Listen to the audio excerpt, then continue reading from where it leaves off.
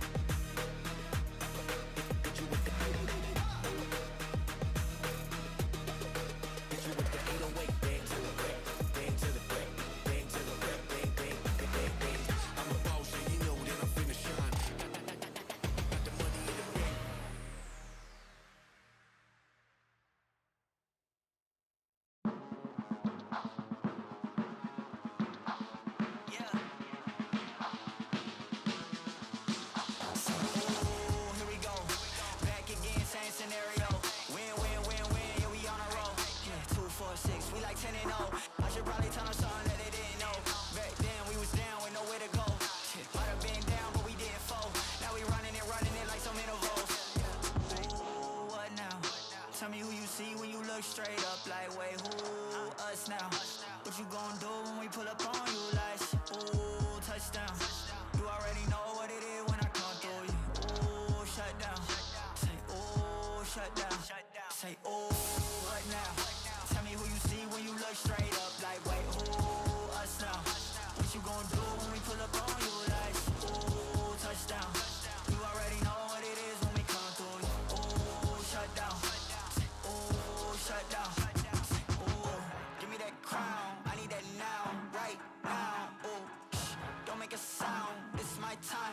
You hear the crowd. Hey, we need that rain. Me and my team. Deja vu. This here a dream.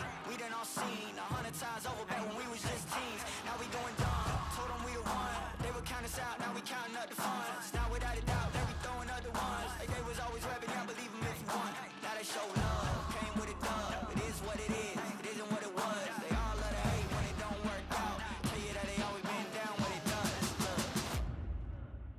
Say, ooh, what now? Tell me who you see when you look straight up like, wait, who us now? What you gon' do when we pull up on you like, ooh, touchdown. You already know what it is when we come through you. Ooh, shut down. Say, ooh, shut down. Say, ooh, what now? Tell me who you see when you look straight up like, wait, who us now? What you gon' do when we pull up on you like, ooh, touchdown. You already know what it is when we come through you. Ooh, shut down.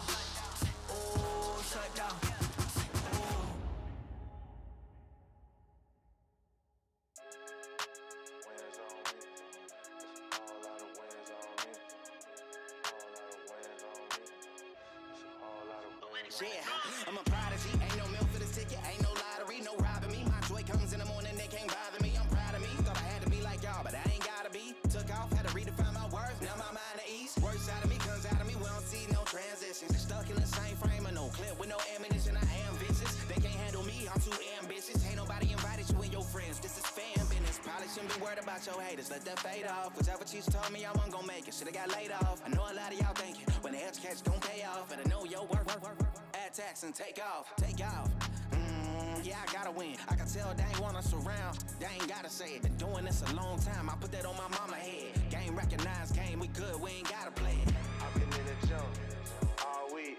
Leveled up though. Ooh wee. That's a whole lot of wins on me. That's a whole lot of wins on me. I'm a big dog. No leash.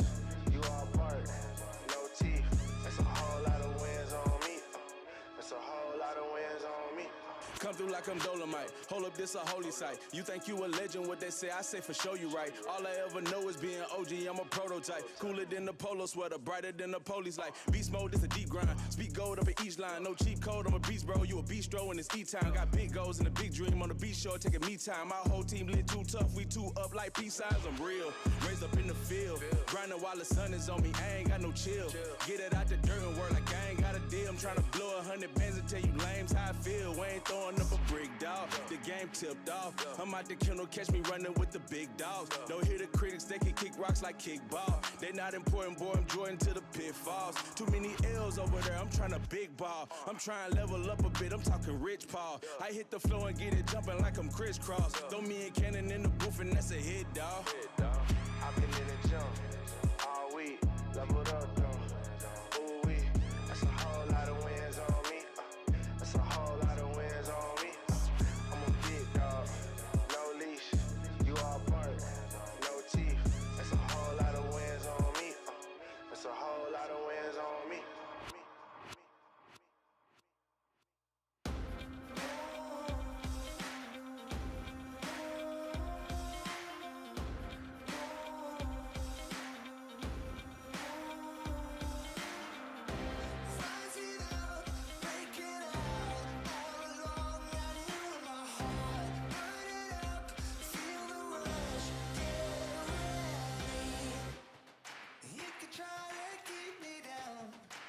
You're never gonna break me.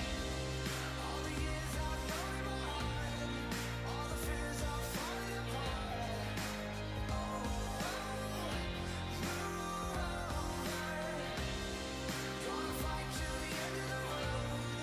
Gonna make it on my own. Deep in my soul, my brave wild heart.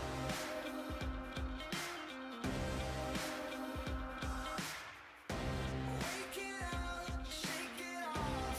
Always known it's never been enough. Burn it up, feel the rush. This fire inside.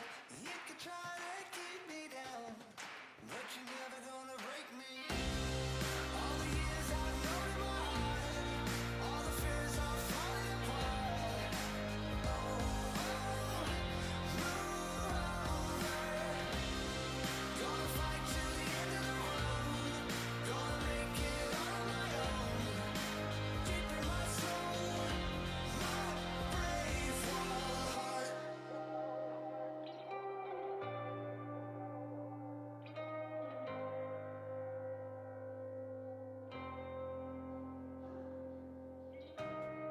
Till the end of the road. Fighting on and on. Fighting on and on.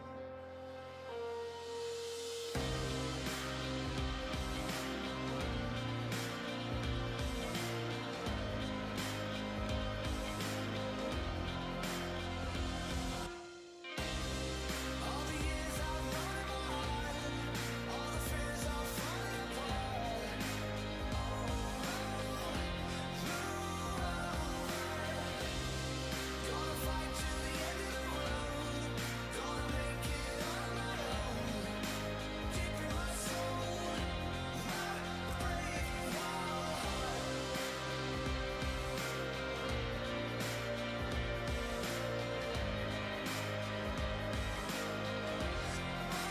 Brave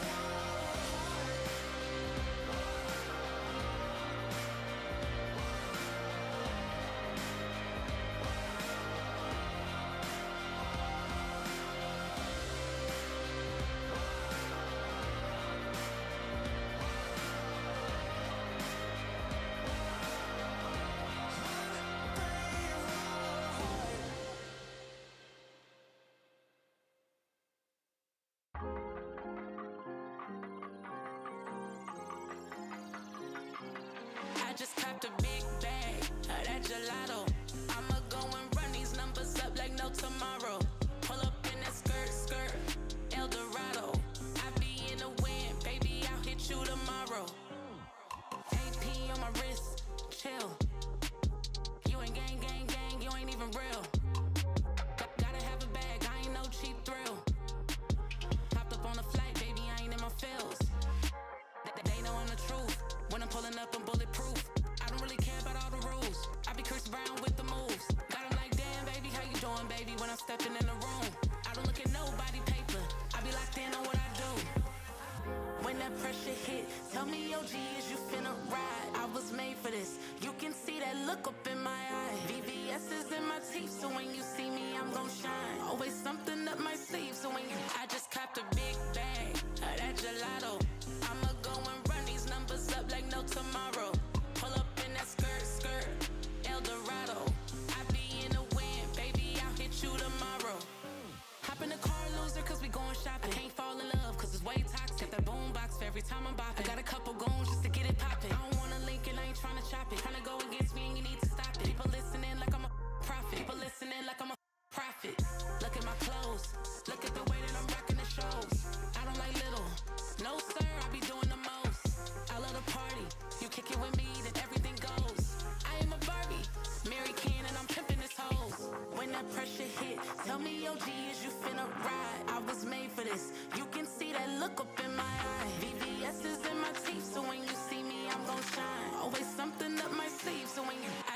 copped a big bag of that gelato.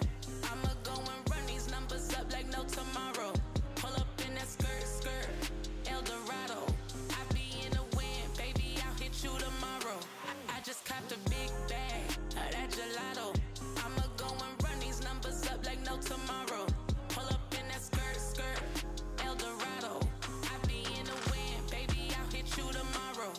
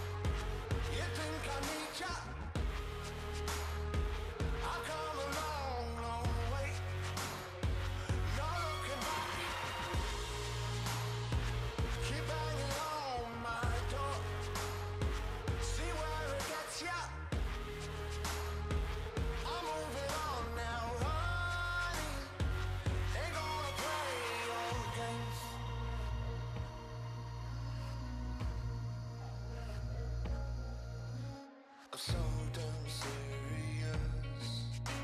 I'm ready for the fight. Time has crept along. I pushed you out of sight. Don't think I can't live without you, darling. I'll be just fine. You won't take no for an answer. Get off your knees and pull yourself together. I'll make it on my own. You think I need ya? I've come a long, long way. No looking back. Keep banging on my door.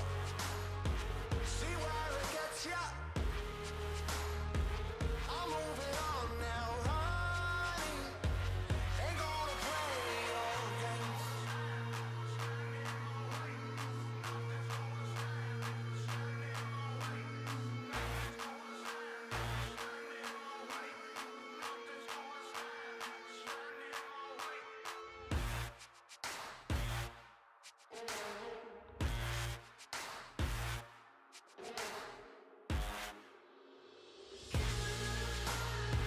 I'll make it on my own. You think I need ya?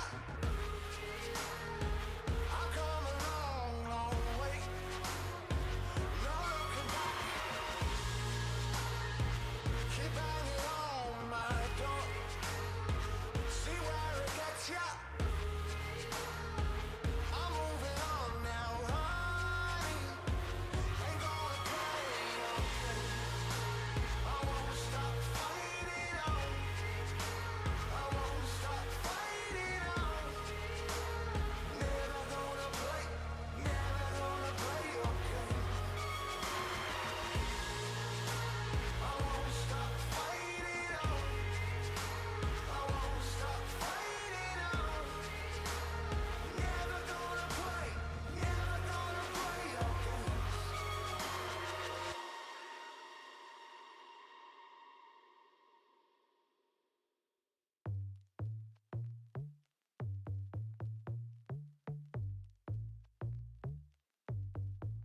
Who do you think that you are?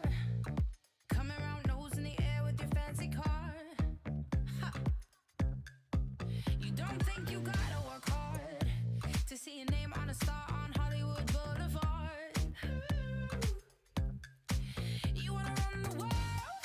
No, you want the whole wide world to run around you. You.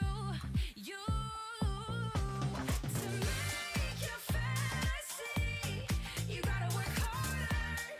You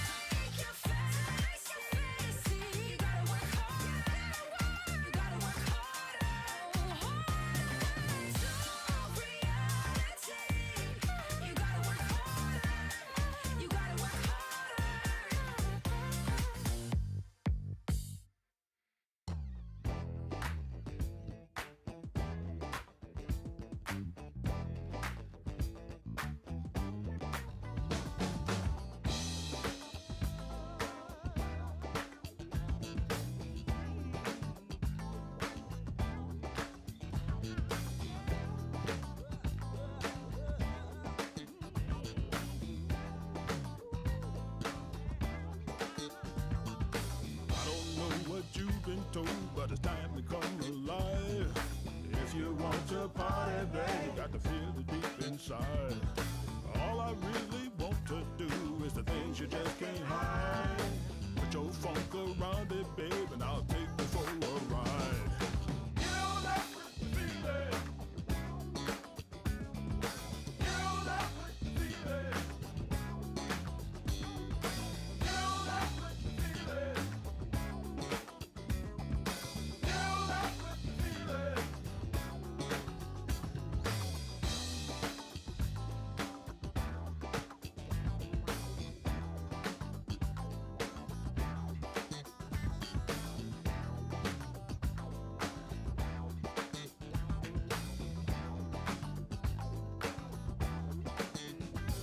Now listen to the music as I bring you to the light. You can start to see it, don't just open your eyes. All you funky people, just join the funky line. Girl, I groove, make your soul shaker. Everybody sing along. You know that's what the feeling. You know that's what the feeling. You know that's what the feeling. You know that's what the feeling.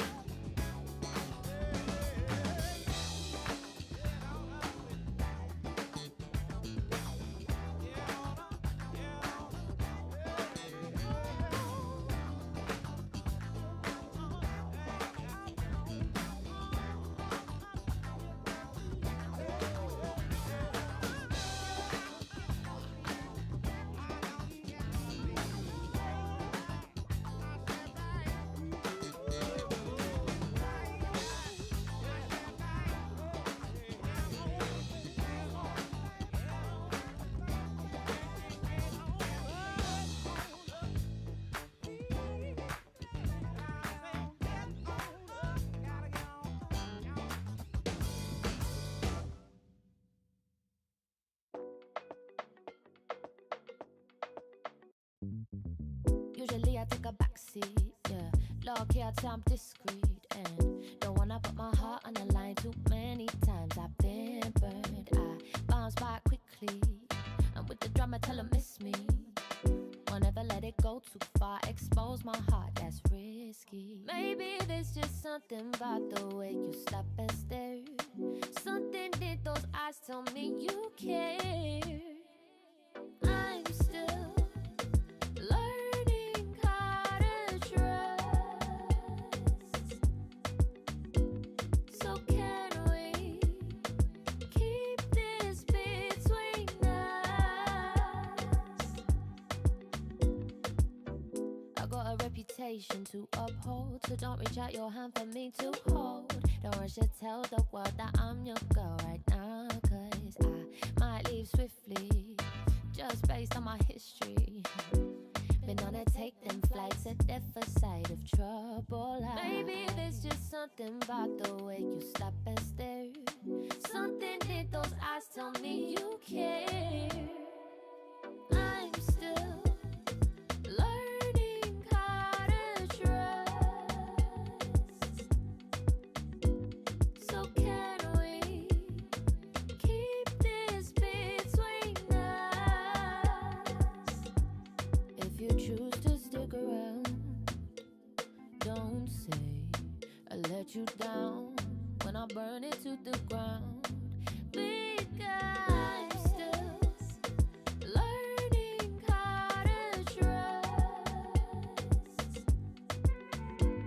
So can we keep this between us?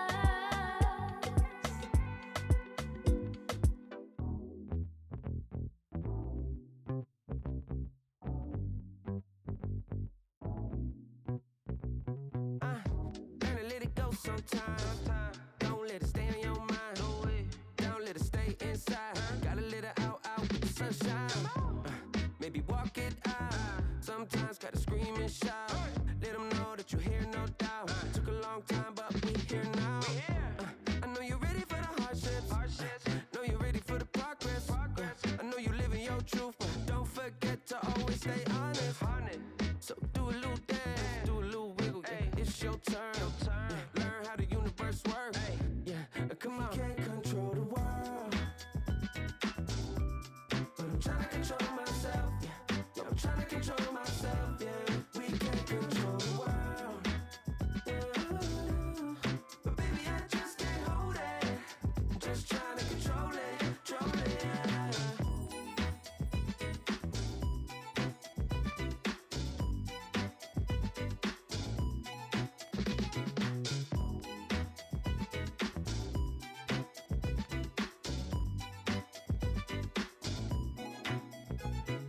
We gon' celebrate like we never have. Slow wine with your better half. Never hesitate to get the bag. Money talks and we always chat. That's why hard work and dedication can get you to a better place, better space. You ain't got time to be wasting, but don't chase it. Can't control the world, but I'm trying to control myself. Yeah, I'm trying to control myself. Yeah, we can't control the world. What we doing? But baby, I just can't hold it. I'm just trying to control it, control it. Yeah. Just trying to control it. Hey, just trying to control it. Yeah. Let it out, let it out, let it out, let it out.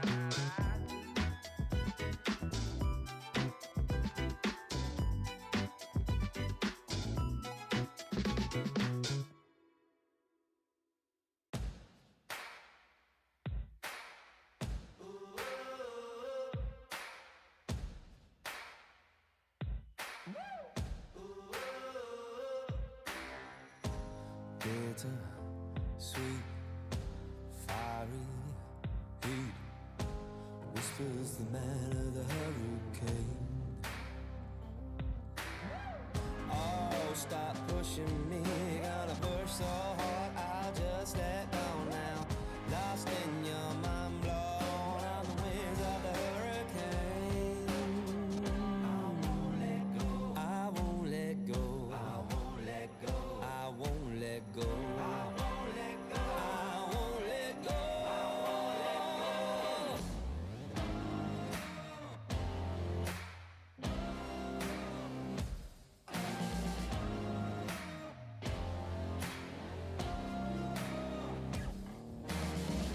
Ain't never giving up on you. Gonna see this storm all the way through. Gonna push right through the driving rain. Gonna ride on the wings of the hurricane.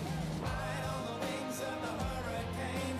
Ride on the wings of the hurricane. Ride on the wings of the hurricane. Ride on the wings of the hurricane.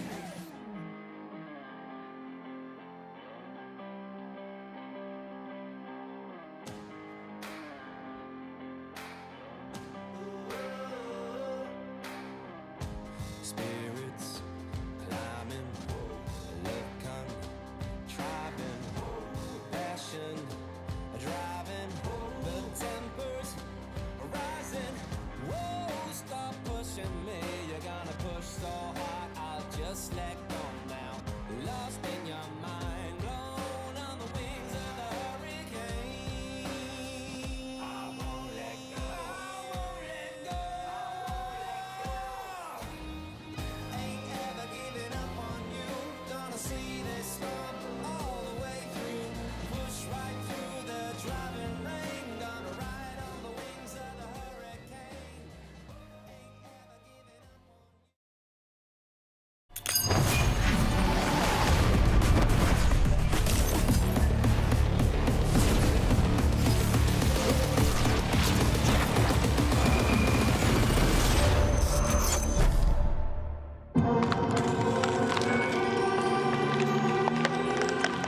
Be delicate, gentle, precise. Calm down. Why are you trying so hard?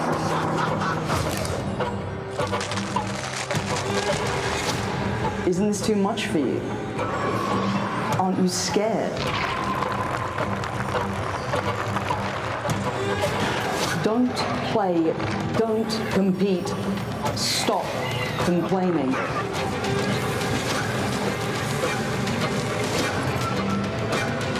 Whatever you do, it'll never be enough.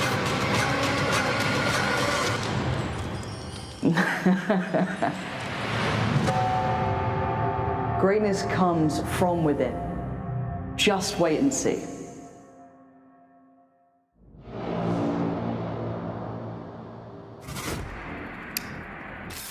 The final day of Game Changers EMEA action of 2023 is here. So welcome to Contenders Series 3 Finals. I'm Ginny, your host, joined on the desk by my lovely analyst. We have Billy and Sam joining us for the action today. So, hi Sam, how's it been? You look so cozy. I am omega cozy. It's been like raining. Like we've had 30-degree weather, and today it just decided, you know what, we're just gonna have torrential downpour. So I'm snuggled up, I'm settled in, and I'm ready for some Contenders action. Yeah, it's also freezing where I am. I've got like a little blanket over here to keep me going. I've got a big woolly jumper on, but yeah, I'm hoping that there's going to be some heat brought into the server in some capacity. I am sure it will, because we have 2 best of 3s coming your way, and let's have a little bit of a refresher about Contenders to see where we are at. Now, when it comes to Contenders, you can qualify through the Emergence, which is towards the bottom of the pyramid. You then have Contenders in the middle, and if you do win Contenders, you get to ascend to VALORANT Game Changers EMEA. However, that's not going to be the case this time around for Series 3, but there is a prize pool to be competing for. Now, Sam, when we're looking at the competition this time around, some teams that we're not very unfamiliar with. We have Cardboard Rex, and they're going to be going up against Mad Lions, and then we have Howling Moonlight. So I think in terms of the competition, it's working, it's fierce, because when you're looking at Contenders, I feel like every series is just getting more and more competitive. And not just Contenders, right? Like the Contenders teams will then go on and they will absolutely smash it in the main circuit. So these are 4 teams which made it through Contenders 1 and 2 that have done exceptionally well in the main event. Foot Female, Tiger Anonymous, Falcons Vega, who came 3rd in the last Game Changers main event. Go of course, Mena. Nasser, Ignite. Honestly, do you know what? Like being a South African, I'm not technically Mena, but during the last Contenders series, I was like adopted by MENA, so We blame I'm you. full MENA pride right now. Yeah, absolutely. I mean, I feel like the region has done so incredibly well, and it's really great to see that these rosters from different parts of the EMEA region has been doing really well. And Billy, when we're looking at the starting point, people might be wondering, okay, that's great, but where exactly can we begin? The national qualifiers are the best spot. Yeah, exactly. We've got a whole bunch of regional qualifiers, and I think that this shows exactly why this kind of thing is important, right? You've got teams that can maybe step their toes in the water, get a feel for it, maybe build up a little bit more confidence and figure out if competing is for them or if it isn't for them, and then they can progress into things like Contenders. And as we've said, we've got teams dominating in the main event now also. Yeah, I'm very happy that that's the case, because if anything, it just means that the competition is getting better, but that also means the level of play is going to keep increasing. But just to make sure that we are all in the spirit of getting back our memories, because I know some of us do forget, memory of a goldfish, attention span of a goldfish. I am just going to say that I am guilty as charged. Let's get to know our players a little bit better. Let's see if you guys still remember it. So we're going to be playing a game, and it is called Two Truths and One Lie. Now, we have 3 different segments: Stats Lover, Contenders Fans, as well as Game Changer Facts. Sam, because you're all the way on, well, technically it's my right, but mirrored on my screen is going to be my left. I'm not stupid, guys. I'm going to give you the first chance to really choose which one you want to go for. We're going to see the 3 little sentences, and 2 of you can debate which one will be right or wrong. So stats is incredibly difficult. I remember this from the last Playday, the grand final. So I think we're going to skip that one for now. You know, Game Changers is the thing that's freshest in our minds. So what do we go with Game Changers facts? Go ahead. Let's open it up. Oh, click. Can I pretend that I'm clicking it like on my screen? There we go. Ascend is played in stage 3 of Game Changers, 6 overtimes and won 4 of them. Okay. That's so specific. I feel like that should be stats. Maybe I'll fail to win a single fracture map in the entirety of stage 3. And then last but not least, the highest ACS duelist of the Game Changers stage 3 playoffs is Turkish. I mean, that would have surprised me. I mean, you would like to think so, right? I feel like that first one is... herring. Yeah, like they're very specific, aren't they? Yeah. What are you thinking, Naori? Okay, so the Ascend overtimes, see, this is what's wrong with this, because I know they had a lot of overtimes, but the exact number is the part that's kind of throwing me off. Gee, you just want to like flip it. Like YOLO. Just like close your eyes and choose a number between 1 and 3. And like whichever one. I'm honestly considering it at this point. Yeah, like this is the thing though. I feel like with Ascent, I feel like it's too specific that it kind of has to be a lie, maybe? I don't know. But what if it's like purposely too specific to throw you off? Because then they think that because it's too specific, you're gonna think it's a lie. Ginny, so that's why they made it really specific. I have the answers, but we need an answer. So you gotta lock it down. I'm gonna go ahead because I think that the Turkish one makes sense, and I think that the Ascend one, they did have a lot of overtime, so that makes sense. I'm gonna go ahead and I'm gonna say that BBL did not win Fracture in stage 3. Yeah, I'm happy for us to go with that. That sounds like a good answer. I know we have a soundboard, but I'm just gonna do it myself here. And What? Wait. The highest ACS is actually Anya from Serbia. So on Nasser Ignite. I mean, that makes sense, to be fair. That does make Anya is incredible. Yeah. All right. Well, 1 down. Unfortunately, a fail, but 2 to go. Billy, which one do you want to do? You want to do Stats Lover? You're more of a Contenders fan. What are you feeling like today? As Naori said, I feel like stats is something that's quite difficult. You're gonna have to get to it eventually, guys. Come on. I know. Maybe we just get it over and done with then. Maybe let's go for it. Let's go for Stats Lover. Oh boy. It's like when you eat the vegetables on your plate first because you just want to get rid of them. Yeah. Yeah. No, just me. Maybe. Sure. Sure. All right, the player with the highest ACS in Contenders 3 main event does not play today. Nahashi is the Mad Lions player with the best FKPR percentage, first kill per round, for those at home. And Cardboard Rex have a larger map pool than Mad Lions, having played 5 different maps in this Contenders. That's a lie! Fight me, that's a lie! No, but we literally discussed this earlier I know, today. that's the worst part. Like, it's part of our pre-show. It is a lie. Unfortunate, Alberto. You like threw that in there and you didn't know. You didn't know. Played themselves. Production played themselves. But that was the discussion that we had earlier today, and it is wrong because both have played only 4 different maps. So that's gonna make the map veto really, really interesting later today. Well, we only have 1 left, so that is Contenders fan. Let's open that one up. I'm surprised that neither one of you went for Contenders fans first, but I kind of like coerce you into the Stats Lover, so it is what it is. But when NIP disbanded, the players decided to play Contenders 3 together with a mix called Team Script GC. As he is the only remaining player on the Focus Sakura roster since they were relegated in Game Changers 1. And last but also not least, only 2 teams who have qualified through the national qualifiers have been up to the lower bracket round 6. Oh yeah, we're thinking really good. Yeah, that's intense. Okay, so I know that a bunch of the NIP players were playing, and I think that's the lie. I think that because I remember the team name, it started with an S, but I feel like it was something else, like Shrum or Shrub or Shrew. I don't know, something about that. I don't know. Billy, what do you think? Is that your final one?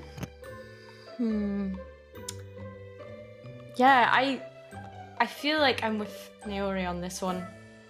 Listen, Sam is like the Wikipedia of Game Changers. Whatever she says goes. So yes. I will. But actually, she's also right. So there you go. What? They actually, they only Mad joined that mix. So you were correct. Your little spidey senses were tingling. You guys got 2 out of 3. Yeah.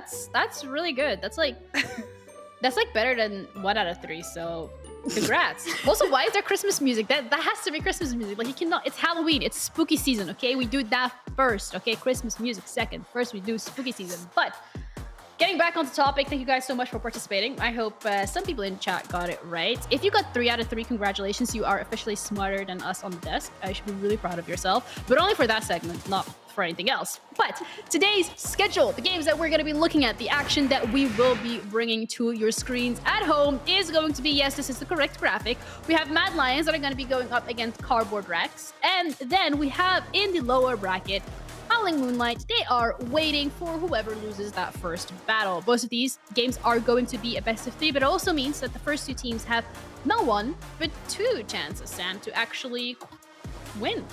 W. This is the best schedule graphic I think any esports broadcast has had ever. And the fact that they just found that on Google, that's fantastic. Yeah, but like you said, right, whoever loses here, there is like a little bit of a safety net in that there's a second chance to possibly wrestle that back. Of course, winning this means like you're done for the day. You know, you can go chill out, grab some popcorn, put your feet up, and you're chilling. But if you lose, you do have a chance to maybe bring it back. Of course, you will, have to go up against HOWL later on, which is another very strong team. But one hurdle at a time, eh? Yeah, absolutely. One hurdle at a time, indeed. And the first hurdle in the way of Mad Lions, but this time around, the first team that we're going to be looking at is going to be Cardboard Rex. Billy, this is a roster that is that XXL team, and then, you know, a little bit of a sprinkle of Shashi, and altogether they have made it this far.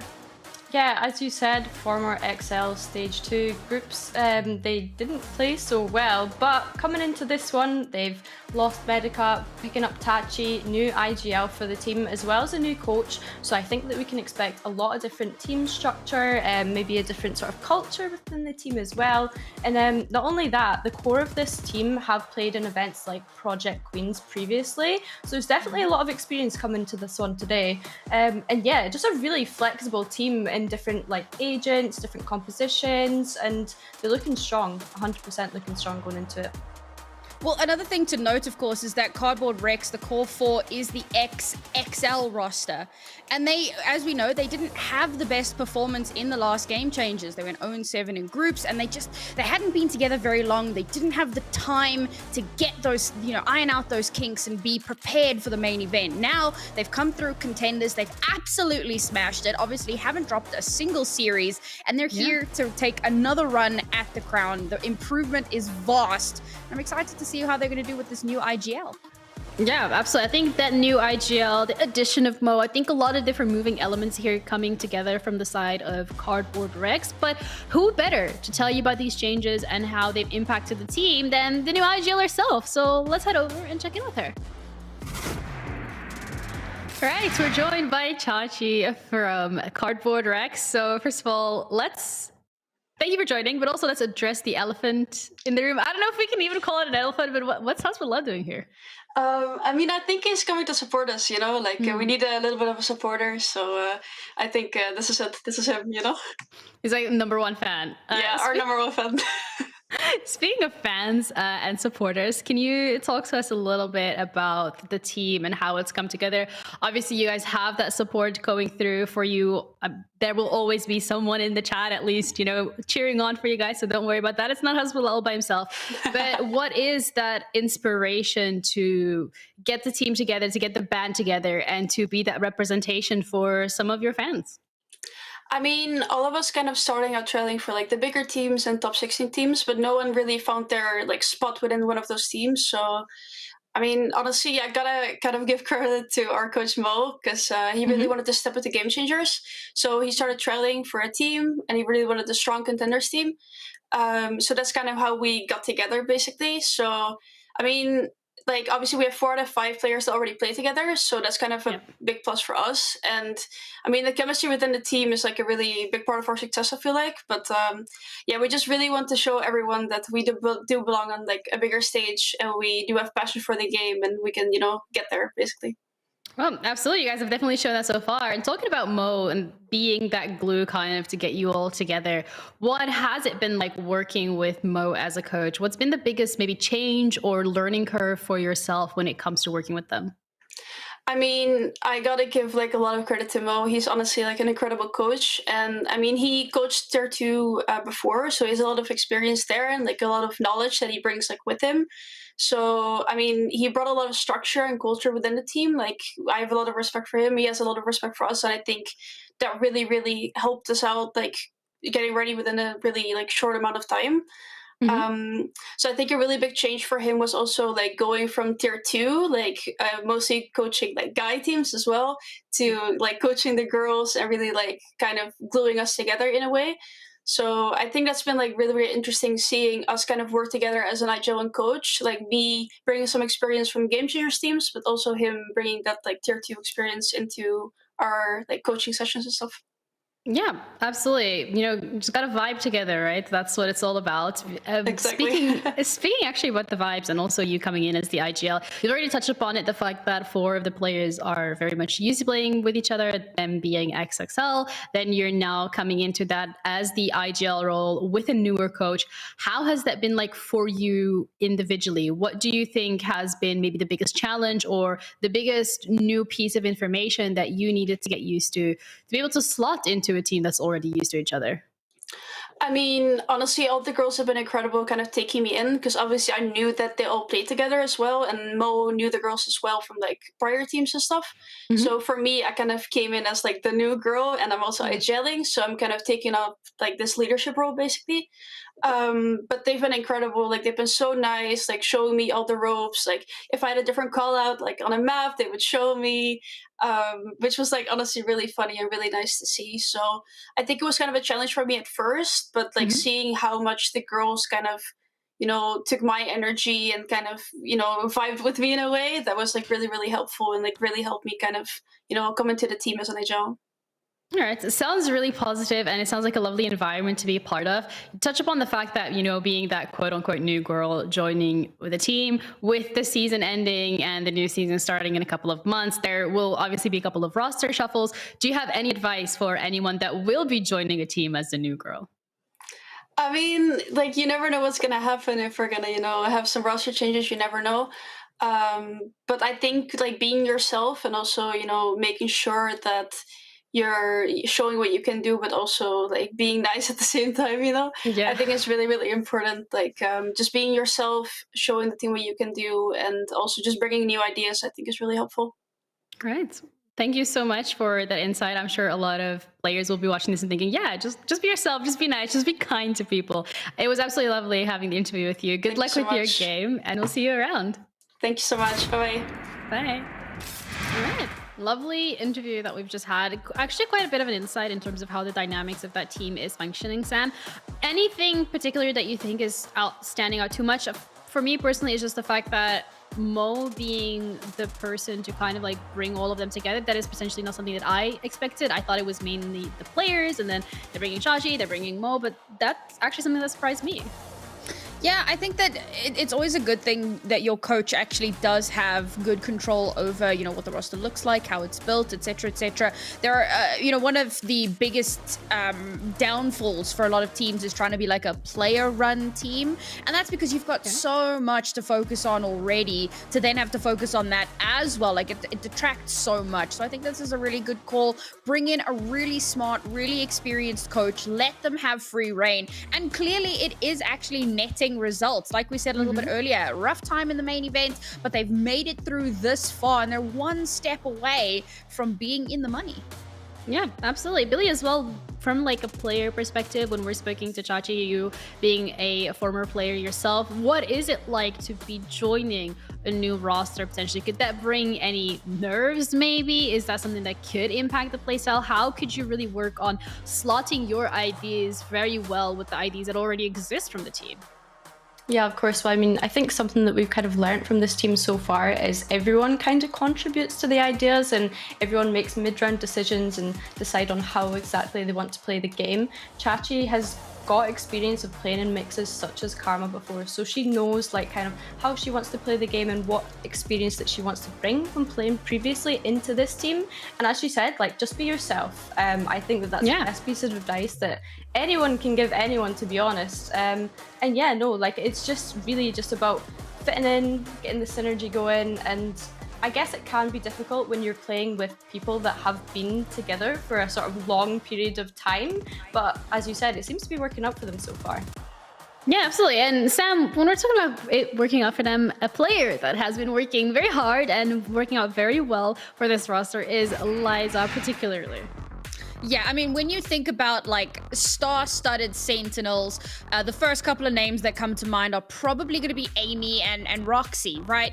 Lisa, on the other hand, she should absolutely be up there, especially with her performance here in Contenders. She has been so consistent. She's got a first kill percentage. It's a little bit low, but that's not the big number, right? The big number is that ACS 243. She is absolutely fragging. In fact, in a lot of the games that they played here in Contenders, she was the top frag. And it's a really interesting juxtaposition between her and Alessia, who we're going to talk about a little bit later. She's playing on Mad Lions, but she is also the Sentinel player.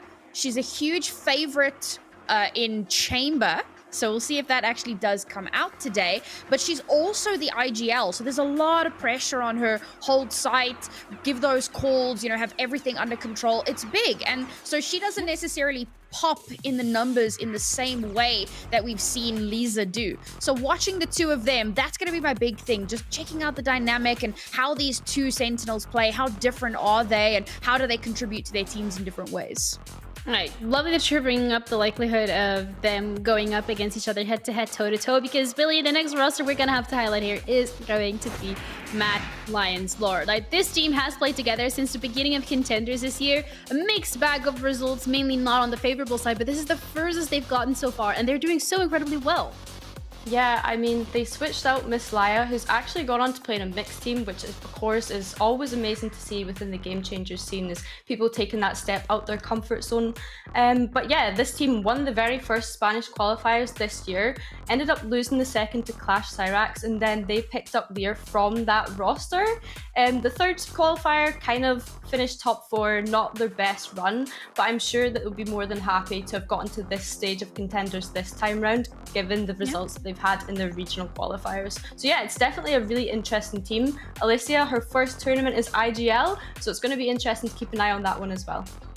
Yeah, that's definitely something to keep an eye on. When we're looking as well at the results, Sam, of Mad Lions so far, how they've gotten here, has there been anything particularly you think that could have been that changing or that switching point from not having such great results during Series 1 and Series 2 to absolutely not losing a single series here in Contender Series 3, and they're looking like one of the favorites?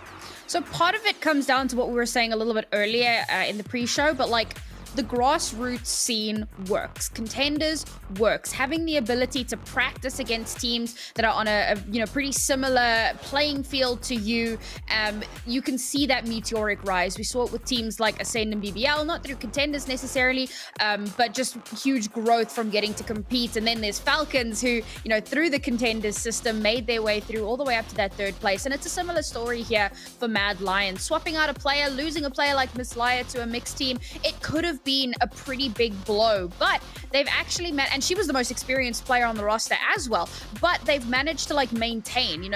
These girls haven't really had the chance to play in a GC main event. They've played qualifiers, but they're always trying, they're always grinding, they're always working, and honestly, that is the secret to success, never giving up. Yeah, and that work ethic is something as well that has been highlighted during the interview with two of probably the cutest interviews that I've had. So I'm not going to spoil anything. Let's just head over and see what they had to say. Thank you so much, Moni and Alicia, for joining us. I'm going to have to ask, is it the same one? Who has the right one? Who has the left one? Because I have the left one. She has the right one. Yeah. Okay, great. I think let's start with that. Let's start with the friendship, the companionship, the relationship between the players. How has this been over the last couple of weeks? We know there's been a roster change as well. What was it like? How have you guys been able to create such a lovely environment? I mean, Moni and I, we've been together as companions for a year now. We started competing in an amateur team in August from last year, I think it was. And we've been together since then. And for us, I think the team is pretty much a second family, honestly. We've spent easily 6 hours a day together. And I think the key for us is to stick together and, be friends, honestly. A team when you're friends is much more easier to play and be happy in it.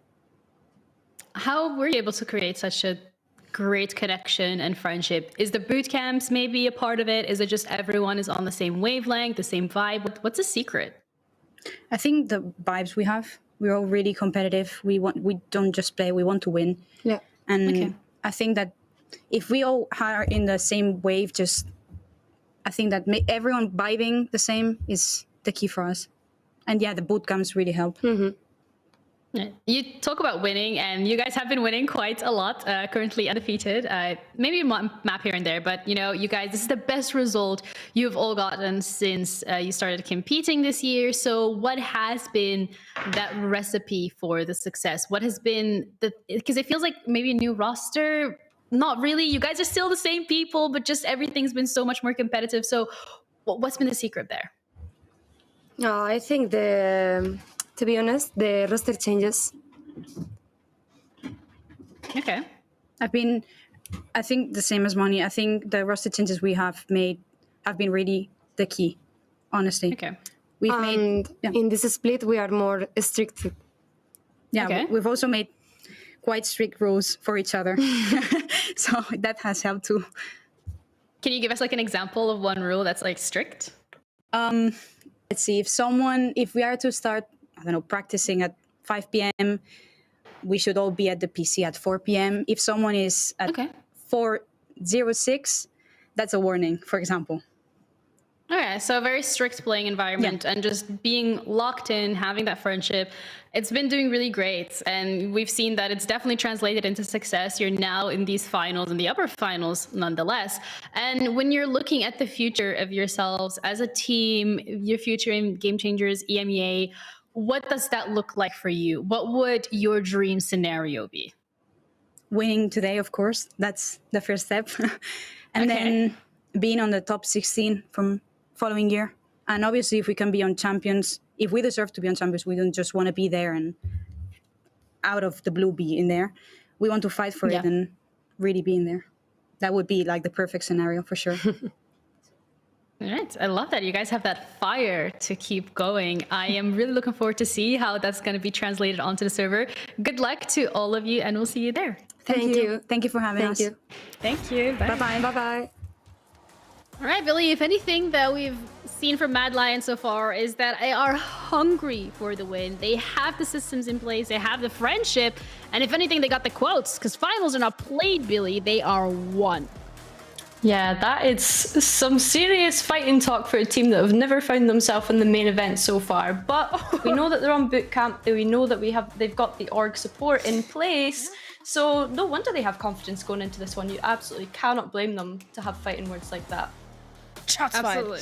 Yeah, shots fired. No, Billy, I was like, okay, fighting words for a team has not been in the main stage, but that is a goal. Champs is a goal, so I'm looking forward to see how this is actually going to be translated. I think, talking the talk is definitely a big part of it, and you can tell they also have that fire, that hunger to succeed.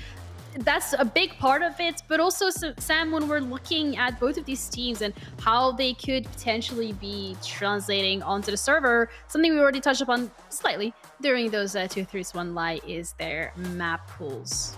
Yeah, I feel kind of bad. It was almost like cheating, to be honest. But yes, this was actually a talking point that we had for today. These two teams throughout Contenders have only played 4 maps. Now, 3 of those maps are exactly the same: Lotus, Split, and Haven. You don't have the number of plays on here, but it's relatively low. Contenders isn't like the longest tournament in the world. And then the changes are Sunset and Bind, which are each other's permabans, which is quite funny. But you can see that all of the win percentages, of course, are very high. They've made their way through the main event without losing a series. Maybe a couple of maps dropped here and there, but the series wins are under their belt. And I'm really wondering now, as we head into this, this matchup, are those unplayed maps going to get abused? Like, do you pick, I don't know, a Breeze because the enemy team hasn't played it before? Maybe it's like this sneaky card up your sleeve. It's possible. We have seen some of those maps get floated in previous series, but then it's like a 2-0, so they don't actually get to play them. So I'd be really excited to see something like that, a nice little curveball thrown in. Curveball, mind games, different names for how this is going to be going. Billy, from a perspective of a player, when you're loading into this map veto and you want to set yourself up for the best chance of success with the maps that we've already seen, and some being floated, never being played, the win rate on certain ones, what would be the optimal strategy? Is it to go for your own strength? Is it to take away the opponent's strength? Is it to find the best middle ground? That's a good question, to be honest with you, Ginny. I know that these teams do like to float a couple of maps. Ascent seems to be one that doesn't get banned till last. So both teams have to be pretty comfortable on that map to have it floating. So it'll be interesting to see if someone just straight away insta-bans it, takes that one out there. But then Split as well was another map that Mad Lions really struggled to close out and going to overtime on a lot of those. So yeah, it's kind of hard to say, right? You want to play your own game, but you also want to play to your opponent's disadvantages too. Yeah, and it's no surprise then that Bind is going to be the first map to be taken out. Sam, you kind of just like predicted this one. Sunset also didn't take out of the pool. I think that makes a lot of sense with it being more of a newer map, and neither one of these teams have played it. But when we're looking at map picks, what are we saying, Sam? Because that crystal ball is working. All right, I'm gonna close my eyes and I'm gonna tell you what I wrote down. And what I wrote down was Split, Haven, and Ascent with the possibility of a Lotus wildcard. Oh! Well, okay, Lotus, one for three. You're doing great. I mean, Lotus makes a lot of sense. Split is there too. Yeah. Okay. Yeah, we're getting there. What's going on? Now, I am sure you had your eyes closed just because Lotus came up as like a possibility, but at this point it was already hovering. So makes a lot of sense. Breeze being banned out. Billy, nothing too crazy. This seems just like each team going for what they are more comfortable on. Yeah, I mean, to be expected, it looks as though they are trying to play their own game, and there we go, Ascent once again being floated until the end, but they have decided to just completely take that one out, and we'll be going to Haven last of all, which is honestly a good last map to go to, if you ask me. If it gets to that third map on Haven, that's going to be a bit of a screamer. How come you're assuming that to be a bit of a screamer? Is there anything particular from both of these teams that you think that's going to make this super, super interesting? Just IGL's paradise is what Haven is often called. So having this different IGL on the side of Cardboard Rex, it's going to be interesting to see how they've switched it up compared to how they maybe played this map previously as XL. Yeah, it's going to be a good one for sure. All right, well, MVP Sam already, we heard it from Alberto. I'm just gonna have to translate it out to the live stream because you've kind of predicted every single one of the maps. But I want to hone in specifically on Lotus, that being our first map pick. When it comes to the rosters and the chances of both of these teams to excelling at this map, is there an individual team that you think has the best chance? Okay, but this is so hard because both of them have only played it once, which is why I'm so excited for this map to actually come through. They've both floated it a few times, but never really had the opportunity to play.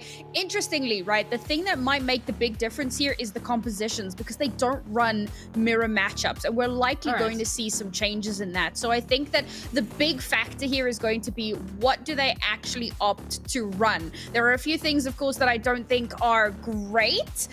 So I'm gonna hold off on my verdict until we see the agents. Well, you know what? I'm gonna make your wishes come true with the power of broadcast magic, because Agent Select is ready, and we're gonna be heading straight in to see whether or not we can be expecting a mirror comp. Well, we're not expecting it, but whether we can have a look at it. But it's the Viper and the Chamber. So, Sam, I'm gonna have to give this one back to you because you already mentioned that there are some things you're not a fan of. So please do pick them out.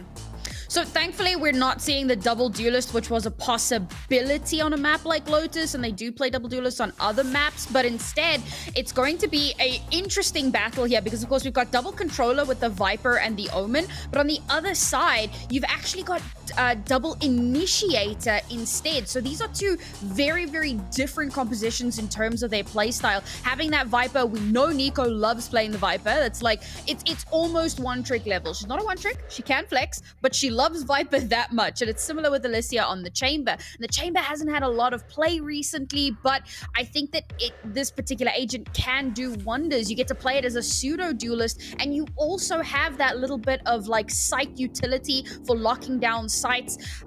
You know what? Looking at this composition, I kind of want to lean in favor of Mad Lions. All right, Billy, would you like to throw in a quick prediction? Yeah, do you know what? I wouldn't disagree with that at all. I think that the double controller on this map is really strong, but in saying that, the choice of initiators on the side of Cardboard Rex is also really good. There's so many different ways that they can support Super Frog on the Raze, on the Duelist, taking that early A main space if possible. And yeah, like, they really are kind of setting up each other for success here. You can tell that these teams are playing for teams and setting up individuals. Yeah, well, the fist bump's already gone out, so shout out to the bootcamp for letting us see that. We're gonna be heading over to our lovely casters for today. We have Zach and Ash on the mic to bring in the action on Lotus. Thank you so much for that, Ginny. We do have our first matchup in this contender finals coming up, but it's me, Zach, joined by the wonderful Ash for arguably, I think, the last Game Changers broadcast of EMEA. After this is all the way to the GCC, but I'm getting ahead of myself here. Looking at these Asian compositions, Ash, apart from that, oh my god, when you saw that chamber, what else was on your mind? I think it's interesting because you have the very standard comps that we're used to seeing here on Lotus, right? And then when you're looking towards that chamber, that's that added aggression where you're going to be able to kind of pair that with the Raze Fade in a sense, where the Fade Raze combo gets to control one side of the map, then Alicia on that chamber gets to control one of those other choke points by playing a little bit more forward for that information and the ability to kind of TP out. But then when we look at the other side, things are looking pretty standard. I think it's going to be interesting to see how Mad deal with the added crowd control that Rex do have just due to that breach as well as the Killjoy. Yeah, I think the double controller versus double initiator, it's always been the battle that has been really interesting. But talking about battles now, it's aggressive control, like you pointed out, being taken by Rex here towards main. First blood to come out as Chachi finds a pick onto Alicia. And immediate kill as well. A second one for Super Frog here. Two already openers for the side of the defense. And the attackers, they just seem a little bit broken by that, because you can see they have no control anywhere else really. Mad looks to make some kind of foray towards C, but there's still all that Killjoy utility. Yeah, that's the thing. The alarm bots are going to give away this ruse. It's a contact play, right? Nico, though, with the first. And then you've got the slower rotation from the remainder of Rex on the other side of the map. But they're looking to play forward here on Mad. Yeah, they really want to try to at least find another pick, maybe bait out a player. They tap the spike, but Rex, they know that they still have the numbers advantage despite that kill going in. The combination of the Molly and the paint shells don't quite connect here. Do keep, however, the swing possibly coming in from Lil Bob. That said, though, Mad now in that post plan, gonna be hit by that paranoia. The funneling comes in through CT, and Bob already able to find that first kill. It's just Lair trying to clutch it out here. Has a dark cover to play around, but Super Frog with 3 in total will clean up the pistol in favor of Rex. Very cleanly done. And this is kind of like what my concern is looking at these compositions facing off. I know it's just the pistol round. We haven't seen that much quite yet when it comes down to it there, Zach. But overall, you're looking at the fact that, again, it's that crowd control and that additional stall potential that is possible on the side of Cardboard Rex, where Mad Lions Lore, especially as the economy starts to scale up, are going to have to look to be very proactive in trying to draw out a lot of that utility, try to take it down, especially that KJ setup, to give them that opportunity to go for those later rotations if they continue with that pattern. Yeah, I think the amount of utility that Mad Lions are facing here, it's less than ideal, especially when you are on the attacking side. Now they look to go for a quick pivot towards this B side already. It's going to be Nahashi taking up a lot of space here. Position with the shorty at the choke point. The Boombot, it's going to at least smoke out a player, but they're still going to be able to hold on to this position. And it's just a bit of a bait and switch tactic. The shorty at close range, it finds only a little bit of damage before the trades come in. Rex keeping their numbers up. A second as well for Super Frog, who's just on fire. Another 3k for the Raze and another defuse for Rex here. And for Mad Lions, well, they got the plant, so it's a little bit of extra money they have in that next round.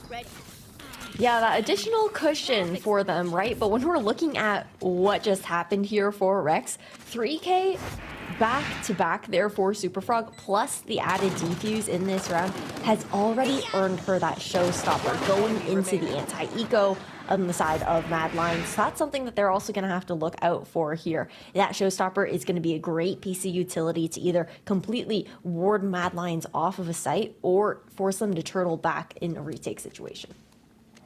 Yeah, I mean, we've seen the impact that that particular ult can have when it comes to the retake. It just clears out so much space, because as soon as they hear the Raze ult going off, you see teams just running away. Now, though, Mad Lions, like you mentioned, going to be having their full buy coming in for Cardboard Rex. It is a bonus here, but they're not too badly equipped considering that they kept 4 of their players alive in that previous round. So going to be having a lot to work with. They're not going to be really going for that aggression that we saw out of them in the previous few rounds. Instead, happy to just let Mad Lions come into their clutches here, considering the amount of utility they have and how dangerous these Spectres and Bulldogs can be at a closer range. Really good points to be made here. And again, just like very slow default starts here for Mad Lions. Look for very passive information over towards A, expecting maybe some sort of aggression here from Rex, knowing it's that bonus round, see if they can pull anything out in that kind of sense. Superfrog will get spotted out, doing very well to play her life, backing off, knowing that she does have that ultimate in hand that could ultimately potentially turn the tide here in this round, but down to 40 seconds on the clock in the rotation, back towards this A site. That haunt finds a good bit of information, allows that smoke to come through, and the rotation's already called here for Rex. Yeah, they're going to have 3 players stacked up on the site as the execute finally comes in. 20 seconds-ish left for Mad Lions to get on the site and get that spike down. And Nahashi Satchel's in, but Bob in that close range, Spectre just melting them apart here. Still playing Anchor and Spoilsport on site. Showstopper popped to boot, tossed into tree, and now it's just going to be the Viper in a 1v4. Won't even be able to find that first kill as Superfrog shuts it all down. Like you mentioned, Ash, that Showstopper, it was the last nail in the coffin there, just demolishing any hope for Mad Lions to bring that round back, and that's a bonus converted in style for Cardboard Rex. That's the thing, it's in that third round, it's just allowing them to kind of run down that clock in that kind of sense. Already kind of nervous after those first 2 rounds that we saw. I'd like to see Mad Lions go for something a little bit earlier, especially when the ultimate was in play. It was just such a big part of being able to completely deny that execution on site. Mad have to be conscious of time. Yeah, I think that round is definitely gonna serve as a reminder, and it's let Cardboard Rex build up this momentum as well. 3 rounds in a row. Economy looking quite nice there, especially with the free upgrades that they were able to pick up. Mad Lions now, like you mentioned, looking to go a little bit faster here. Have their eyes set on C again. It's going to be them entering in here. But with this elevated angle, Bob trying to do the damage will be forced off, at least initially. And through the smoke, it's going to come down to the timing. Liza watching for the cross. 2 kills already for her. Alicia at least finds 1 trade, but the number is still in Rex's favor as Chachi jumps in with another kill. Looking to be a bit more aggressive with these fights. Great pick coming out from Alicia. The thing is, there's still time to work with here. Weapons, unrecoverable on the side of Mad. They're just going to have to go full rotate with these pistols in hand. Likely running all the way towards A. If they opt for B, they will have that breach to have to kind of look out for here. But Silva, with the fault line not quite up yet, not going to be able to really stall anything out here from that B side. It'll be a free plant here for Mad. Meanwhile, Rex look to play together, use their utility for that retake situation. And I like this play to play a little bit more forward here. It is necessary to find an early pick in a 2v3. Alicia just holding the angle, tries to get the shot, but Silva will shut her down instead. 2 for the chamber. That will be all that she gets for the rest of the round. And it's now Lair with a collide on the Sheriff. Drops a gun as well and is able to get away at least a little bit in time. Now the TP to boot, but unfortunately, it's in the open there. And Rex, they're able to bring that round back, but it got so close for Mad Lions, especially with that collateral headshot. Heroics to come out of Lair towards the end, but it's just not going to be enough. Rex, they still find that 4th round. Oh no. Oh, that's so unfortunate, Lara. I think she believed that she was actually covered by Hut in that situation with the TP, but the angle just wasn't quite right. That was an insane collateral, though, to happen there in heaven of a site.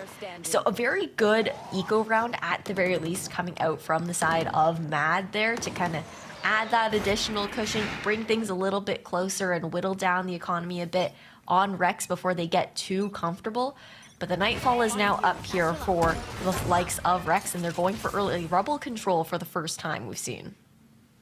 Yeah, since that pistol, it was more of a fight towards main, but now they're looking to hold up those crossfires, and Mad Lions, they want nothing to do with that. Instead, they quickly pivot over towards the C side, looking to push in aggressively, but Bob playing up close and personal here will deny the space from Nahashi Satchel with that opening pick. Again, Mad Lions, they've been stalled in their tracks here, looking to possibly aggress towards B instead, where there are still these 2 players around, both the initiators with their utility ready to go.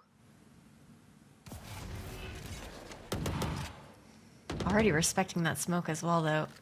Just missing the timing there for B. Down 1 early as well. Rex have been very consistent so far as finding these first bloods. Oh, go. Mad Lions try to make another foray into C-side, but this time it's Liza, along with that paranoia, to be able to take out that player. Mad now look to aggress into this B-side. Nightfall to come out as an immediate reaction here, and that's going to push all 3 players out of the site. Once again, the clock, it's just running down here. 25 seconds left on the clock, and for Mad, unless they find a pick pretty soon, it might be better just to hold on to these rifles, and it seems like that's what they're planning. Yeah, that's the thing. Just looking for that save situation, knowing that they don't have really the opportunity to find anything into this round. It's necessary. You have some ultimates looking to cycle up.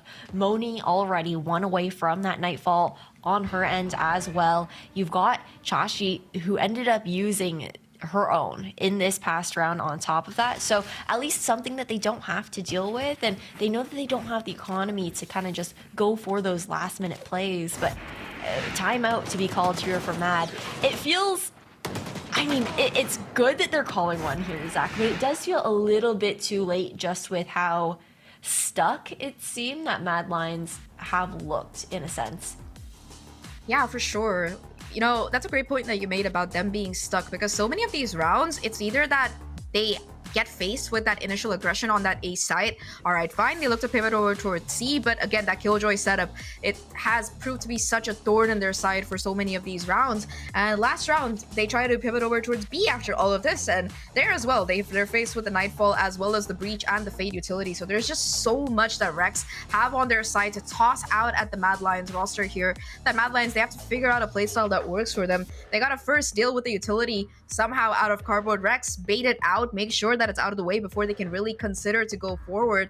And the second thing is that their spacing has been so awkward for a lot of these rounds. Like, even if Nahashi is able to satchel in, she just gets separated, and it's an arguably free kill that Rex are able to pick up. That's the thing. I think that's a really great point that you're bringing up there, Zach, because it does seem that they do get disconnected in that kind of sense. They're looking to play a bit more of a slow default, but Rex also don't play so forward where they're going to have to go head-to-head in those initial fights. Maybe Mad expecting more of this aggressive Rebel control that we are going to be seeing into this next round, but immediate fall-off coming from Nico. She's going to back right on up, deny this vision still, but the Prowler finds the information nonetheless.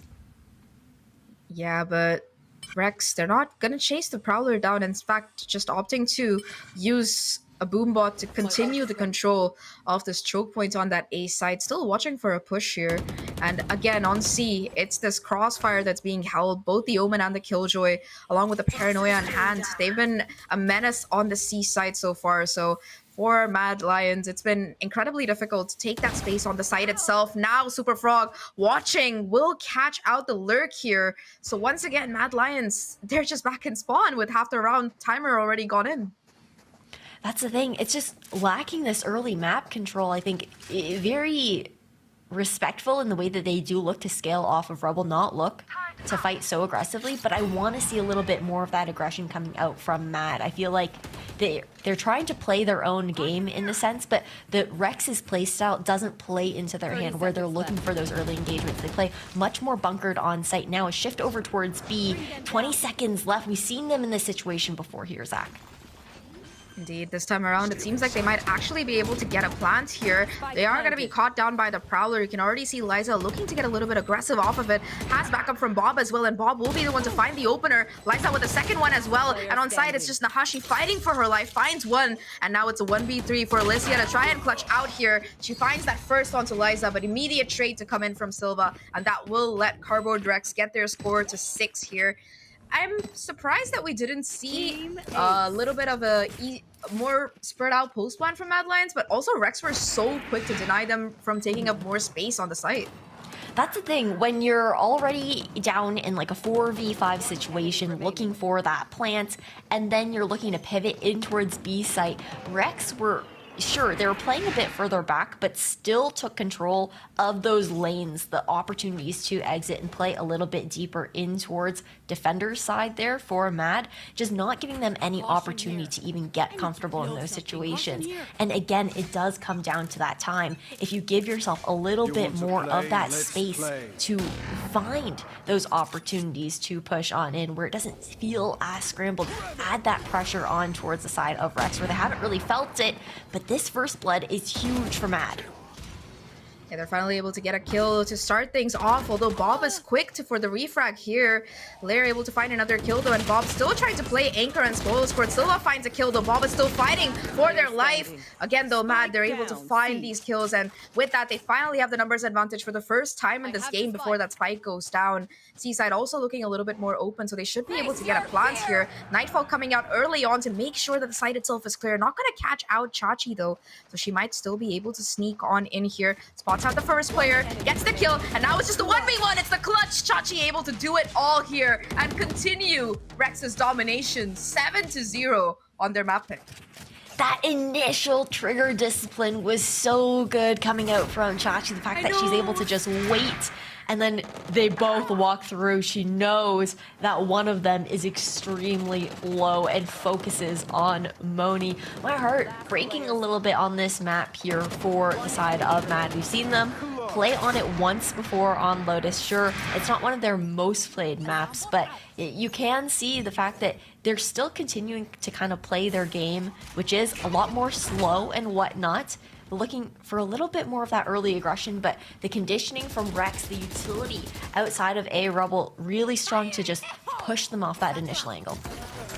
Yeah, they're just not giving up the space on A, and it's doing so. It's making so much difficulties for this Mad roster. Now though, Showstopper from Nahashi towards the end will be able to find a player. That's the entry that they really needed. Viper Spit to be invested as well by this Mad roster. The problem is that Rex, they have their own Killjoy lockdown, and there's no real way for Mad to be able to break this. Still though, Alicia, she's able to find out another kill on this Lurk here. So now we're looking at a 3v5 situation. Another Lurk to come in from the Mad roster side as well for the wraparound. And it's gonna come down to the timings here. The lockdown not gonna be able to detain anything. Though it does push them all off the side, so Bob might be able to get the defuse down despite it being a 3v5. Liza with 3 kills already finally gets taken down here, but still it's Bob to just stick the defuse under the nose of whoever remains from Mad, and that's another round that's tragically lost here. Just the retake ultimates from Rex looking too strong. Yeah, nothing that's able to deal with that lockdown, already halfway to being recharged into the next opportunity to be used on top of that too. At the very least, the fact that Mad's able to secure these plants at minimum like 5 times now, I believe, they're still adding to their economy, so things aren't looking too dire. Also going for the light shield buys stretches their money a little bit further, and they did keep control of that A cubby. This time though, Mad looking to full force their way over towards Rebel. It's amazing that despite, you know, that early volley to come in, it's still a 1-for-1 trade. Super Frog getting one before being shut down here. Chachi to regain that position, looking for a little bit more, but Mad, they're still waiting behind this Viper wall. Chachi spots them out. 4 players now standing there. The flash is perfect, and Chachi with the swing off the back of it, able to find a trade. Mad though, they still regroup, and with the numbers in their favor now, they're able to really find those crucial kills to net them into sight from the shadows to look for information here. And Mad, they look to aggress towards his A side. Liza's already rotated over though. Just shifting on over. They have to go over towards A as well, knowing that this is the only place where Nico actually has the wall up. Looking to immediately disrespect it, though nobody able to actually watch the close cross. Looks to take down Nico, but she comes out on top there. Great 1-for-1 trade finally on the board here for Mad. Yeah, really nice round, one that they desperately needed, and they make it work. And you could see the adjustments really coming in. Good calling as well. Like the team, they realize that A control being lost so early on, it just cuts down the options for them to really find space on the map here. So they decided to take the engagement early on, that aggression that you wanted to see finally coming out for them, and they're rewarded with that numbers advantage. And even in the post plant, right, the fact that they were able to hold together those crossfires, and that you could see that the player who was planting the spike was ready for that early push, it really netted it for them. Much needed adjustments coming out there. Zach from the side of Mad, they look to pivot over towards the C site now. The thing is, there's that additional stall here with that KJ utility. Great need to come out, actually looking, try and take some of that down, but here's where the spacing comes in. This time around, though, there's nobody on site here for Rex, so they seem like they want to play a retake on this particular site. Liza has pushed through the dark cover, looking for a killer too, but Waterfall, it's being heavily guarded here, so it's gonna come down to the timing on the smoke going down. Bob on site only finds one before Nahashi trades it out here. A second kill as well for the Rays on Mad Lions to be able to keep the numbers in favor of Mad here. They have side control, but they're holding off on planting, just hoping to bait more of these Rex players from coming in. Nightfall from Rex now to be invested again in a retake attempt in this 4v3. Showstopper to boot from Super Frog. They've been incredible throughout this game here, and Liza to find that opening kill. The Showstopper as well to come in. It's just cornering these players down. They don't check their corners though, and it's gonna come down to a 1v1 here. 55 HP on Super Frog. Both players looking quite low, but the position is not quite known yet. Super Frog has an idea, and she closes it out. Rex, they find the 9th round on the board. The retakes have been so clinical coming out from Rex. Mad need these next 2 rounds if they want to make the second half competitive. And even then, it's that concern of it being maybe just a little bit too late with how attacker-sided Lotus is. And that is definitely something that is scary when you see Rex already being up those 9 rounds. Sure, there's 2 more rounds left. You swap sides, may see a bit more comfort, maybe a different play style coming out from either side as well on when they do switch between attacking and defending. But overall, the Rex just look a lot more coordinated than what we've seen so far from Mad. However, they have been kind of warming up to that. Yeah, this is also their map pick, if you remember. So it's clear that Rex, they've definitely put in the prep work when it comes down to the defensive side for this one. They're just so calm and collected. And like you mentioned, their retakes have been out of this world. Even in that previous round, if you remember, it was a 3v4 that they were facing. And their spacing, the way they were able to just converge onto site, it just left no gaps for Mad to really play around there. So very unfortunate, but Mad, they haven't given up yet. Still going to have a bye for this round. They also might not have any ults, but if they can get an orb, Liza will have that lockdown to try and push in for the retake with. I think that might be the focus here for the side of Rex.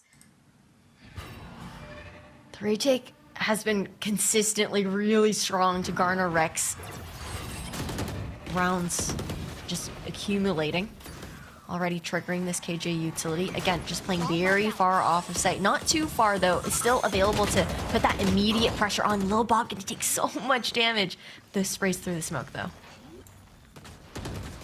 Still, though, it's going to be once again the lurk in the dark covers. Your Prowler spotting out somebody else, but it's still towards CT. Mad to find these kills. 2v3 situation now. Numbers again in favor of Mad Liza, though. She's walking up slowly here. If she can get a kill here, clear out these 2 players towards CT, it might be what she needs to really put that lockdown down. The flash is perfect here. Liza on the swing. She gets the timing, finds Lair, knows there's another player, able to get a second kill as well. And now it's just a 1v2, isolated. Moni able to find that first frag, bringing it down to a 1v1. The Haunt will let her know that it's on site, and she'll be able to find that final kill. Mad to secure their second round on the board here. And overall, a nice clutch to come out of Moni. Much needed one at that. And with how close these rounds have been, at the very least, for the last few, Rex put in a bit of a tough situation as far as their money goes. Won't have actually the full buy that you would have expected. That is something that I think that the scoreline doesn't necessarily tell you with it being a 9-2 right now, is the fact that it has come down to like 1v1, 1v2 situations as the first half has gone on. So that economy hasn't been able to be accumulated as much. To have a lockdown for Liza to work with into this round, though we saw how well it worked on those retakes. And for the side of Mad, though, they've got nearly every single ultimate up. This is a massive snowball round to try and close it out 9-3 before we swap sides. Yeah, Showstopper online here. You do see the Satchel coming down to break the Killjoy utility that could possibly be on site. Nice little micro from Mad to be sure that they don't get isolated again by the utility that has been so dangerous so far. That said, though, they're just going to try to get the ult or maybe get Alicia's ult as well. Have a 5-on-5 ready to go before they really go in for the execute. The defaulting so far, there hasn't been any excessive aggression coming out of the Rex side, so they haven't really found any picks yet. But if that spike goes down with that Viper Spit available again, it's going to be so difficult for a successful retake from Rex. Super Frog as well, just looking to find a bit of information. Backing off now. Again, these retake protocols, but getting caught out right as that smoke was dropping with the dark cover. Chashi will be taken out. We've seen these B takes. They haven't panned out very well for Mad in the past. Again, with a lockdown in play, it's going to make it super difficult. The turret, it comes out, but Alicia, she's already walked up here. And that will be another 2 kills for the Mad side. Now it's just going to be Lear and Silva and Superfrog doing their best to deny Mad their 3rd round on the board. But in a 2v5, I don't know how much more they can really do here, especially with the lockdown not in their pocket anymore. You can see them trying to push through here, but already the information is there for Mad where these players are coming from. The showstopper popped, ready to go. Not gonna need it to find that final kill. Superfrog, the only one left, has the Bulldog picked up, tries to push through, but Mad, they put together a flawless round in that final half here to get them to 9-3. Sure, it's not the most promising scoreline, but these are supposed to be the magic numbers. Hey, we're seeing them warm up into it, though. The flanks finally come to fruition there for Alicia. That was something that was a bit of a struggle for the likes of Mad previously when they were going for those later flanks. They didn't really have the time to do that because they weren't getting sight early enough, but they really shifted gears in that kind of sense. So we're seeing them warm up into their playstyle a little bit more. A little dance in Spawn from Cardboard Rex as they look to do a little ritual before heading into this first pistol of the second half. But looking to play a lot more forward. You can see that rubble control that Matt are already looking for outside of A. Prowler will find Nico quite forward, forcing them to respect this smoke much more.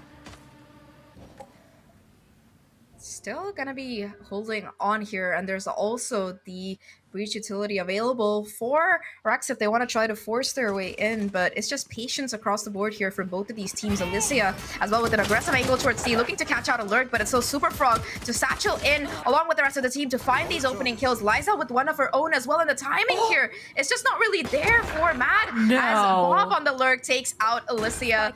Now it's just gonna come down to these 2 remaining players, a flank kicking in, both of them trying to find these kills, but Superfrog with another one will take down Akashi. The pain shows to push Lear back as well, and with 15 HP, I don't know how much more that she can really do here. It looks so dire. That's the thing, with 15 HP and a ghost, that first shot accuracy, that's a big question mark right there. Yeah, I don't know about this. Maybe Lyra can find a couple of exits as well, but it seems like Rex, they're just not messing around here. They put down the concussion to try and push out. They know that Lyra is low, and Liza will be the one to confirm that final kill. 10 rounds now, double digits coming in for Rex, and once again, I really gotta point out how incredible Superfrog has just been in this game throughout. After this game is done, I want to see how many first bloods they have, because it's just been insane. No, she's been absolutely mad when it comes to those first bloods. And I just want to elaborate, when I said the first shot accuracy relating to Ghost, that didn't have anything to do with Lyra. I just have beef with the Ghost's first shot accuracy. It is not as accurate as you would hope every single time. So that's a little bit of beef that I personally have with that pistol. But overall, Zach, that was a must-need round win there for the likes of Mad to hit double digits this early on. Rex have got to feel confident about their map pick. Yeah, I mean, they're definitely demonstrating that mastery of it as well. They're just so clean-cut when it comes to their strategies here. Still, though, at the close range, Lear with the classic to find a couple of kills. However, Superfrog and Silva are quick to regroup and get those trades here, denying the numbers game, remaining stable. And Mad now, with only 1 player left, Alicia, and a 1v3, does have the Headhunter to work with, so might be able to find a couple of picks here. But Rex, they're spread so far apart, just maintaining the post plans as much as possible and not trying to give away any clues. Alicia, she's going to have to do all of this, clear all of this by herself here. The flash is perfect, though, and Silva will be able to find that final kill. 11 rounds now for Rex, and Mad, with their full buy coming in, this is their last chance to jump back in this map. It really is. And they've got to deal with it with some light shields on top of that as well. You've also got, I think there's a Vandal that was actually forced up there from the side of Rex to be able to actually do that. I think someone did stay on a pistol in the last round, and is able to actually force that one up there. So it's going to be pretty scary here for Mad. These last 2 rounds were the ones that we would have wanted to see them win to try and make this first map here go the distance in the upper final. Yeah, I mean, if they win this round, they still have a chance to really pull it back here, but it's all going to depend on if they can win it, because Rex in that previous half as well were able to convert the bonus round. The lesser weaponry, and I say this in quotes, it doesn't seem to stop Super Frog from just satcheling in with a Spectre and melting everybody out. But that said, Mad, they've been a little less aggressive on their defensive side, except for Alicia, who has been consistently taking that space in C long. Now towards A, the jump peak, it's going to spot out a couple of players, and with the help of this dark cover, Rex, they're able to scale up. Yeah, that's the thing.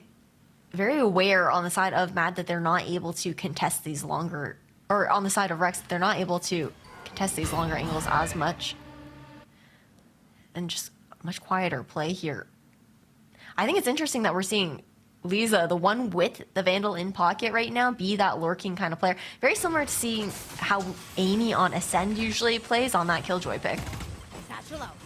Yeah, we love our talented Killjoy players in EMEA. Now, though, it's going to be a pivot towards this B side instead. Maybe that's why that Vandal was positioned there in case somebody does decide to push out. And all this utility, it's going to be able to force the Mad players back here. The timing, though, for Bob, not quite there. She takes a lot of damage, but she is playing the role of valuable distraction here. Both players from Mad focused on hunting her down instead of trying to go in for the retake. Every bit of damage she does, it's going to be more important here, but Nahashi finally shuts her down. That's going to take a little bit of the pressure off on the Rex, on the Mad side, especially with these kills coming in. Super Frog, though, she's able to find one of her own, does still hunker down on site, trying to find the trades, and with that Vandal upgrade, she's able to do so indeed. Now a 2v2 situation, Paint Shells, again, to clear out, make sure that the plant isn't coming in, and this Crossfire, it's so difficult for these players to break. Finally, the Dark Cover comes in, the spam is there, and the defuse will be denied. The jump into the smoke from Super Frog, she does it all. 4 kills on the round for the Raze, and match point for Rex. That coordination was gross. I mean, it just couldn't have been better played by Super Frog and Chachi in that post-plant situation. Chachi buying all the time. They pull out that nade seize combo with the fact that Super Frog was able to already refresh that paint shell to be able to throw that down into well as well. And just the Crossfire putting so much pressure on the likes of Mad. This is something that we saw Mad, other than in that last round of the first half, struggle with on B. Rex doing really well to push one of those lanes that isn't the broken door. More typically, you want to see either that waterfall or upper control being fought for, so you can actually set up those crossfires for every other angle that the defenders would be retaking from. Just honestly perfectly done there, and now Mad, they have no more wiggle room to play with. Not just wiggle room, right? Economy, that was their full buy. So for this final round, that could be their final round in this game, they're going to have less than ideal weaponry to work with against rifles across the board from Cardboard Rex. Not just that, Cardboard Rex also again have their showstopper ready to go. Super Frog has just been an absolute beast this entire game. Really brings back like Jurassic Park memories if you think about it, like the dinosaur roaring in your face, the way that she's been playing out on this map. She's just that T-Rex that you don't really want to battle. And Mad, they need to figure out a way to stop Cardboard Rex from not just setting up these brutal post plants, but also just trade out favorably, because despite that round, it was a 3v5 that they started off in, and it was still Rex who was able to win it. Now, Mad, though, they're taking a more proactive, aggressive stance towards his A side and are rewarded with a kill onto Super Frog. No more showstopper available for Rex. Yeah, it's a big first blood to be able to find Super Frog. Honestly, the playmaker for the side of Rex as far as being able to find that space on site. Doing so well to be the tip of the spear here. But Mad, they keep the dream alive. Again, not giving up this A main pressure. But on the side of Mad, they have great information on the other side of the map. They know that there's no presence over towards C. They have a crossfire as well on side. Nahashi already claiming one victim here onto Silva, although there is a trade from Bob. So now going to be a 3v4 scenario. Rex, they're slowly but surely scaling up onto the side here. They still need to deal with the party though. And Bob, at least on the lurk, able to find a kill. Liza though, there for the trade. And now again, it's going to come down to the 2v2. Side completely in control for Rex here. And they get that spike down. And you can see that it's just Mad waiting to regroup before going in for that retake. Gives Rex a lot of time, though, to reposition and find a bit more information on this site, though. Playing a crossfire between backsite and tree, but that also leaves Lil Bob on an island. She does have the Shrouded Steps to try and reposition in this situation as Mad stick together here in stairs. Not ready yet. Oh, I don't know if Bob meant to shoot that, but the paranoia comes in. The swing is perfect, and Liza, we talked a lot about her sentinel capabilities before. She's gonna be the one to close it out with a 3K, and Cardboard Rex, they take their map pick, utter domination throughout, 13-3 that we're gonna be seeing coming out of them, putting them in the lead here in this best of 3. Insane teamwork to come out throughout. It really is looking very comfortable here for the side of Rex, but we're going to see if Mad Lions can try and bring it back on up map number 2 and see what the analyst desk has to say after a short break.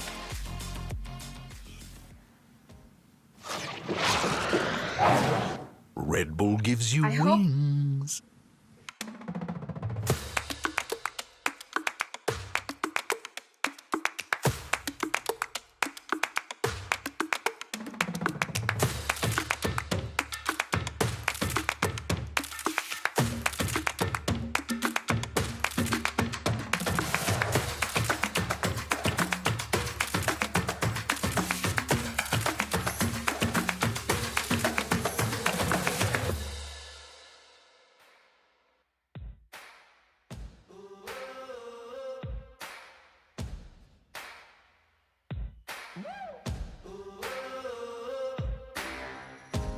Bitter, sweet, fiery heat, whispers the man of the hurricane.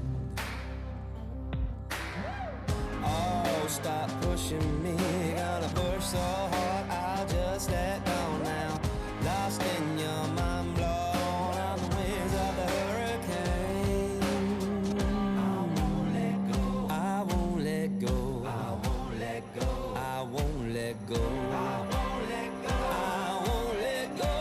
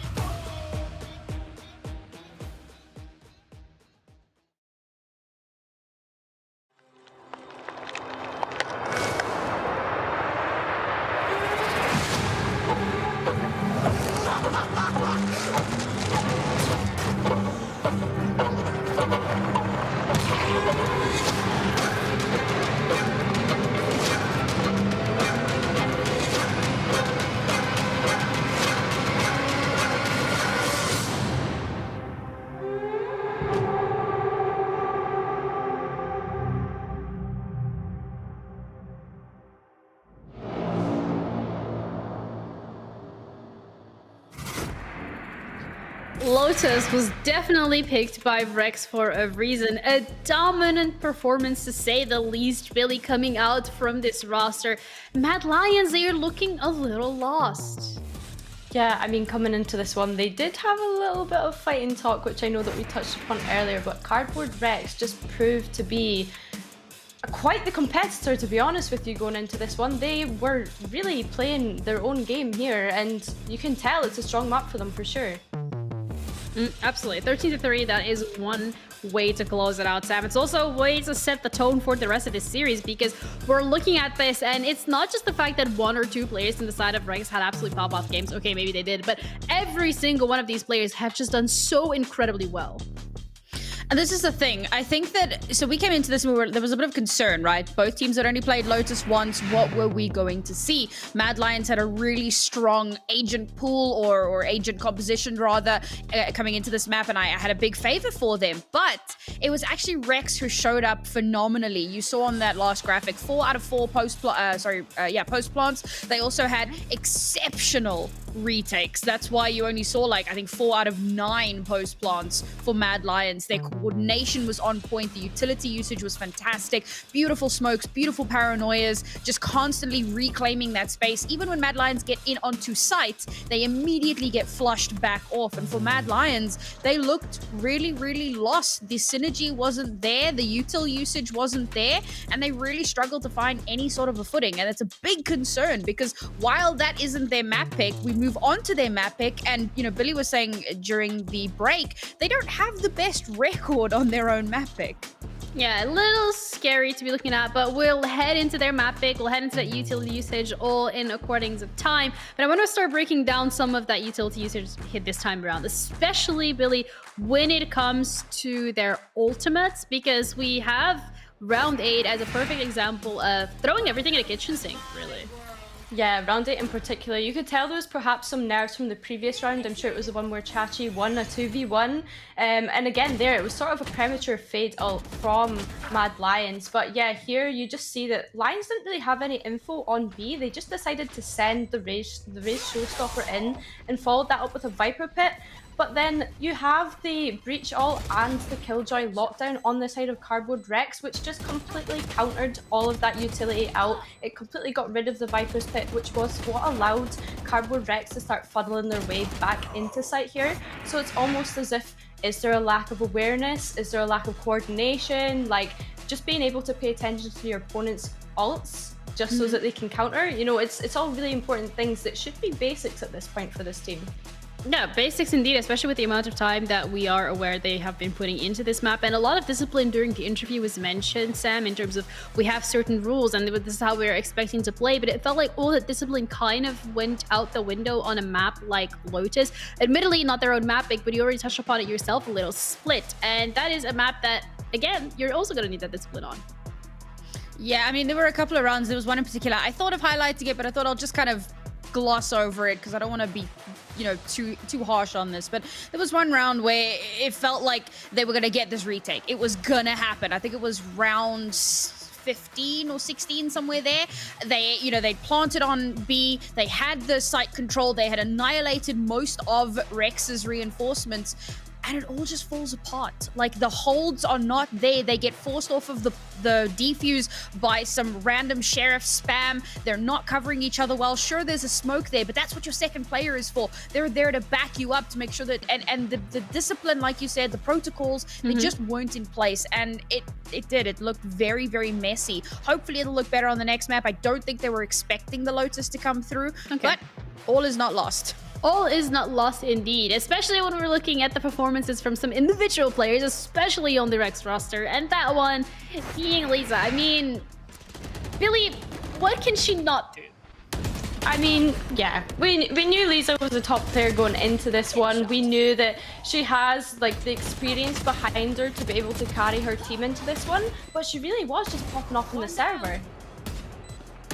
She's monstrous. I mean, we talk about those powerhouse sentinel players, right, that are able to lock down a site but also get mad frags. And even if it's not the site that she is looking after, quote unquote, she's still able to show up in an exceptional way. The number of multi-frags, she got so many 3Ks. There was a point where she had a lockdown, she used it, and by the end of that round, she was 4 points to her next lockdown. Like, she is absolutely monstrous. And you compare that with Alicia, who of course is a sentinel on the other side, and there were some questionable moments. I think it was in the last or the second to last round, you know, rounds, everything's happening on A, and she's still at C, and she is that IGL. She's got a lot more pressure on her, but the performances definitely didn't stack up, at least not on this map. Yeah, those are two players that we highlighted as well earlier today in terms of that matchup being crucial to both of these teams' outcomes, and it seems to have come to life. When Lisa is popping off, the team has been doing absolutely incredibly well, and then Alicia maybe at this moment struggling to find her footing on a map like Lotus, but heading into Split, heading into that next map pick, Billy, what are the likelihoods of this being that comeback point, that opportunity for Mad Lions to reset it and stop being Sad Lions? Sad Lions. I like what you did there. You know what? I don't want to knock them when they're down, but given their recent results on Split throughout this tournament, they've played it 3 times. They've only won it the once, and both times that they lost it, fair play, it did go 11-13. Like, it has been close games. But I just feel as though after that last matchup, it's really difficult to kind of reset and get the mental back into the game. Just with how dominant the scoreline was, yeah, they're going to have a lot on their shoulders to be able to refresh. I mean, they're on boot camp, right? So it's going to be a great opportunity for them to just scramble together, you know, have a cuddle, whatever it may be. And yeah, really just go back into this one and forget about the last one, really. And with Agent Select ready, we are making our way into the second map of the series. So let's have a look at what both of these teams feel comfortable playing. Sam, when it comes to both of these teams' compositions, we're seeing another Chamber and another Viper on a map like Split. And again, it's a Chamber. How happy are you to see this? Honestly, the Chamber, I don't have an issue with. I kind of spoke about it a little bit on Lotus. You still have a little bit of map setup in terms of traps. You still have a little bit of that information gathering ability, so it's not the worst pick in the world, and of course, there's a lot of firepower to back it up. My big concern here is Cardboard Rex and the double duelist. I spoke about this at length during the main event as well, but you give up so much if you want to bring out the double duelist. You're either giving up an extra controller or you're giving up an extra initiator. That's a lot of control or a lot of space reclaiming utility that you don't have now because you're going in favor of this explosive powerhouse ability. So while it can work, it's got to be clinical. Billy, are you a believer of this composition working? I mean, given how they just played in that last map, we know that they play with firepower, so I don't hate the double duelist. I'm more concerned about the fact that we know Nico loves to play Viper, and it almost feels as though these compositions are being built around the fact that she likes to play Viper. So it's going to be interesting going into it and to see how the double duelist is maybe a bit different to the double controller. Yeah, it's going to be interesting for sure. All right, well, let's head straight into the action of Split, the second map of this series. Could this be, or is it might be closed out a 2-0 clean one for Rex, or will Mad Lions be able to crawl back? Let's head over to our casters, Ash and Zach, to walk you through all the action. Thank you so much, Analyst Desk, for that wonderful breakdown. That said, though, let's have a prayer for Mad Lions because that map number 1, it was a bit rough for them. They're going to have to bounce back into this reset and try to extend their domination on their particular map pick. Hopefully, though, I do think that they can make this double controller comp work out. But Ash, what are your thoughts looking at the agent comp? I think it's going to be interesting, especially seeing Mad Lions starting on the defensive side first. We saw, I believe it was Sam who had mentioned it, Alicia on that chamber pick there on Lotus. She did a really good job of being able to play forward on C main. The fact that she's able to like find those early angles, that information and whatnot, that is going to be so key here. But she was late to some of those rotations as well. Rex, though, starting out on the attacking side first. All 5 players outside of A, but a very slow and quiet start to kick things off as they look to scale up as 5. Yeah, K just coming down. You do see Alicia trying to find that early pickoff with the help of the pistol here. Still though, it's Superfrog somehow staying alive. Finally gonna be cornered down again. The spacing that we saw Mad Lions struggle with so much in that previous map. It's gonna be Alicia to come out and find the advantage this time around. 3 with the Headhunter. It's just Liza left right now. A 1v5 and she's only able to find that first kill before Mad Lions shut her down. And that chamber pick, exactly what you want to see come out of the Headhunter. Alicia hunting heads that entire round. Man, she heard us talking smack on the analyst desk.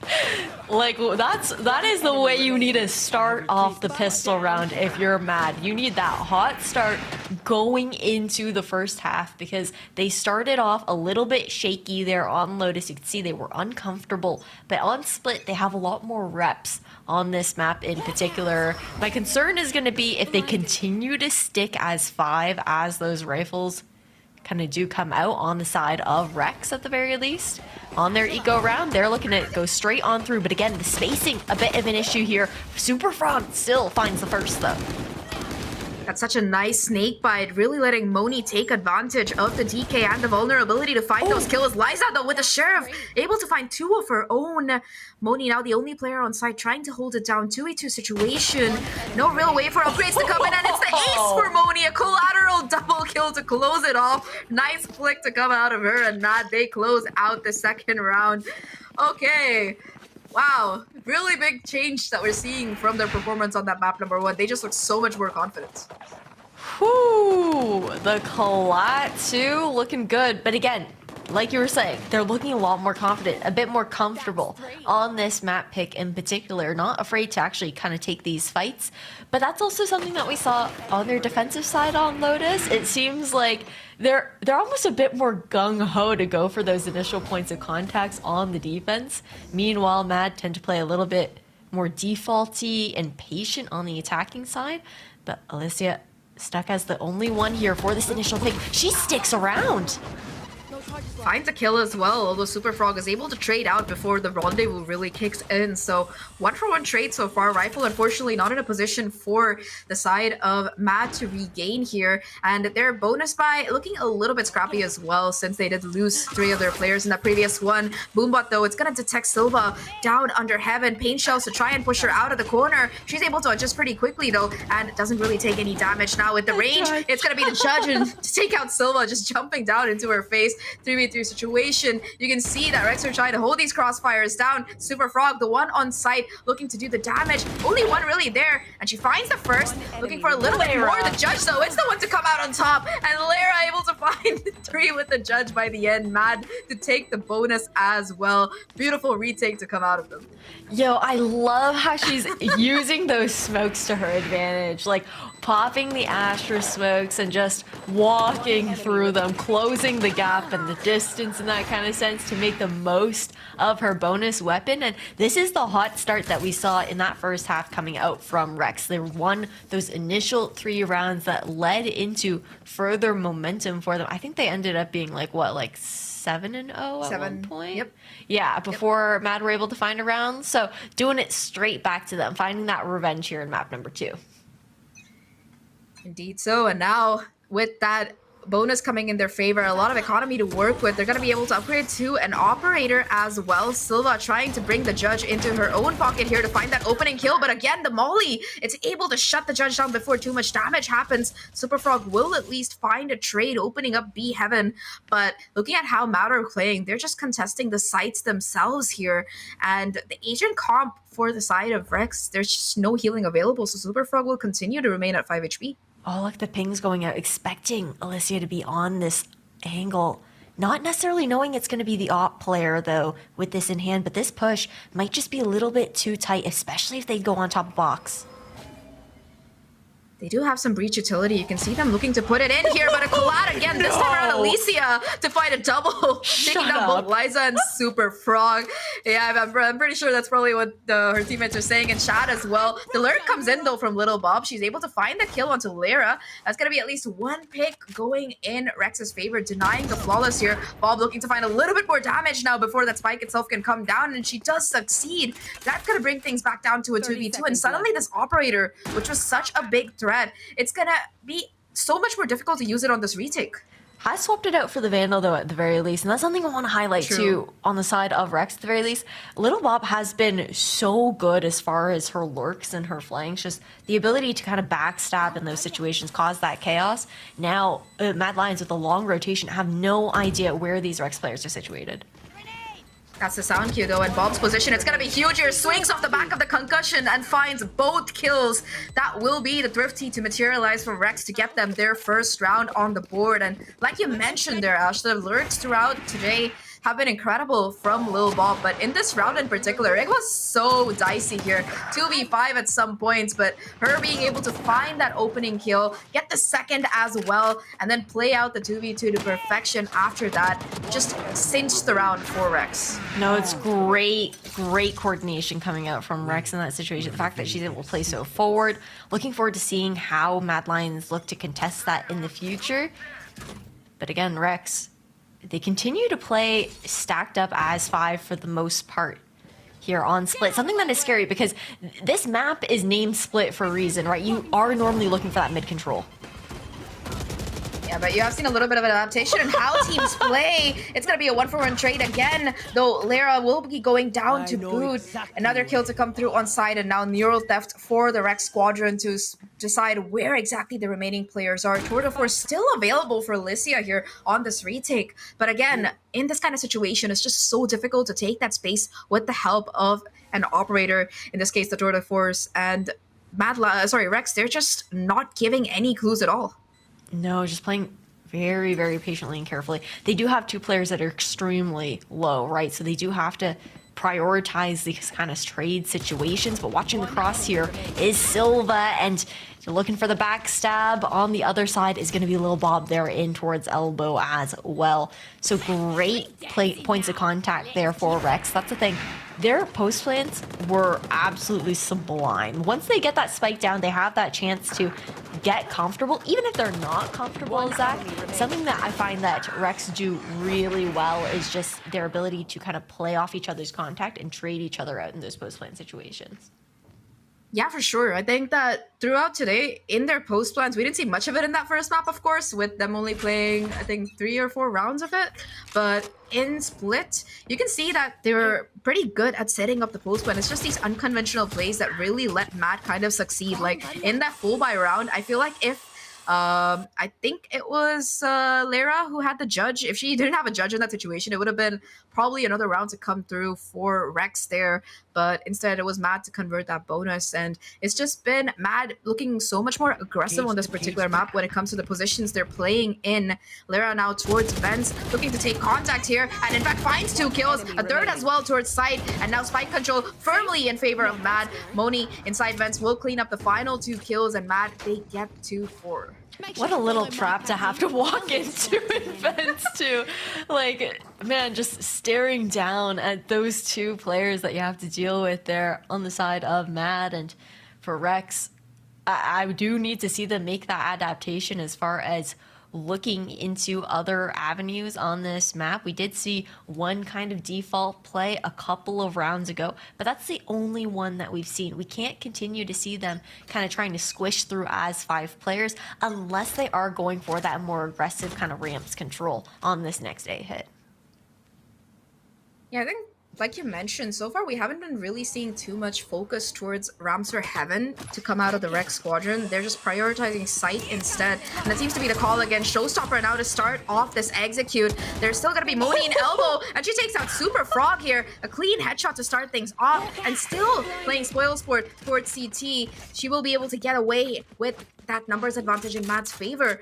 4v5 retake. It's a concussion buff, alive and well. Upper angle here with 2. They saw the barrel of the gun. They're just waiting to swing out here. It's a game of chicken to see who is more patient. And it seems like Mad, they're going to be looking to go for it. But instead, it's Rex with the white swings. Mad, we're not ready. And both players get taken down. Moni towards CT, looking to aggress forward. Still a judge in play, though. Still finds the kill, and that's huge for Moni.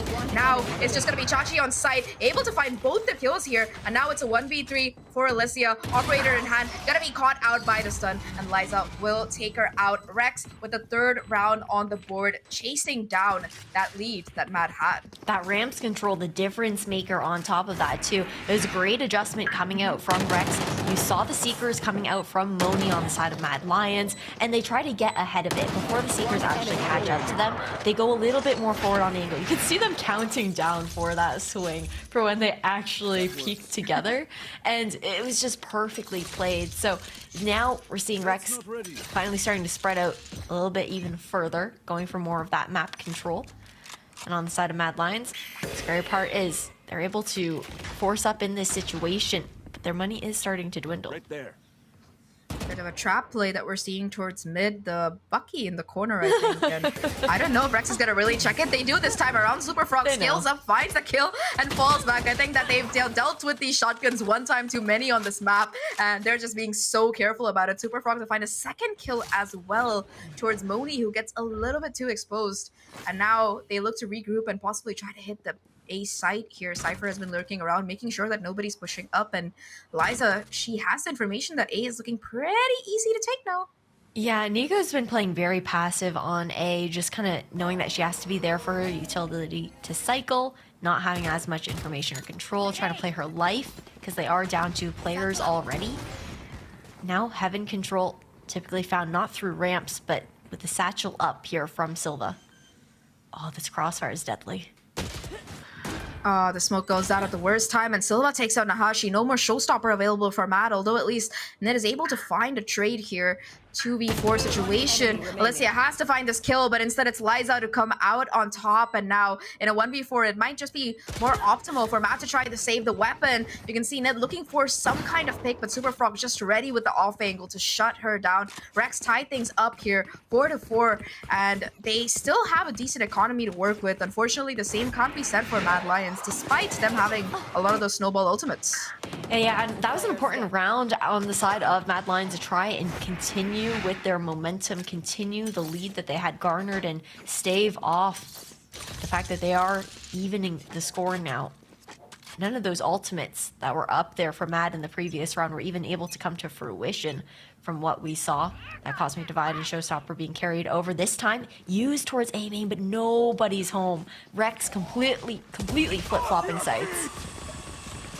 Rolling Thunder to be invested as well by Rex, looking to take control of this B side, and they do it in spades. Liza's gonna hear all of the sound coming in through sewers, able to find the first kill, knows there's at least one more player there, so Liza's still looking to be the linchpin around mid here. You do see that she might get surrounded pretty soon, especially if this Heaven's control, it's not as optimally held. You can see Mad looking to go around back towards mid. Liza's so aware of this. It's just her trying to buy as much time as possible on every side, and Lara finally takes her down here, but it's more than enough time for Rex to get themselves in an effective post plant.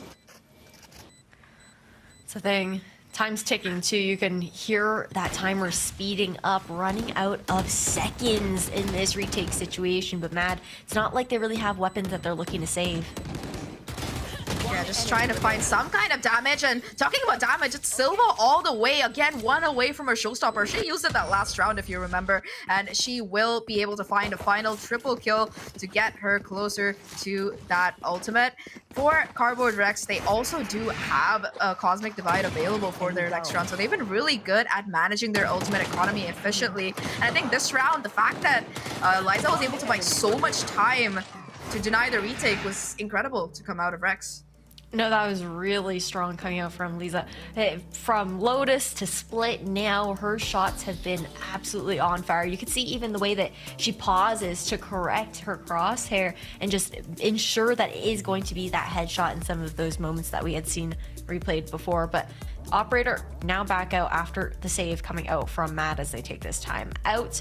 Something that was going well in Mad's favor was they were finding the early picks. They were finding those first bloods on those entries onto site, and Rex were struggling with that spacing. But as this first half has gone on, Rex have kind of tightened that up. You can see the follow-up is much quicker from the remainder of the team when SuperFrog's dashing onto site, or it's Silva looking to satchel in.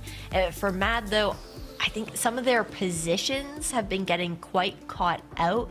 Alicia taking those aggressive angles with the operator and whatnot. It has been fine. That's what you want to see your chamber doing, but hasn't been quick enough to the trigger on actually triggering that rendezvous back. Let's fly. Yeah, a lot of these rounds, like you've seen Alicia being able to even find that first pick here, but the rendezvous, a couple of seconds, like you mentioned, just not enough for her to really get out safe and scot-free. Now with the operator holding that angle early on, spots out the hand of the breach, but not able to confirm the kill. Now forced to fall back here as Rex, they scale up with the help of the Cosmic Divide. You can see though, however, Mad, they're just going to be lying quietly in wait behind it to deny a possible full setup to come out of Rex's side. You can see the repositions already coming in, and this lurk from Liza is still in play.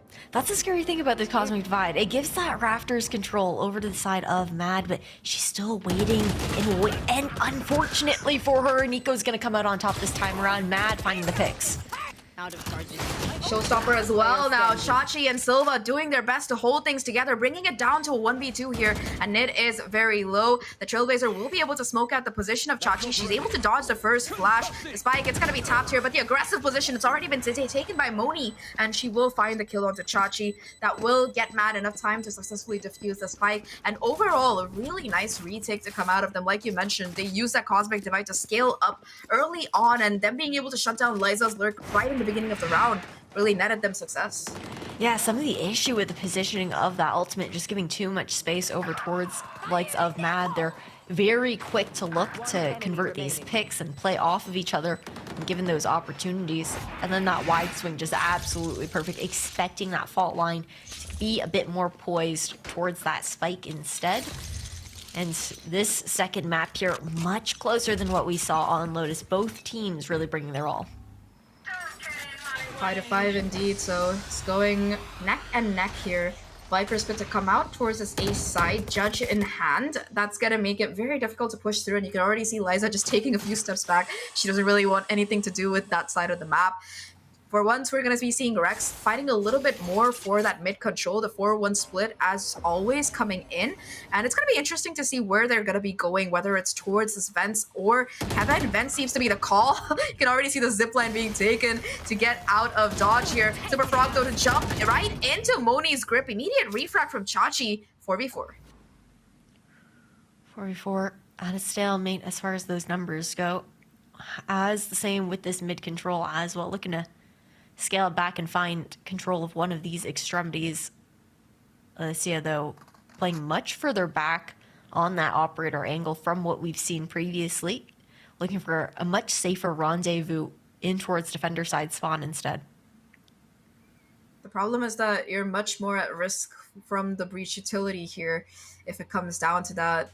But I think that they're gonna have to really ace it in here. The flash is perfect, and despite that, Alicia is able to find a kill and to go out of the site. Nahashi there with the backup to find another couple of kills. Now only one player left. Liza versus the world here, and she will take one player down with her, but Alicia will confirm that final kill to get Mad to 6. Like you mentioned, that rendezvous position is just so much easier for Alicia to get one and get out. On top of that, it was great coordination alongside Lara on the side of Mad Lions. You saw that initial Nebula got actually recalled from the Astra, not a full smoke, kind of giving that false sense of security and allotted the advantage over towards Alicia in that situation. Down 6-5. Now, last round of this first half here on Split for map number 2 of the upper bracket finals of Game Changers EMEA Contenders Series 3. And Rex, they actually look to pull a timeout. Zach, do you think, is this kind of like a regrouping situation, looking to tie things up before the half starts, or looking to look even further into the second half to see how they want to set up? I think for sure tying things up would be nice here, and it's a little bit of both probably. They want to look proactively ahead as well, make sure that once that side swap happens, they're going to be ready for it, because like our analyst desk did mention, with that lack of the double controller and that the presence of your double duelist composition, you're just forced to play so much more aggressively. So Rex, they better have some tried and tested strats here ready to go on the defensive side with the agent comp that they're running. Like our analyst did say, there's a lot of advantages and disadvantages, but the main disadvantage is just that lack of controlling utility that you find with the double initiator or double controller comp here. And I think for Rex, it's going to be pretty important to really compensate for that in this round or in the second half.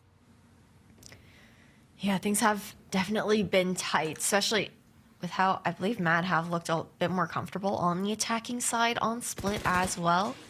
They have that lurk opportunity with the double smokes on top of that too, with Rex having a much more attacker-sided composition with the double duelist. Great delay thus far, though, coming out from Nico on the side of Mad Lions with that poison orb and the snake bites kind of being cycled through and through. Yeah, the utility is really proving to be a menace here. That said, though, it's still going to be B Heaven that Rex look to scale up. Operator still online towards B main. Alicia, she's found so much space here. I don't know if she's going to expect the second player, though. It's going to come down to the timing on the swing.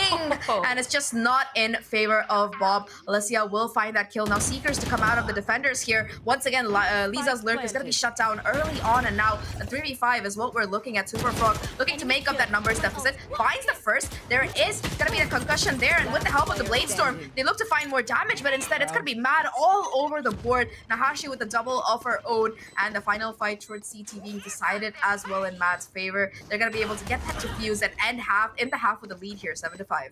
That was rough there in defender side spawn. Good play coming out from Rex though. They knew that being down 3-5, losing on those lurk timings and whatnot. Great reads coming out from Mad, anticipating the positioning of Lisa and of Lil Bob in those situations. But then trying to fight a bit more forward, trying to catch these players off guard and actually find those earlier post-plant picks to try and bring the numbers a bit closer. Now as we shift sides here, Mad Lions, they find themselves in the advantage this time around. Rex, if they can find the pistol round, have a great opportunity to tie things up early on. But the side of Mad Lions, again, it's that kind of pressure that they're going to have to deal with for Rex. The lurking potential with the double controller, the fact that you have that lurky wall set up to deny that A main information on the A site as well. Yeah, just a lot to work with here. And it seems like Mad, they want to contest mid early on. Really nice breach flash to come out, but not able to convert the kills on the swing. The concussion, though, it's going to buy a little bit more stall time here. Let these players reposition. Mad, though, they win out the fight towards B main, so that's going to be additional pressure towards Heaven right now. And it converges. Mad just able to run through these defenders and take control of the B side, getting the spike down as well. And now it's a 2v5 retake that Rex are looking at. Yeah, just scaling up so much faster than what we had seen in the last map as well. Potentially something that could have taken Rex off guard, kind of anticipating maybe more of that slow controlled play and then shifting gears completely, especially with that very lurky kind of composition. Lisa solo to try and push in there from defender side spawn. There's not much Silva can do in this situation. That was an important swing round there for either side for Mad. It's maintaining that lead and the ability to grow it even more, especially going into their anti-eco. Yeah, for sure. And they're actually investing in, I thought I saw a rifle for a second. They're still deciding if they want to put that rifle in, but it's going to be a rifle and a couple bulldogs that we're seeing in this anti-eco. Definitely weaponry that you would like to hold on to, and I think they are going to be keeping a couple of their players on the pistol as well. So even if somebody does go down, they can save those rifles into the next one, maybe even buy an upgrade or two. That said, though, like you mentioned, Mad really having the potential to get themselves up to 9 points. And for Rex, right, their defense, it's so based on how aggressive they can get in a lot of these situations that it's just such a high risk, high reward kind of tactic. It is, and it does depend on if they go the route of, and again, this is going to be dependent on when the rifles actually come out for the side of Rex here on defense, but if they go the route of being more aggressive for that extremity control off the gate, or if they play more for that retake situation, because when you have that double duelist on retake, the retakes are so explosive into those post plants. You have a lot more opportunity to kind of play forward into those choke points as well to deny that like B main control or whatever it may be, depending on where that spike ends up being planted. But for this particular round, Rex, knowing that they don't have that money, it was a stack over towards the A site. Unfortunate for them, the wrong kind of gamble, and Alicia can have a lot of information as far as knowing that there's no rotation actually coming in through mid. I don't think she can quite hear the top of B Heaven from sewers at the moment, but the ruse will be given away very soon. Yeah, just additional bit of pressure that they might have to deal with as Rex look to go close and personal on the site. It's gonna be Frog though with the classic to find that first kill onto Lara. Finally, Alicia's lurk kicks in, and her along with Nahashi are able to clean up a couple more players. The defuse is gonna be at least tapped here. However, the utility is just so difficult to deal with. You can see that Rex are trying to play around the smoke to find a little bit more damage. Awkward ring around the Rosie there, but it's still gonna be a round for Mad. That said though, they lose 2 of their players. I think that they only have pistols, so they're gonna have a pretty healthy looking bonus round here. But still, it's a bit awkward at the end. You can imagine the comms in that situation at Nahashi. Just, she's behind you, in the smoke, behind you, like the panic that was likely ensuing the chaos in the call, right? But full loadout finally through here for Rex, right? However, on the side of Mad, could be a great opportunity, especially with the fact that they went for that buy that allows them to have a more strong bonus to come through with these rifles. That Cosmic Divide could be a difference maker if they ult for those orbs. I'm surprised we're not seeing more orb control really getting taken here by the Mad Squad. They're just prioritizing pushing in through mid instead, and it's working for them so far. Again, Nahashi, she was a little bit quiet on map number 1, but able to do the damage on map 2. So Chachi finds a couple before she goes down. The trades evenly swapping out here, bringing things down to a 2v2. And the 2 remaining players for the side of Rex, they're still on that A side. They're going to have to rotate all the way over here. Mad already going back towards main, willing to play out this 2v2 together. Well, they have that rendezvous to work with here for Alicia, and then on top of that, there's just no cover to actually warrant playing towards site. At least if you're in B main, you only have to worry about those 2 angles. You watch each other's backs. There's a trip watching behind you as well. But if you're playing on site, there's no delay available because of the toxic screen that was thrown earlier on.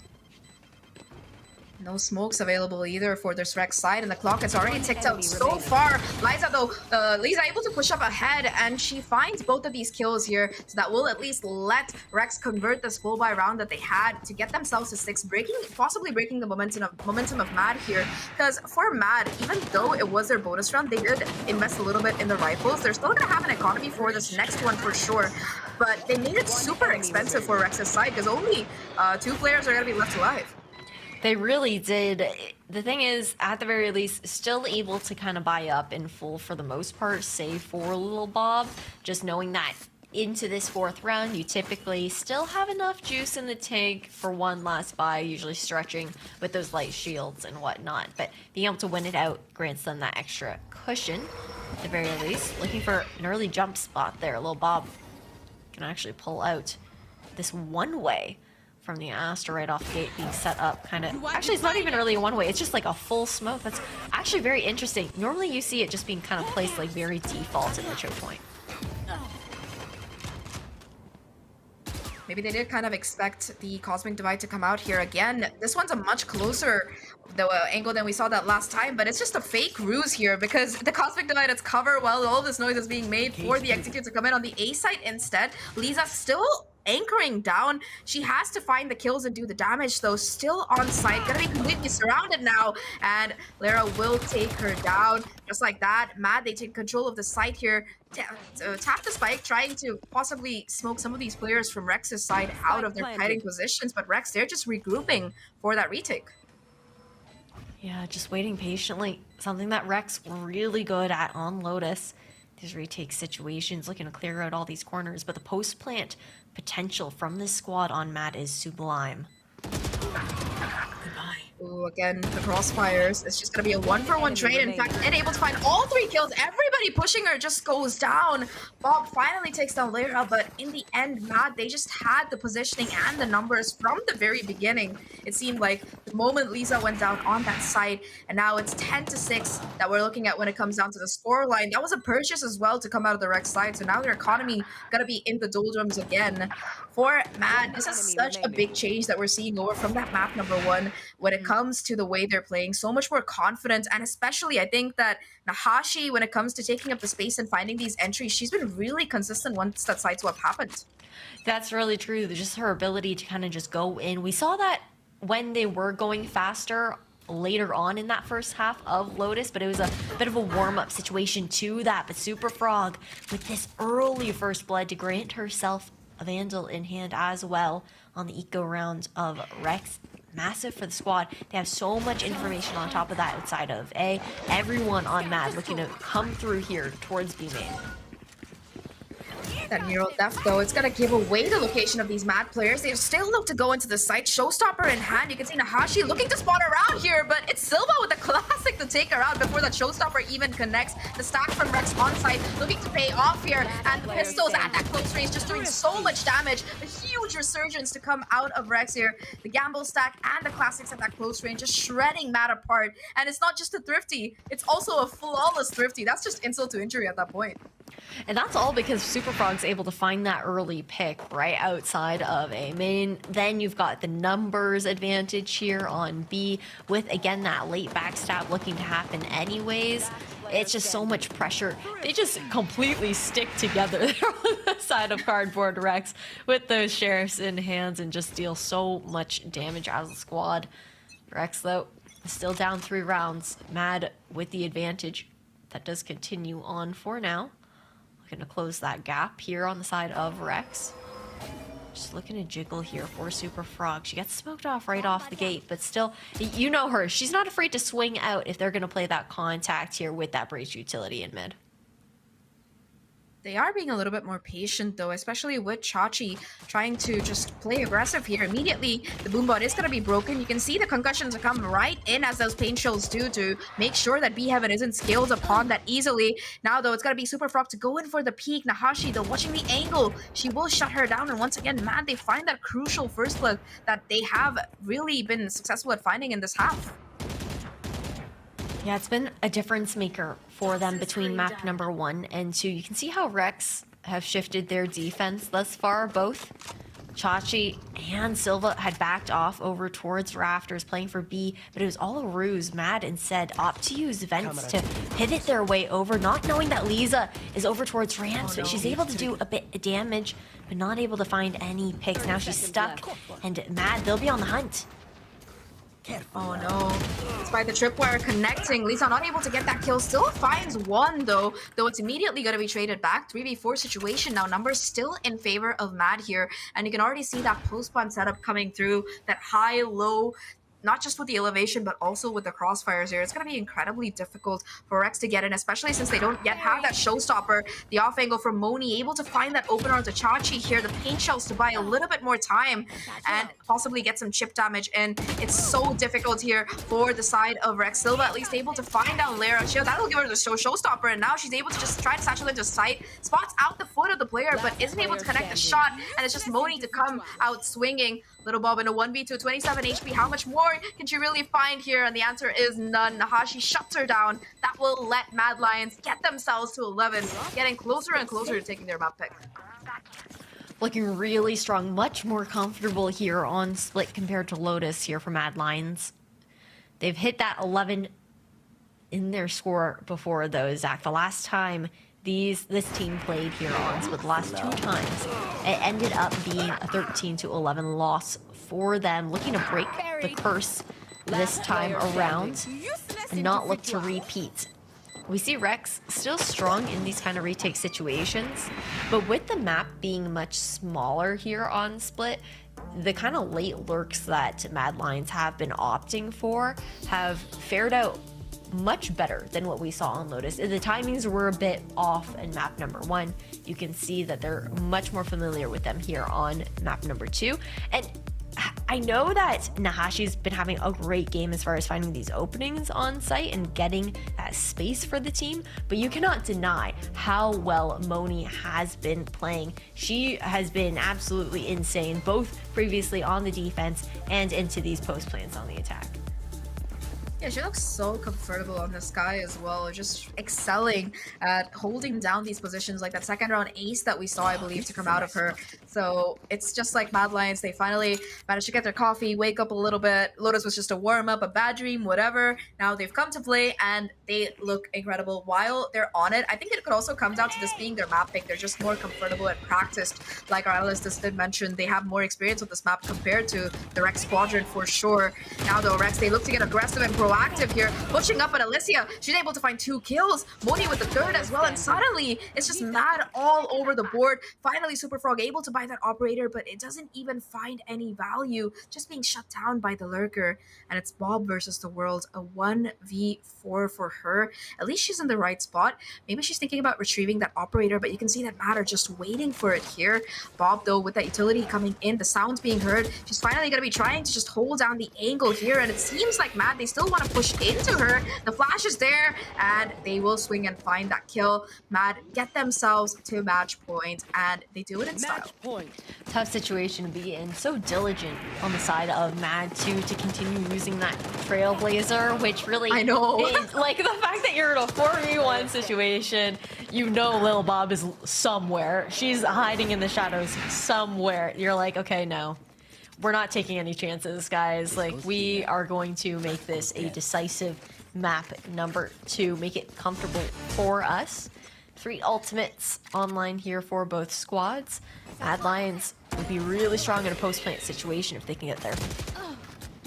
Oh, again, it's just the flash satchel combination that you see so often on Split. Really nicely played. Nahashi just able to take out Super Frog in the first few seconds of the round. Seekers to come out as well as Mad Lions look to quickly pivot into this A site. Little Bob once again trying to play anchor on site here. Does have her smoke to lurk around, maybe find some value, but she's going to be surrounded again. It's going to come down to the timing here and the sprays, but Bob only able to find that first kill before being shut down. Rolling Thunder to come out, an early attempt at a retake for the push from Rex. They look to scale onto side. The Rolling Thunder, though, the concussion's already faded away. Alicia able to find that kill.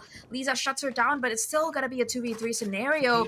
No real option to use that Cosmic Divide either. It's just gonna have to be gunfights, and there's nothing that Rex can do to break apart this defensive hold on site. It's Mad Lions to take map number 2 and push the series to the decider. They look really good on those post planes, especially on that A site as well. Mad Lions really bringing their A game here in map number 2. And this is incredible, the fact that we are going to that 3rd map. So you guys stay tuned, and we'll see you back for Haven.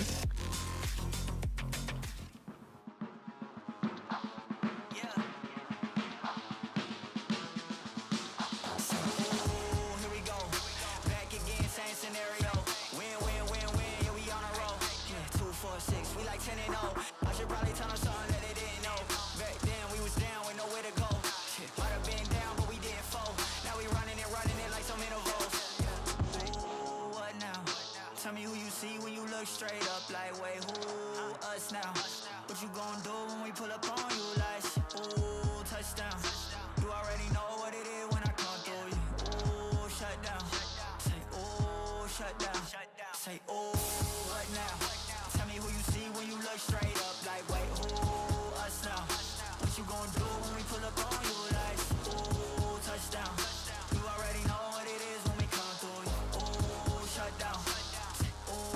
Shut down. Ooh, give me that crown. I need that now, right now. Ooh, don't make a sound. It's my time. You hear the crowd. Hey, we need that rain. Me and my team. Deja vu. This here a dream. We done all seen 100 times over back when we was just teens. Now we going dumb. Told them we the one. They would count us out. Now we counting up the funds. Now without a doubt, they be throwing up the ones. Like they was always rapping. Now believe them if you want. Now they show love. Came with it done. It is what it is.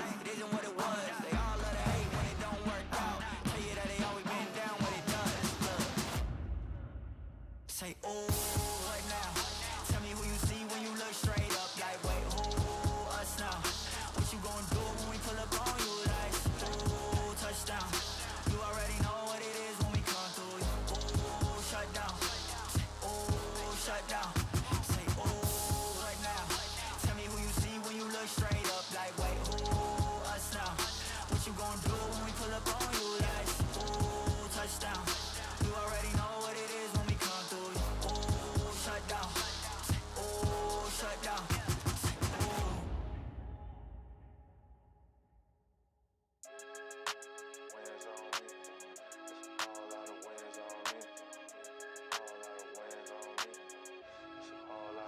Yeah, I'm a prodigy. Ain't no milk for this ticket. Ain't no lottery. No robbing me. My joy comes in the morning. They can't bother me. I'm proud of me. Thought I had to be like y'all, but I ain't gotta be. Took off, had to redefine my worth. Now my mind at ease. Works out of me, comes out of me. We don't see no transitions. Stuck in the same frame of no clip with no ammunition. I am vicious. They can't handle me. I'm too ambitious. Ain't nobody invited you and your friends. This is fan business. Probably shouldn't be worried about your haters, let that fade off. Whichever teacher told me I wasn't gonna make it, should've got laid off. I know a lot of y'all thinking, when the education don't pay off. Better know your worth, add tax and take off. Yeah, I gotta win. I can tell they ain't want us around. They ain't gotta say it. Been doing this a long time. I put that on my mama head.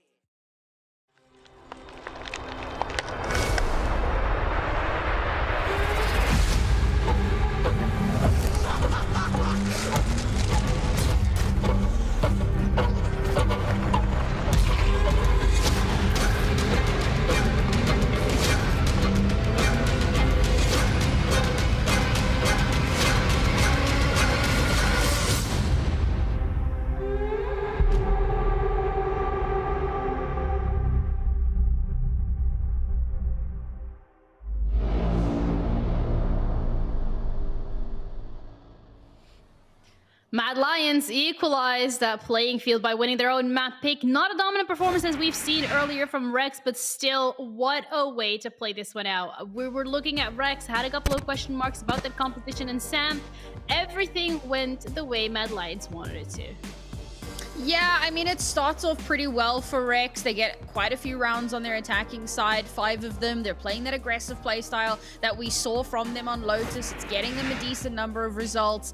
And then they get onto the defender side, and the double duelist just comes back to bite them. They don't have space control. They don't have anything really to deal with or to help with retakes, to deal with those faster hits. They needed to be playing more aggressive. And even when they were playing more aggressive, it's like Rex were like, or rather Mad Lions were like, we know you're playing an aggressive comp, so we're gonna default. And that's exactly what they did. They had control from start to finish. Sure, they concede a few rounds, but they win their map pick, and ultimately that's what matters.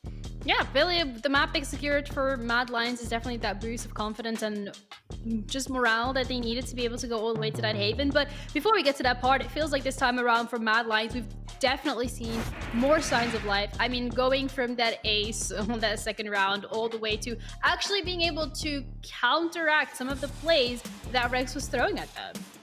Yeah, absolutely. So we've seen, like, I think it was round 9, Rex had the Blom down. They had like the sort of perfect post-plant positions where they could set each other up for fights, you know, Chachi with the flashes, the stuns, everything was kind of ready and in place for them coming into that retake. However, then the following round, yeah, you've seen Mad Lions being able to pinch the player in mids. And yeah, ultimately it was like just a kind of diff in compositions, as Neori has said, right? Like you have the double controller. It's kind of denying a lot of early round information as well by having that in place. And ultimately, I think that that could have been just the cause of this loss for Cardboard Rex, is not being able to combat that double controller due to having the double duelist. And when they were taking fights, don't get me wrong, they were pairing up. You've seen Chachi in Super Frog's backpack for a majority of the rounds, just setting her up for a kill. But it just unfortunately wasn't working out for them.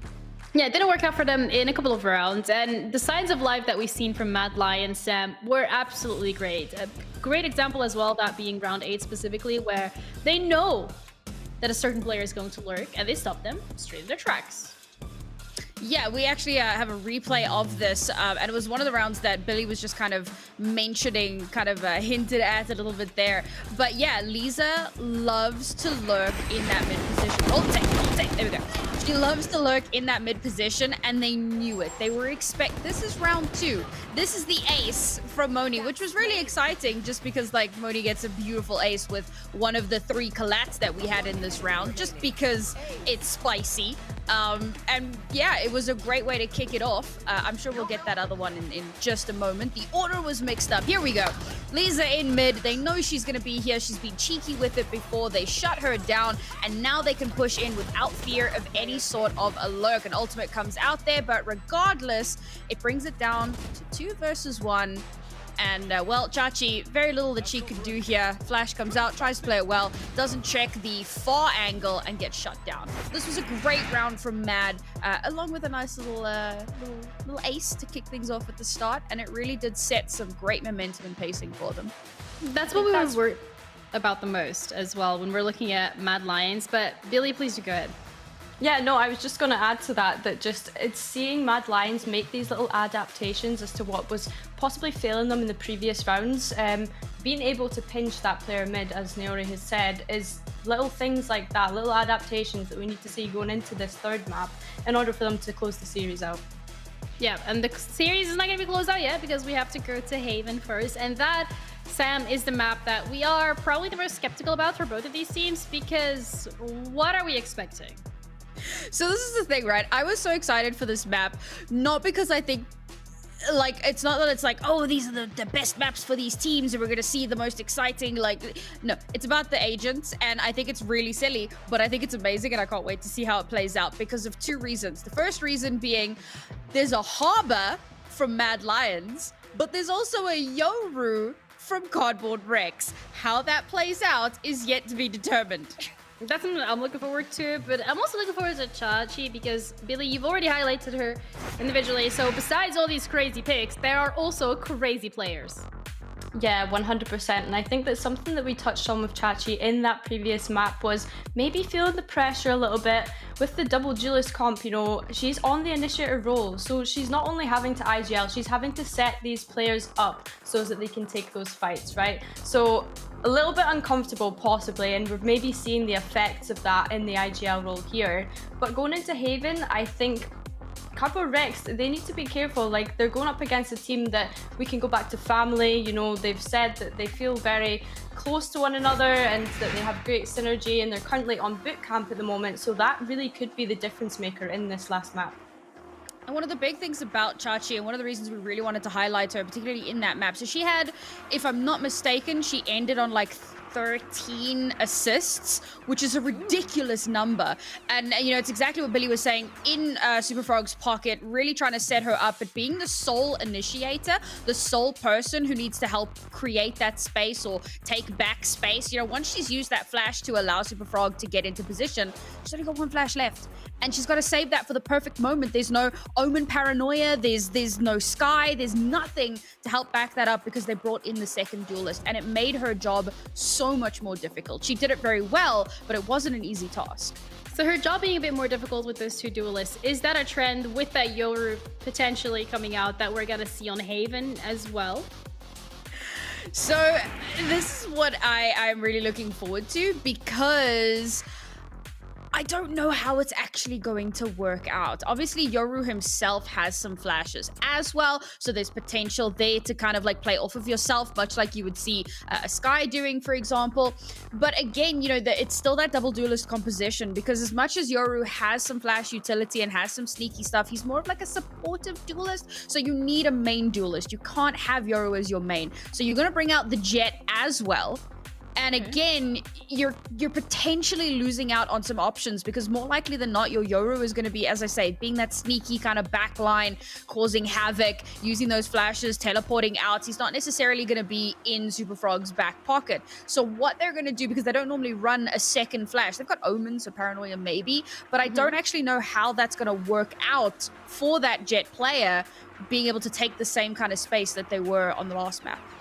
When we're looking at Haven as well, Billy, is there any concerns potentially from the IGLing perspective from calling some of these strats? Because when we were looking at both of these teams, we've seen timeouts earlier, however, from the side of Rex, but it wasn't so much the case from Mad Lions. Yeah, definitely need to be utilizing those timeouts a little bit more. I think what I'm interested to see is how the mid-rounding kind of goes into this one. Obviously, Mad Lions are very known for playing their double controller, and I briefly touched on it earlier about how they'll be doing these default Viper walls, for example, or Harbor walls, just to kind of condition Cardboard Rex as to what their default might possibly look like. So yeah, really just about exploring the map, figuring out what spaces that you want to take, dealing with the Killjoy utility. I know both of these teams have played Killjoy in the past. So yeah, it's certainly going to be interesting, and it's really just about, as I said, conditioning the enemy as to how you would like to play the game. Yep, and agents are a very big, if not the biggest part, the most important part out of conditioning your enemy. So bringing up that agent select now that it is ready, it's going to give us a little bit more of an insight, Sam, in terms of what we can be expecting from both of these teams. I guess, yeah, hit the nail right on the head with that Yoru, with the Omen, with the Jets and the Killjoy. Nothing too crazy, I mean, it is crazy, but it's what we expected. So there's that. Yeah, I mean, that's it, right? It's what we expected, but we're not too sure how it's going to play out. Like I said, so obviously you bring Sova. Sova's almost a must pick on this map, which makes it really interesting that Mad Lions doesn't have one. In fact, Mad Lions have very little active information gathering. All they really have is the sky. Trailblazers' line of sight is much shorter now, so I think that they might struggle with that. Their big win condition here is going to be to deny Cardboard Rex as much information as possible, particularly with that double controller setup. And the harbor, bro, the harbor. I'm so excited to see what they're going to do, because it's very seldom that you see harbor on a map that isn't Pearl. And obviously, like, Pearl's not in the pool. So what do? I can't wait to see what they do. Can't wait to see either, especially with that harbor being in place. So you know what? We're not going to sit here and speculate any longer, any further about what this harbor or what this Yori is going to do. Instead, we're going to see the players play on that map, Haven, which is going to be the decider in this final map of the series. Let's head over to Ash and Zach to cover. Thank you, thank you, thank you. Map number 3 that will decide which team will be that first winner of Contenders. It is going to be me, Zach, along with Ash to bring you the action on Haven. And of course, I think that we got to point out that our wonderful analyst, Naori, is 3 for 3 right now when it comes to agent predictions. But talking about agent themselves on this map, what are your thoughts so far, Ash? I think it's going to be interesting. I think that the analyst desk made a really good point on the fact that for the composition for Cardboard Rex really doesn't, or sorry, not the composition for Cardboard Rex, for the composition of Mad Lions doesn't really give them as much room for error as far as getting that information. I think we can expect a lot more set plays once they're on that kind of attacking side. Defense, though, is a bit of a different story. You can play that ebb and flow with the choke points, but what's really good about this composition is the amount of stall ability and their chances to kind of like cycle those smokes and cut off more than one choke point with each smoke as well, considering they are playing the double wall in that situation. So what we're seeing right now, towards A-Link, you're going to see that cascade going out for the side of Mad Lions. They're going for that kind of information. Meanwhile, Rex, they are moving over towards the C side where Nico's set up to actually play on site and hide back here. Yeah, the wall just giving a lot of angles that Rex will have to struggle to really clear here. However, Lara is going to find that open and kill a second one as well before it finally comes through. Rex, they bounce back with a couple of kills of their own. Lara, though, still towards his backside, willing to play spoils for. The flank is kicked in as well already. Now she's scaling up so far ahead, just crunching in on the remaining Rex players. Now a 1v2 situation for Bob. Does have a dark cover to work with here. Knows that both of these players are going to be likely flanking through with the spike still in the open. It's going to have to be the angles isolated right now. Bob able to at least spot out that player, not able to do the damage, and now she has to creep up here. Still 2v1 in the dark cover. It goes out, and now she swings the quarter. Both players just playing it high low with the right click contact. It's perfect. Bob gets a nasty shot through, and now it's just gonna be another 1v1. Quite a bit of tagging having come through as well in the clutch. It's there for Rex at the end. Bob winning out the 1v2 to get them that pistol.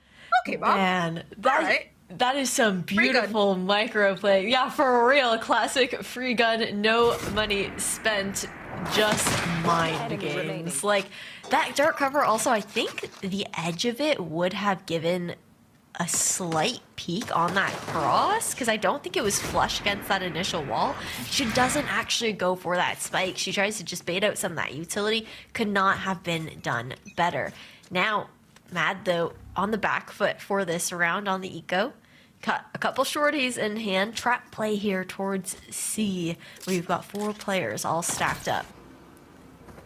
They have the information as well. The jump peak does spot out a couple of these players pushing through from the Rex side here. Still about to find that opener with the Yoru, and I think they have an inkling that this could be a bit of a gamble stack play. They're immediately going to rotate over, pivot, possibly towards that A side instead, which is looking much emptier. Only one player really left to hold down the line. Alicia versus the world. It's a bit of a shift for her from the chamber to the killjoy, tucked away into the corner, does immediately get cleared, and that will be Rex to find that crucial kill to let them go on to A. Yeah, they got that weapons advantage too, right? It's going to be a difficult retake situation. I imagine Mad are just going to look to do as much damage as possible. Going for it a bit earlier than I would have expected. Not sure how much Lara is going to get done with the shorty, though. Rex, their positioning right now, it tells you a tale of Okay, they're not messing around. They're not looking to give anything over for free, knowing what could be waiting on the other side. Yeah, it's just a shorty in hand, hoping for at least an exit. But Rex, they're just not taking the bait here, really hoping to hold on to their investment into this next round. And they're online for a flawless as well. So I think that's definitely going to be something in their favor. But, you know, talking a little bit more about these Asian comps, like that Harbor Viper, we've been seeing it come more and more into the meta here. You know, I think Loud were literally running it on every single map possible, whether it was Ascent Haven or Bind, whatever.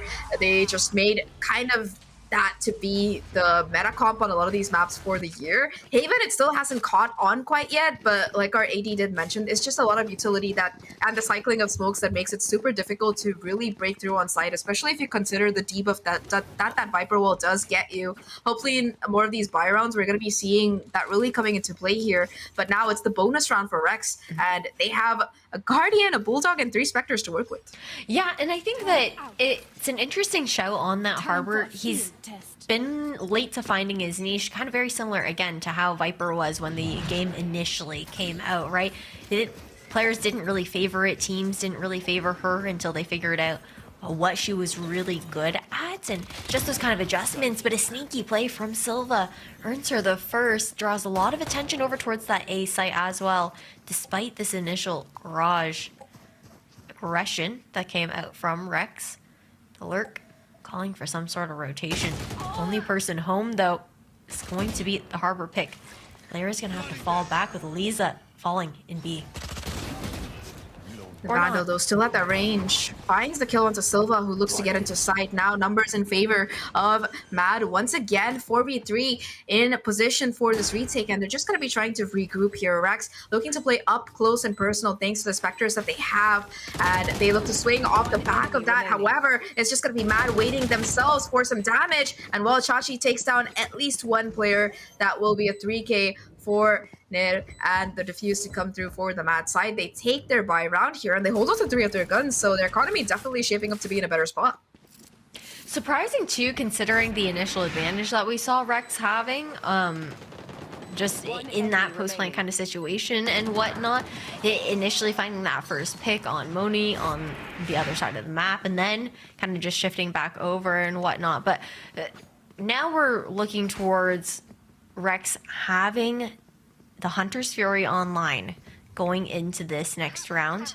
No ultimates to scale up quite yet for Mad. However, they have been focusing over towards that C long orb to try and farm that Sova ultimate online as early as possible.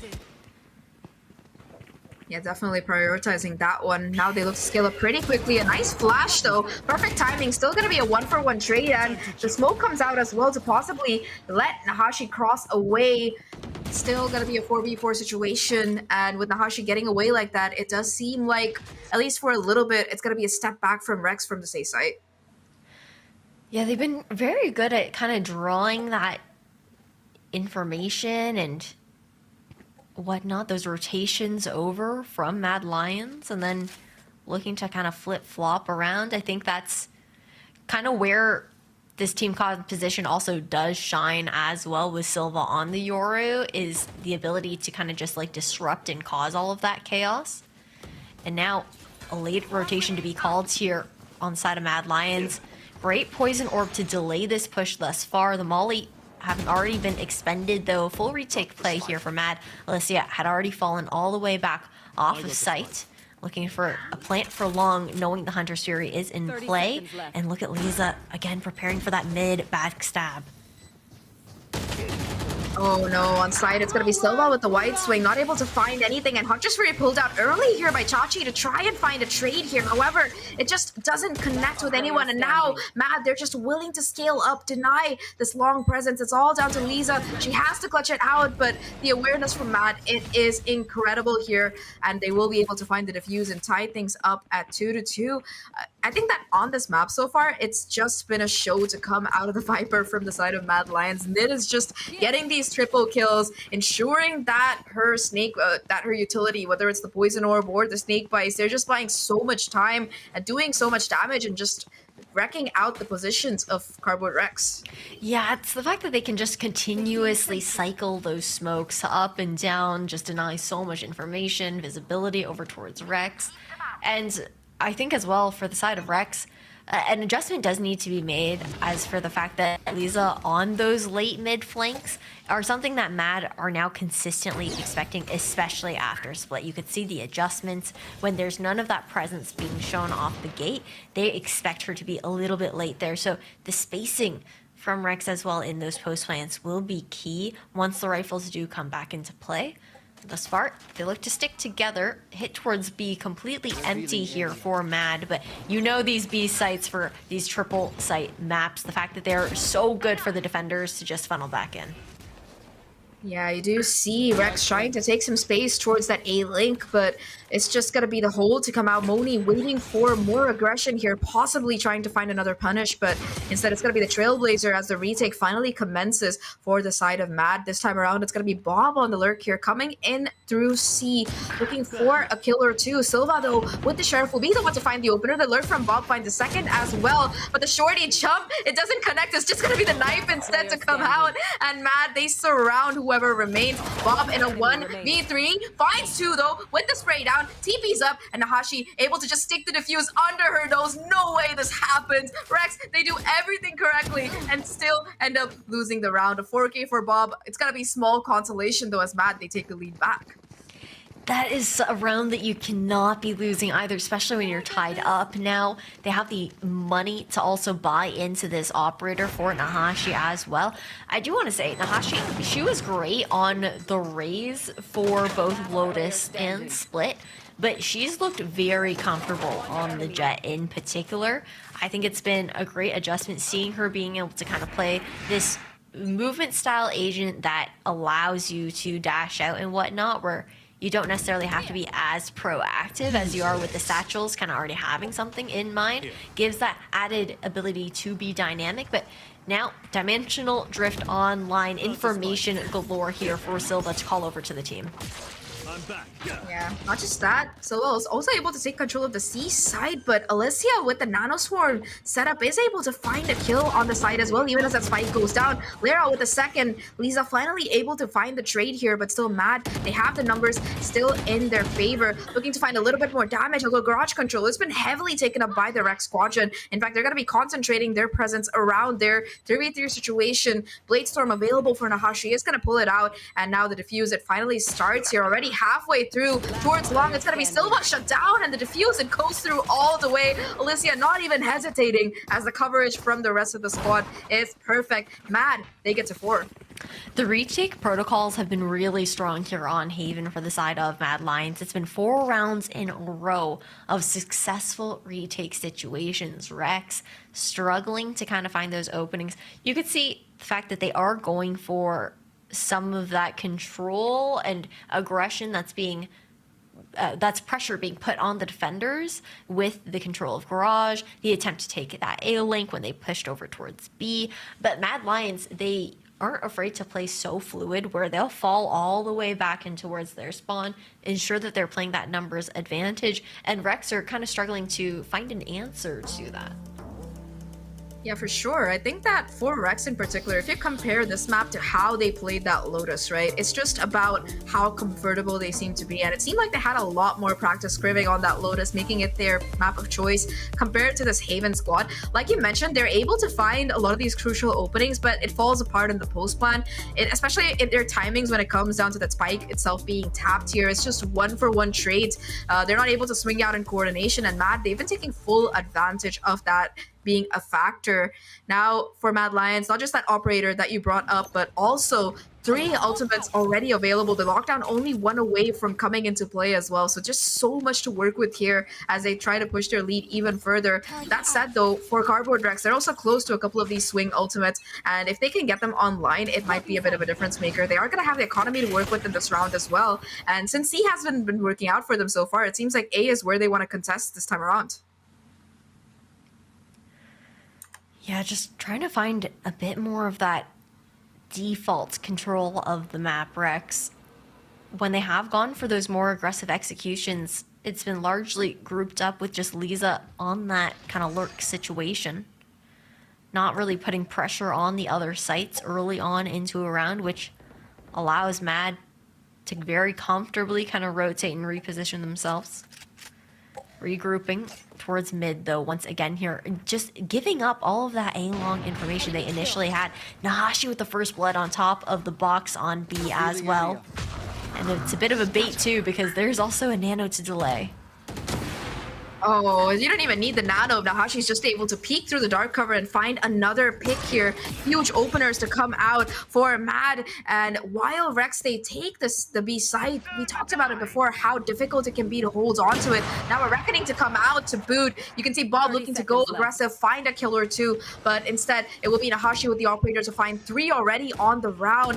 Harbor Utility still in play. It's just Silva towards backside, trying to find some damage, but Nahashi immediately there for the refrag. It's just a almost flawless round for Mad. They only lose 1 player, and they don't even let that spike go down for Rex. So it just seems like they can do no wrong on this map, and it's kind of surprising as well, especially when you consider that there is gonna be that recon, the drone, the flashes available. That Rex, they're just taking so many of these dry peaks in the beginning. That's the thing. I think that for the operator, at the very least, Nahashi has that ability to be so dynamic with it. And Rex, again, they only have Chachi right now as far as an initiator goes. So it's like, use that drone. If Nahashi repositions, you don't really have a lot of options left. Silva playing a little bit more solo in a lot of those situations to kind of just be that disruptor on towards site. And now shifting over towards A, we haven't seen an execution on the right side of the map out from Rex in quite a while. Cascade really good to delay long. Get ready to scale up as well. Right in the smoke, Super Frog able to finally find some value with the Blade Storm. Bob with a second kill as well, thanks to the Sheriff kicking in. And just like that, with those 2 openers, Rex are able to finally get the spike down here. Retake protocols, like you mentioned, have been great so far for the Mad side, but in a 3v5, it's going to be definitely more challenging, especially when there is that Hunter's Fury still in play here. You can see that Heaven Control, it's still in possession of Mad, so at least they have that elevated angle to work around. They take down Super Frog. It's going to be a first major kill to come in. The shot goes wide, but under Heaven, it's still Silva to come out strong. Alicia finally shutting her down. 2v3 scenario. Lockdown still available, but with the clock ticking, it's just going to be Rex to try and play it out. The Hunter's Fury is still ready to go. The tap comes in. It's going to be invested right now, but it's just going to be taken out of the equation as quickly as possible. The remainder of Mad, they look to just save the guns, maybe do a little bit more damage here, and Alicia will succeed in finding another kill. The operator will go down as well. Nahashi being taken out there is so unfortunate. And just like that, it's going to be Rex to come back with a round on the board. Yeah, and not even able to actually recover that up, so have to reinvest into it. That's a lot of money to be put into this next round here from Mad. Rex, though, doing really well in that post play. A very big shift from what we saw on their like C and mid plays. There was a lot of respect previously that was being given towards Lyra and her utility on that harbor pick, but this time around they use the advantage of Super Frog can just dash through it, still kind of find that space despite the fact that she is slowed. But the operator shut down off the gate this time around.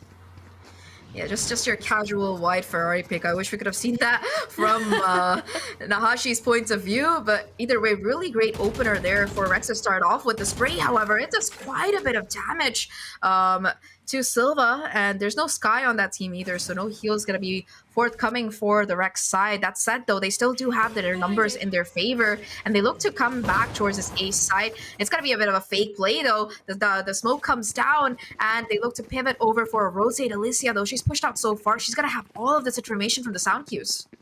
Yeah, and the positioning as well. It depends on what the trigger discipline is like. A deep arrow won't spot her out, and they don't actually maintain that window control. Just calls being made there. Trigger discipline not too true. Super Frog not even looking for the fight, taking out the utility first. One down. Yeah, well, she takes the fight eventually, and it just seems like Mad were not ready for it. They're so ready for this A aggression, though. Lyra able to find a kill onto Chachi. That said, it's still gonna be Rex who take control of the site and get that spike down. They also do have a nanoswarm for that post plant, so they do look very prepared. for the side of Mad, they still have that Viper's Pit as well as the Seekers available from Moni. So at least they'll be able to find information as to the position of some of these players. That said, Rex on this A side, their post plan has been pretty dominant so far, especially when they do have that numbers advantage. So it's going to be very difficult for Mad to really scale up here. The Paranoia is perfect and the swing off the back of that as well. It's just Moni now, a 1v4. She opts to just try to save that rifle, and it will be Rex to find another round. 5-4 is what we're looking at.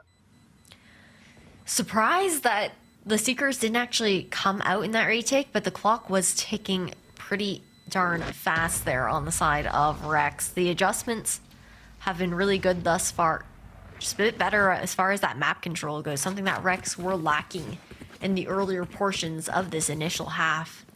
Kind of denying that ability for Mad to get comfortable. But that also came with the fact that Mad were pretty consistent as far as like getting that initial pick as well when we first started here on Haven. This next round though is pivotal for the side of Mad Lions. They have 3 ultimates to work with, all perfect for retake situations aside from that Viper's Pit that I imagine will come out on A, potentially off the gate. But aggressive look here from Nahashi. Yeah, trying to really find those opening picks. Instead, she is going to be forced back. Operator now online for Super Frog instead. Silva once again with the information. Yoru ult here will spot out 3 players at least towards the C side. So it's going to make pushing it a little bit more difficult. That said, though, Moni, she's able to find the timing, takes Bob out of the equation, and now looking for a little bit more. Still going to be Lisa towards Garage, but they cross each other like ships in the night. Not damage to be really found, unfortunately. Still a 4v5 retake, and Alicia, she does have that lockdown available. Immediately going to put it down to try and take a little bit more control here to push these players off the site, and it should succeed. You do see that Rex, they're willing to get forced back. Still, though, it's going to be the Euro TP to save Silva. And perfect to take down the Seekers too. She denies all that information right off the gate, and Lisa perfectly positioned again for Garage, trying to get half there, but the dart is perfect. Flash is there as well. Alicia now, with the help of the Harbor War, looking to stick the defuse already halfway through here. The Sova utility being spammed. It's not doing enough damage though. And once again, it's just another stick by Mad right under Rex's noses. At least this time there was a wall kind of covering it up here. But unlike the last one, but the last confrontation, I think it was between Little Bob and Lara? Or no, or was it Nahashi? I'm not sure. But this is the second time that it's happening for the Mad side so far. And that will let them get a much needed round. Man, the walls were covered. You got that Viper's toxic screen. It's like, oh, okay, she's down now. We cycle the Harbor smokes up, and you just have no options. For Rex, an adjustment that I'd like to see them make is maybe pairing someone with Lisa on those kind of backstab situations, those later lurks that do come through. But a Cascade to scale up and earn Nahashi this timing here, but the timing already beat there. Rex have already garnered that long control. I don't know if Nahashi is really aware of this, especially since her teammate is kind of focused on the site itself. I think that that is exactly what this guy is watching for. So still, it does seem like Mad, they are aware of the possibility of the push onto this A side. That said, though, the flash doesn't connect, and Nahashi able to swing out and take Silva. That's going to be no more flashes available with the exception of the Paranoia for this Rex roster now. They still do have... They're only 1 off of the lockdown, so Lisa might try to get that orb and put it down for a little bit of aggressive space, maybe later, but for now at least Rex are just playing contact. Oh, reckoning up though here to try and run down this clock and cause a disturbance here on this C site. Doesn't quite hit back site, but this wall cuts off all the angles necessary. Super Frog finds the trade down to a 2v4. It's just Little Bob and Lisa now against the world. He dropped on site as well. You can see Bob trying to scale up here. The timing might be perfect, and it is indeed. If Bob can find 1 more kill, they can get the spike and get out of dodge. Still gotta be Alicia on site. I don't know if they expect her here. The timing perfect. She swings and she finds the kill. Now just a 1v1. Has the ult, will be able to get out of there and goes over to the A side, bringing it down to a true 1v1. For a second, you can see Nahashi almost there, but instead it's gonna be Bob to take Heaven control quickly. Will be actually able to push out as well. And I think she hears the sound cue. No, Bob's micro plays have been so good so far. She's looking for the flank situation, but instead opting to play it safer for the upper angle. It's just gonna be the 1v1. The smoke, the nerf has been there for Jet as well, so it's gonna be difficult to just try to stick it through. Nahashi though gets it already half the way there. Might be able to bait out a possible defuse here, but instead it's just gonna be the attempt at a stick, the fake TP, but leaving herself a little bit too exposed, and Nahashi shuts it down. 7-4 now. Mad Lions, despite all the antics that went on from that Rex side, they still win the round here. I feel so bad for Bob because that was just brilliant, except for that last TP. The shrouded step. I'm actually so heartbroken at that. It's just, man, I just can't believe. I can't believe. That's difficult. I think you can see her like hopping forward for it too, which was interesting. Very exposed in that situation. Maybe just trying to cause that chaos, but keeping a cool head instead. Nahashi. Again, back over towards short. This cloud burst enough to save her life for now.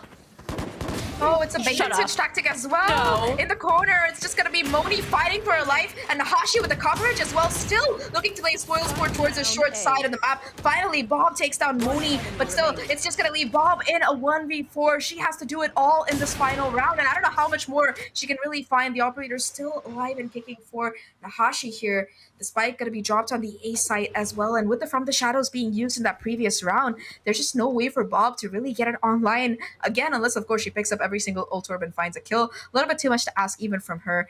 She will be able to at least scale up and pick up the spike, but she still has to find the timing on these fights. Is able to find that first kill, but that will leave her so incredibly low here. Will again use the TP to possibly give the impression that she's walked away, but it's just gonna be all three players from Mad around this 8 side still hanging around. Trying to use that smoke to her advantage doesn't pan out there. An 8-4.5 for the side of Mad Lions. Rex, they've been slower to adapt. We've seen the difference between the fact that Rex were very good at it on Lotus, very quick on their feet in that kind of sense. Mad Lions the ones to lag behind. But after warming up throughout this series, Mad Lions have been the ones kind of looking to adjust round per round, being a lot more dynamic in their setups. Rex, though, it feels a little bit stale with how they were approaching that attacking side, with the similarities in the kind of conditioning that we see. And I think we were anticipating maybe a little bit more of that disruption to be able to be caused by the Yoru thus far. Yeah, I think that when it comes down to that Yoru pick, the way that the roster is playing it, it does feel like he's more in that position of that flex initiator role than a true duelist. Like, yes, of course, Silva has been getting aggressive, but it's also just been Super Frog to really try to take up the space in a lot of these rounds. Now, Mad, they look to quickly get themselves onto this C site. They managed to scale up quite far, but still a couple of players towards his backside position. Nahashi, though, ready to slice them apart. Her and Alicia between them and their utility find so many of these kills, and Nahashi still lying in wait, takes down Silva as well. Now just 2 players remain for this Rex side. And again, this is kind of where the side of Mad Lions is really going to shine as well. I know they look good on defense, but the set plays that they can pull out, specifically with that Harbor Cascade, the delay as well, that Nano Swarm for back platform to just melt one player. Side of Rex, they're really looking to just do as much damage as possible, maybe even just try and die to that spike as well, deny these ult orbs over. See Super Frog at least trying to find a couple of kills, does get one, but it will be Nahashi to trade back and end the round on a 3K. Mad Lions now 9 ahead here, 4 rounds from really winning this upper bracket game. That said though, that was such a crucial pistol for Mad to win because it really lets them extend their lead, get themselves to a double digit if they can convert this anti-eco, and it's just a far cry from what we saw from them on that map number 1 on Lotus. It just really now seems like a warm-up game because what we're seeing out of this roster right now on Haven as well as on Split, they look so much better when it came down to coordination and trades, and overall I think that for this map it is really Nahashi's place to shine because like you mentioned, she looked a little bit awkward on the Raze, but on Jet she's just having a game, man. No, she's running around. This is her map. You know, she's being dynamic when the op was out, repositioning all the time too, just finding so much success and paired very well with Moni as well with how they set up some of those trap plays. And then the ability for her to just kind of entry on towards site right behind the cascades that usually go out for those more set plays. But being on their anti-eco, playing a little bit safer, maybe having anticipated some aggression from Rex. they haven't really done it before on their eco rounds when they are on those pistols. And a nice mid-site smoke for the side of Rex to kind of maintain control of backside here on C. They do manage to once again scale up quite far. This time, though, it's going to be a 1-for-1 trade. The Frenzy in that close range doing the damage. Mad, though, they still come out on top when it comes down to the numbers game. They should be able to get that spike down. A 2v3 situation right now. Unfortunately, it seems like Superfrog won't really be able to get any of these guns here. Although the timing is perfect. She's able to at least find one kill. Although it's just going to be immediate trades from the Mad side. For Rex, at least they make it expensive even if they lose the round. They take 3 players down with them. And Mad's bonus, it's looking a little bit more shaky. Yeah, not quite as strong as what he had seen previously for the bonus rounds that have come out from either of these squads. Getting a little bit dicey in that situation. And I believe everyone had bought up there too, so it's you know what? I said it was I was about to say it's unlikely to see them pull out some rifles, but you know, they go for the light shield buy. I think they sacrifice some utility to actually bring that out into this next one. So we're essentially going into like head-to-head rifling rounds for the most part. Yeah, I think that Lyra did have to compromise on one of the cascades to be able to do this much. It's just going to be a fake play towards C as that harbor wall comes up. It's going to draw a rotate over. It's still going to leave Superfrog on A alone, but Mad, they take advantage of the chaos towards C to just scale up quietly through short. Still gonna have 2 players watching for this possible cross here, but Lara finds a kill onto Superfrog. That is the opener that they really need to get onto site. Chachi will find a trade and get out of dodge, so that will bring things down to a 4v4, but Mad, they still keep control of the site and the players available. They're exactly what you want in that post plan with the Viper and the Killjoy still alive. Yeah, you got to take one of them out. You have to be aggressive and push into those lanes to try and deny that setup. Stuck here on default, though, does make it much more difficult to try and get that down. You can see the repositions trying to happen. Gonna be the Yoru TP onto side. It does succeed, but still gonna be a 2-for-2 trade, and this Reckoning as well. It's keeping the remainder of Rex from really crossing into sight. They finally make their way forward here. Alicia with the swing. She gets the spray down on both of them. Mad, they convert the bonus 11-4. And like you mentioned, Ash, they bought up and it paid off for them big time. I think the biggest W play of that round was how they used the Reckoning to really space apart the retake here. And the 2 players that got onto site, there was no one to trade them out despite them finding those opening kills. Just really strong overall, like you were mentioning, Zach, the fact that they're able to be so coordinated, just a massive difference compared to what we had seen before. And now heading into this next round, 1 away from match point. To convert that bonus round with that buy up as well, Rex are left in a sticky situation and it might just be too late. Yeah, it's getting difficult for Rex for sure. This gap is really widening, and at 11-4, this is their last chance to kind of swing back into it.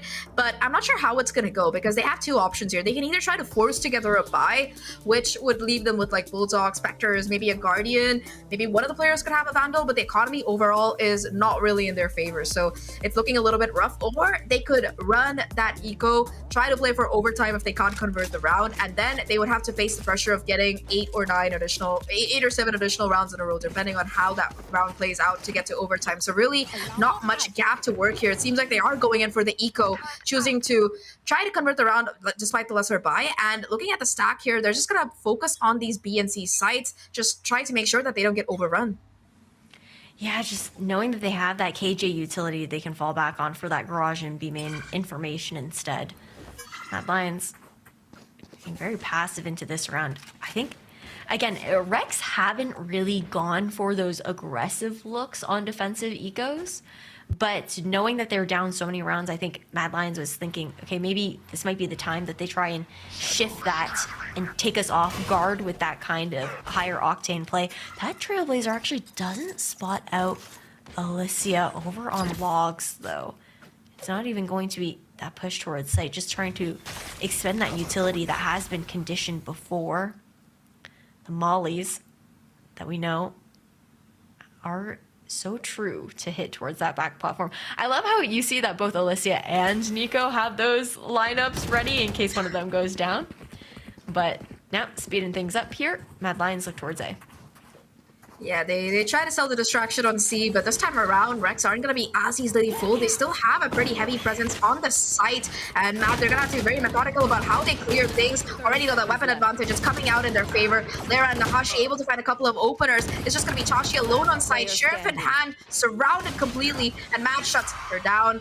Bob at least able to find one, but that's going to be the final nail in the coffin here. 12-4, and Mad, they're so close to winning this entire best of 3 here. Considering that they started off with that really slow game on Lotus, it's incredible how dominant they've been on map number 3. It's just, how do you say it? How the turntables. Yes, how the turntables. It really is. It's like a complete adjustment from what we saw on Lotus and looking to mirror that scoreline on top of that. Rex, they're back on their full loadout. They have one ultimate to deal with here, that being that Hunter's Fury. Their side is set play towards Garage. The Nanoswarm could delay. Oh, that's such a good paranoia. Denies information from the Trailblazer, so Lisa's position is still gonna be unchecked. That said, though, her timing has to be perfect on the swing, and it will still be a 2-for-2 trade as Lara able to pick up on both of these remaining frags. That will let Matt scale up onto the C site, and they should be able to get the spike down. No ultimates available for Matt, but for Rex, they put down the Hunter's Fury to try to deny the plans. Again, Lara tapping the spike, trying to bait out all strokes of it, and it finally gets out of there. Now they're finally going to be able to get that spike down. Reckoning, again, only one orb away from getting online. So if you can see a kill coming through for Lara, that's going to be another ultimate problem that they have to deal with. Nit, though, finds 2 before being shut down. It's just going to be Silva versus the world. She brings it down to a 1v1, knows exactly where Alicia is, but she has to be able to defuse the spike and a killjoy. It just makes things so much more difficult here. 1v1, playing it to patience. You can see her scaling it up. Does have the flash to peek off of here, and it connects. Despite that, though, Alicia, she finds the kill. That's that Mad Lions. They take Haven 13-4. A dominant stomp and revenge for that slow map number 1. Vamos, Mad Lions. They are the winners today. What a way to do it there, too. You saw the fake TP play coming out with that flash, and she's just too quick to it. Zach, it's incredible the way that Mad Lions were able to shift gears after a very dominant map on Lotus, coming out from the likes of Cardboard Rex there, that 13-4 initially, and the adaptations were absolutely stunning. Indeed so, and like you mentioned, map number 1, it was a bit of a stomp coming out of the Rex side, but they were really able to adjust on split, get their calm mentality back, and while that map was a little bit neck and neck on Haven, it was just Mad Lions shining through the entire time. They made almost no mistakes there, and we just see how oppressive that Harbor Viper comp can really be. But hey, I think that we've talked enough, at least for this series. Let's see what our AD has to say, because I'm sure they have a lot. Thank you, Zach and Ash. Appreciate it. We are the Analyst Desk, Ginny, Billy, and Sam here reporting for duty because we're going to break down exactly what happened here. Mad Lions are the winners of Series 3 contenders of this upper final. Rex is going to have another chance at life, but before we head so, I think congratulations are due because Mad Lions, after that very crushing map 1, Sam, they have absolutely bounced back. Yeah, I really do think that map 1 was genuinely a case of discomfort. And we can ask about that a little bit later on, obviously, as we will have that interview. But I really do think it was just they weren't expecting the Lotus. It's not a map that they are super, super comfortable on. And it just didn't go their way. Second and third map, very much more in control. Okay, the forced double duelist did kind of play into that a little bit, but it would be disingenuous to say that Mad did not play well. They played incredibly well. Every opportunity that Rex gave them, they grabbed onto it with both hands and they made sure to take full advantage of it. So props to them. Very, very well done on a well-deserved victory. Yeah, I want to further touch upon that Yoru point, or the double duelist not really playing as we expected it to.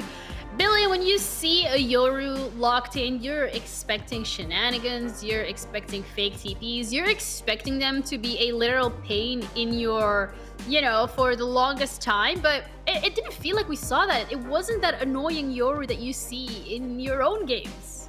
Yeah, I mean, we were all certainly expecting a little bit of Yoru trolling coming into that one, maybe some judge usage, but yeah, it wasn't exactly something that we've seen. Perhaps Cardboard Rex maybe needed a second initiator rather than a second duelist. I know that's something that we touched on in the green room, and really just being able to combat the double controller. I think that might have been the issue. Having more initiation to get through these walls is kind of where it fell a little bit short for me personally. Not just initiation to be able to get to these walls, but Sam, also what I think was missing a little bit was some of that utility. We also got a soundboard. That's fine, but some of that utility. Apparently you were wrong, Ginny. I'm wrong. Wrong. You don't need utility in this game to not walk into an op. Yeah, I mean, these op dry peaks were absolutely nasty, and it just happened again and again and again. It just... And again. If they had, and again, like, oh man, it's actually painful how often they just walked into the op sightline. Okay, and a part of that is the fact that SuperFrog plays a very dynamic op. She's changing from position to position.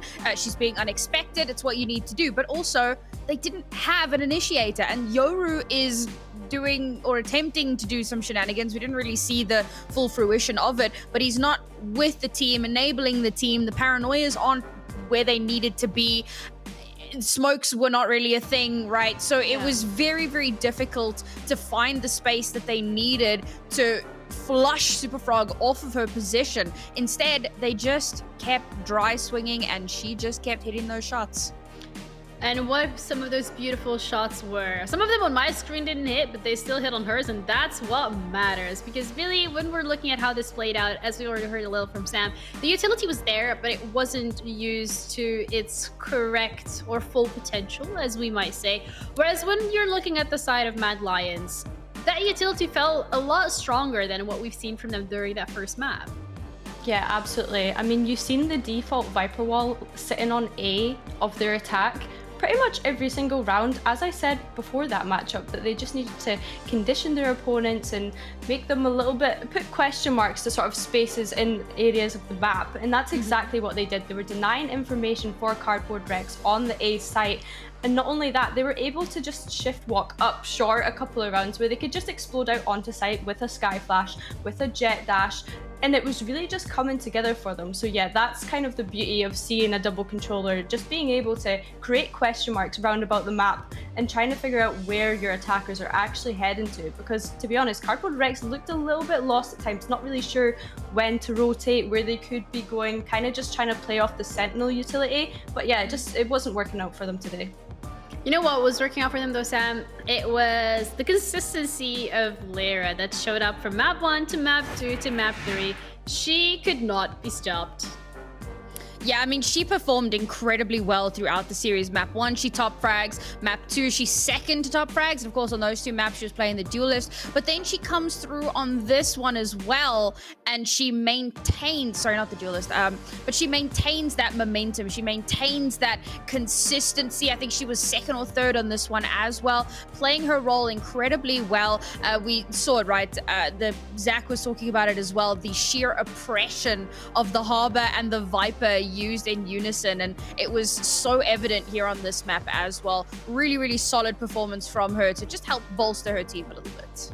Yeah, I feel like this time around, Billy, when we're looking at this final map, it was more of that team effort. I think something that we've highlighted specifically during that first map from the side of Mad Lions was that it didn't feel like they were all playing together. It was more everyone doing their own little thing, living in their own world. But something switched between map 1 to 2, and even better so to 3.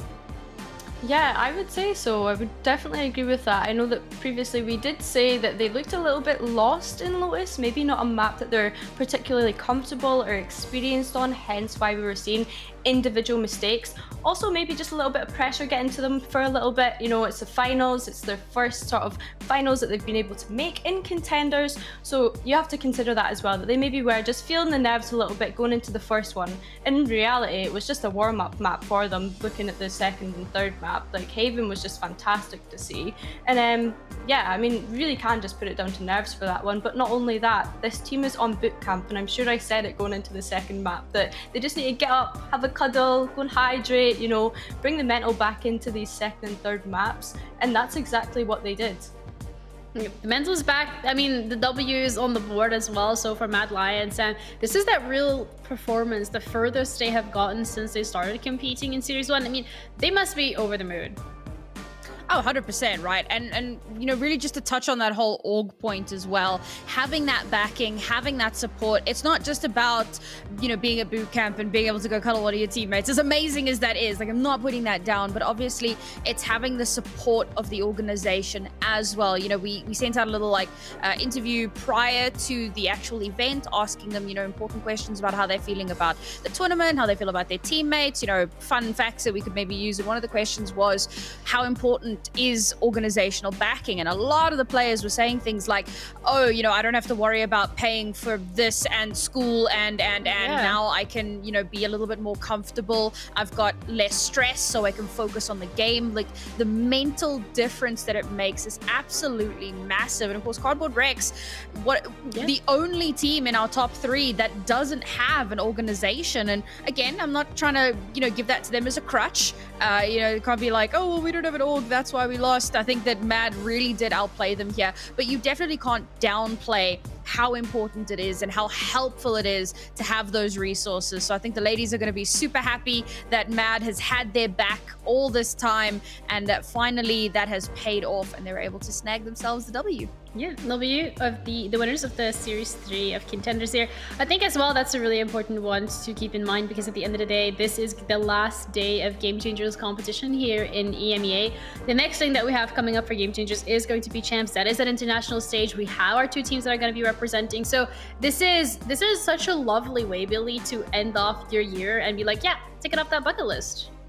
Yeah, absolutely. And as Naori said, like, having an org that has backed you throughout the whole year is something else that I want to highlight. You know, you see a lot of orgs picking up teams throughout Game Changers and maybe finding another roster for the next split and things like that. I think going into next year, this is just an example of having an org back you and stick with that same roster, making maybe a few minor tweaks here and there. I know obviously they dropped Miss Laya and brought on Lair, but just having those players together for a long period of time so that they can progress, so that they can build synergy, so that they can get things down, and having that support behind them is what's been showcased here today. And I think it's great to see orgs actually getting behind more women teams in VCT.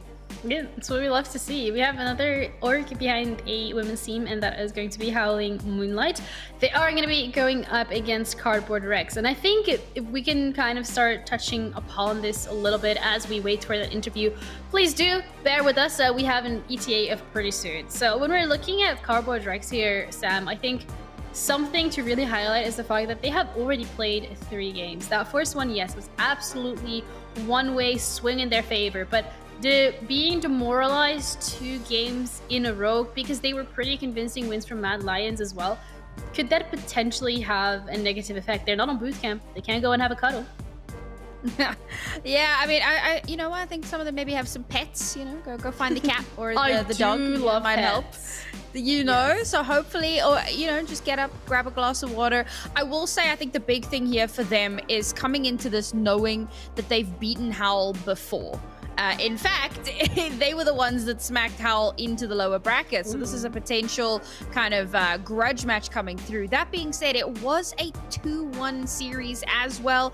And the maps were reasonably close, so it could be either, you know, anybody's game at this point. And obviously with you saying, right, they've just had that loss, it's probably gonna kind of weigh on them a little bit. At least they do have a slight break now. They can take a moment, have a look, you know, stick your head outside, feel the cold air, you know, rally yourself a little bit, and hopefully they come back with a fresh mental and a fresh determination, because effectively this is their second chance. They weren't able to win out that top spot, but they have another opportunity to get themselves in the money, to get themselves in a position where they can say, you know, we made top 2.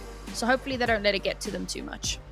Absolutely, that's very important here indeed, being able to get to the top. I mean, every single one of these teams have fought tooth and nail to get here. I think as well, touching upon the fact that Howling Moonlight, they did, however, really knock Sakura Focus out of that lower bracket. A team that's not really a stranger to being in that lower bracket, but I feel like it does speak volumes, because we have seen Focus Sakura compete in that regular stage of Game Changers earlier this year. Yeah, absolutely. And I mean, Focus Sakura last split, they were knocked out by Falcons, who have only gone on to be a dominating team within the main event. So yeah, coming up against Focus Sakura and being able to knock them out yesterday, they're already going to be going into this one feeling probably high energy, feeling a little bit confident, probably feeling really sure of themselves.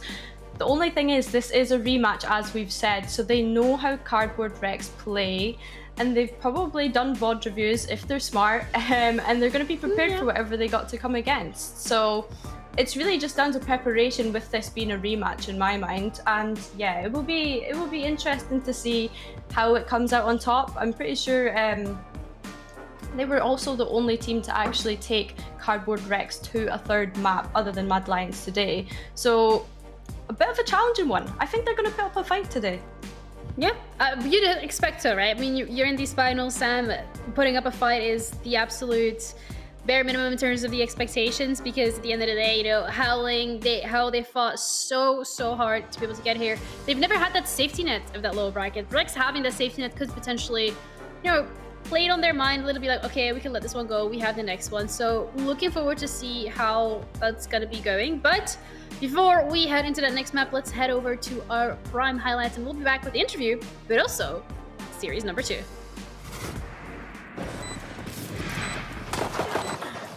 One enemy remaining.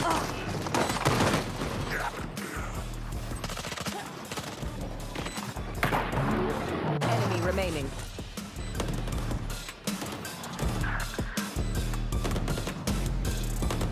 One enemy remaining. One enemy remaining. Clutch. Put down. Clutch. 30 seconds left. One enemy remaining.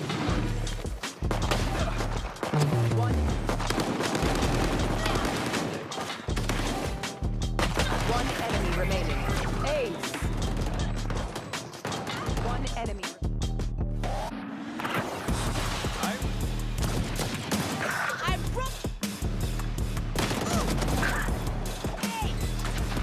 One enemy remaining.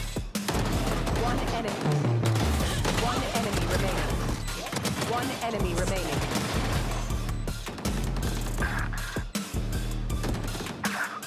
One enemy remaining. One enemy remaining. And C. One enemy remaining. Clutch. One enemy remaining. One enemy remaining.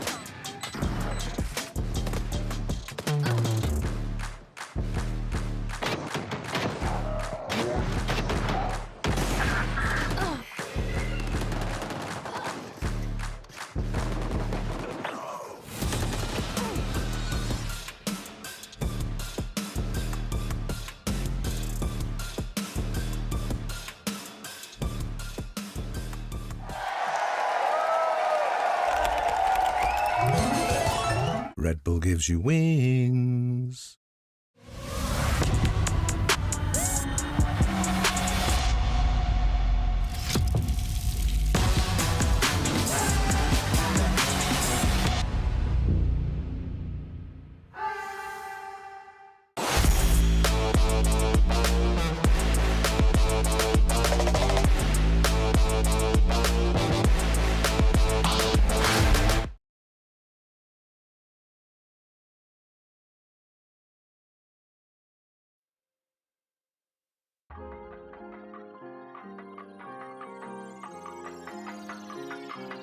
I just tapped a big bag of that gelato.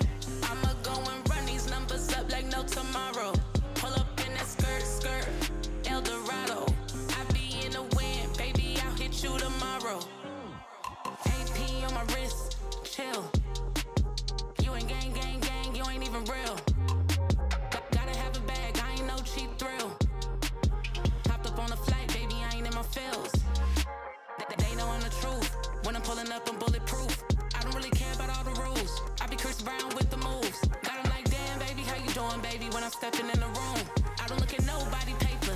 I be locked in on what I do.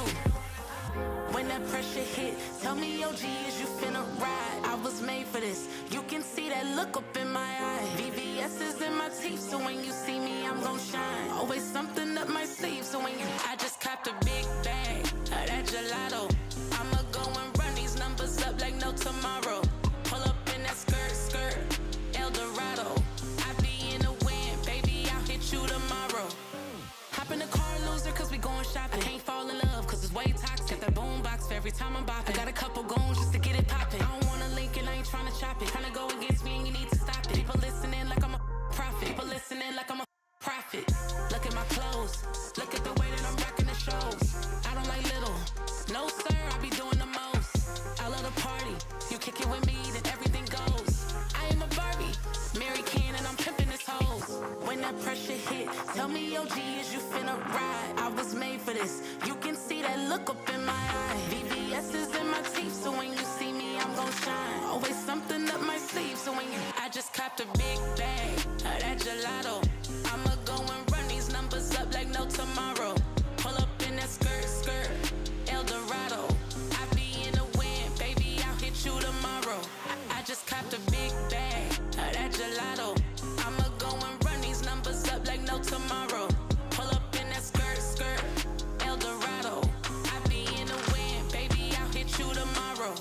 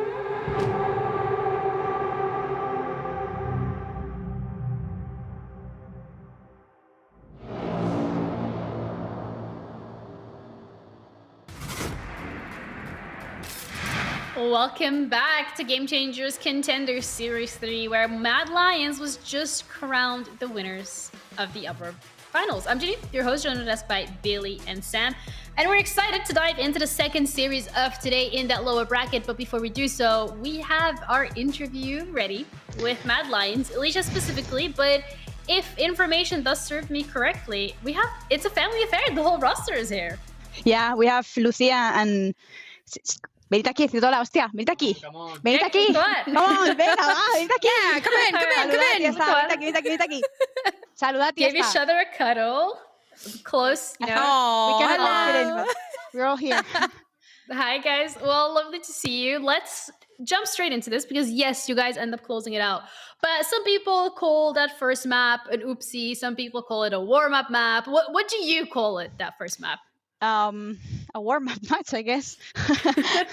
A fun fact, we had a prac before the match and it got cancelled. So it was actually our first prac today. I mean, not prac.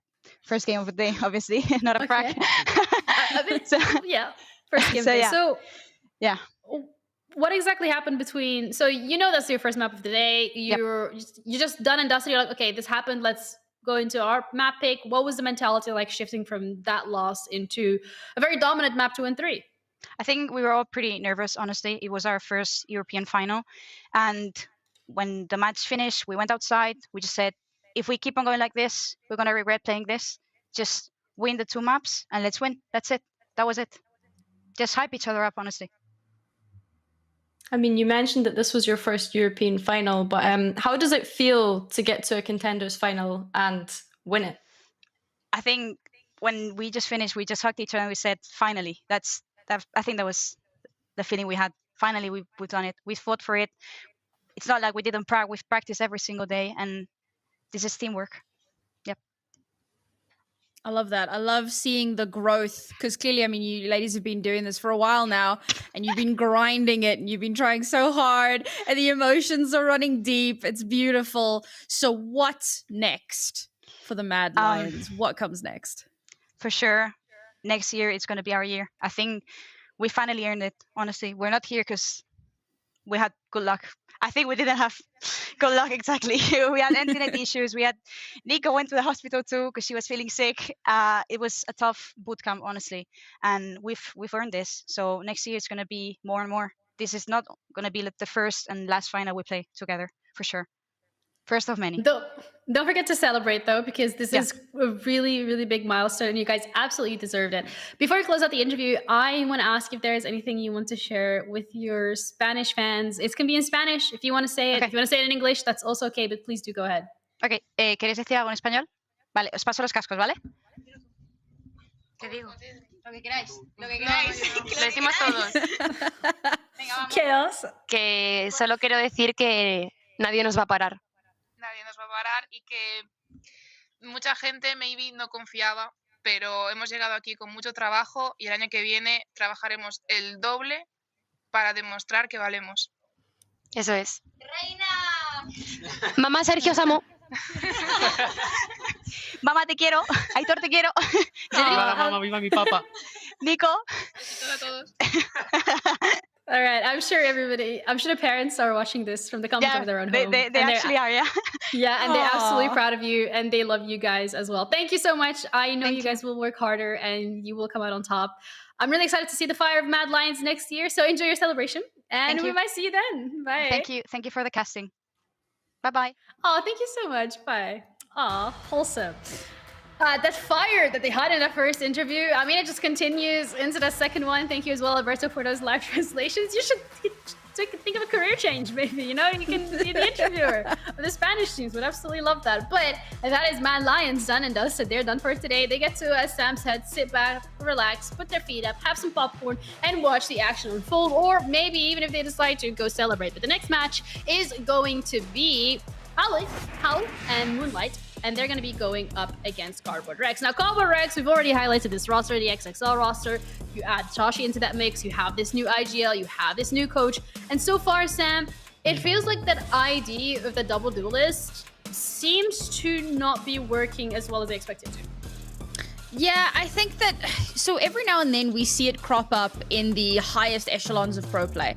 But there's a reason that it's such a seldom occurrence, right? Because it's almost a little gimmicky, right? It's like giving Vanity a judge. It's not something that's gonna happen every single time, but when it does, and the thing is, it's not something that you can try to force consistently. Now, I understand, you know, it's something new they're trying out. You actually went and checked it during one of the games. You were like, oh, they never used to play that, so it must be something new that they're experimenting with. And yeah, fair enough. Maybe this is something they'll be able to fine tune going forward, and you want to give it the opportunity. You want to give it the old college try, as the NAs say. But for right now, for in this kind of finals moment, it's not really working out. And I think that there's going to be a lot more work that needs to go into it if they're going to make it work. And sometimes it's easier to just go with what already works, and that doesn't require a lot of like thought process. Yeah, maybe don't need to reinvent that wheel. I think that's probably something that they were able to take away from their last game. Something you also touched upon, Billy, earlier was the fact that this is going to be a rematch.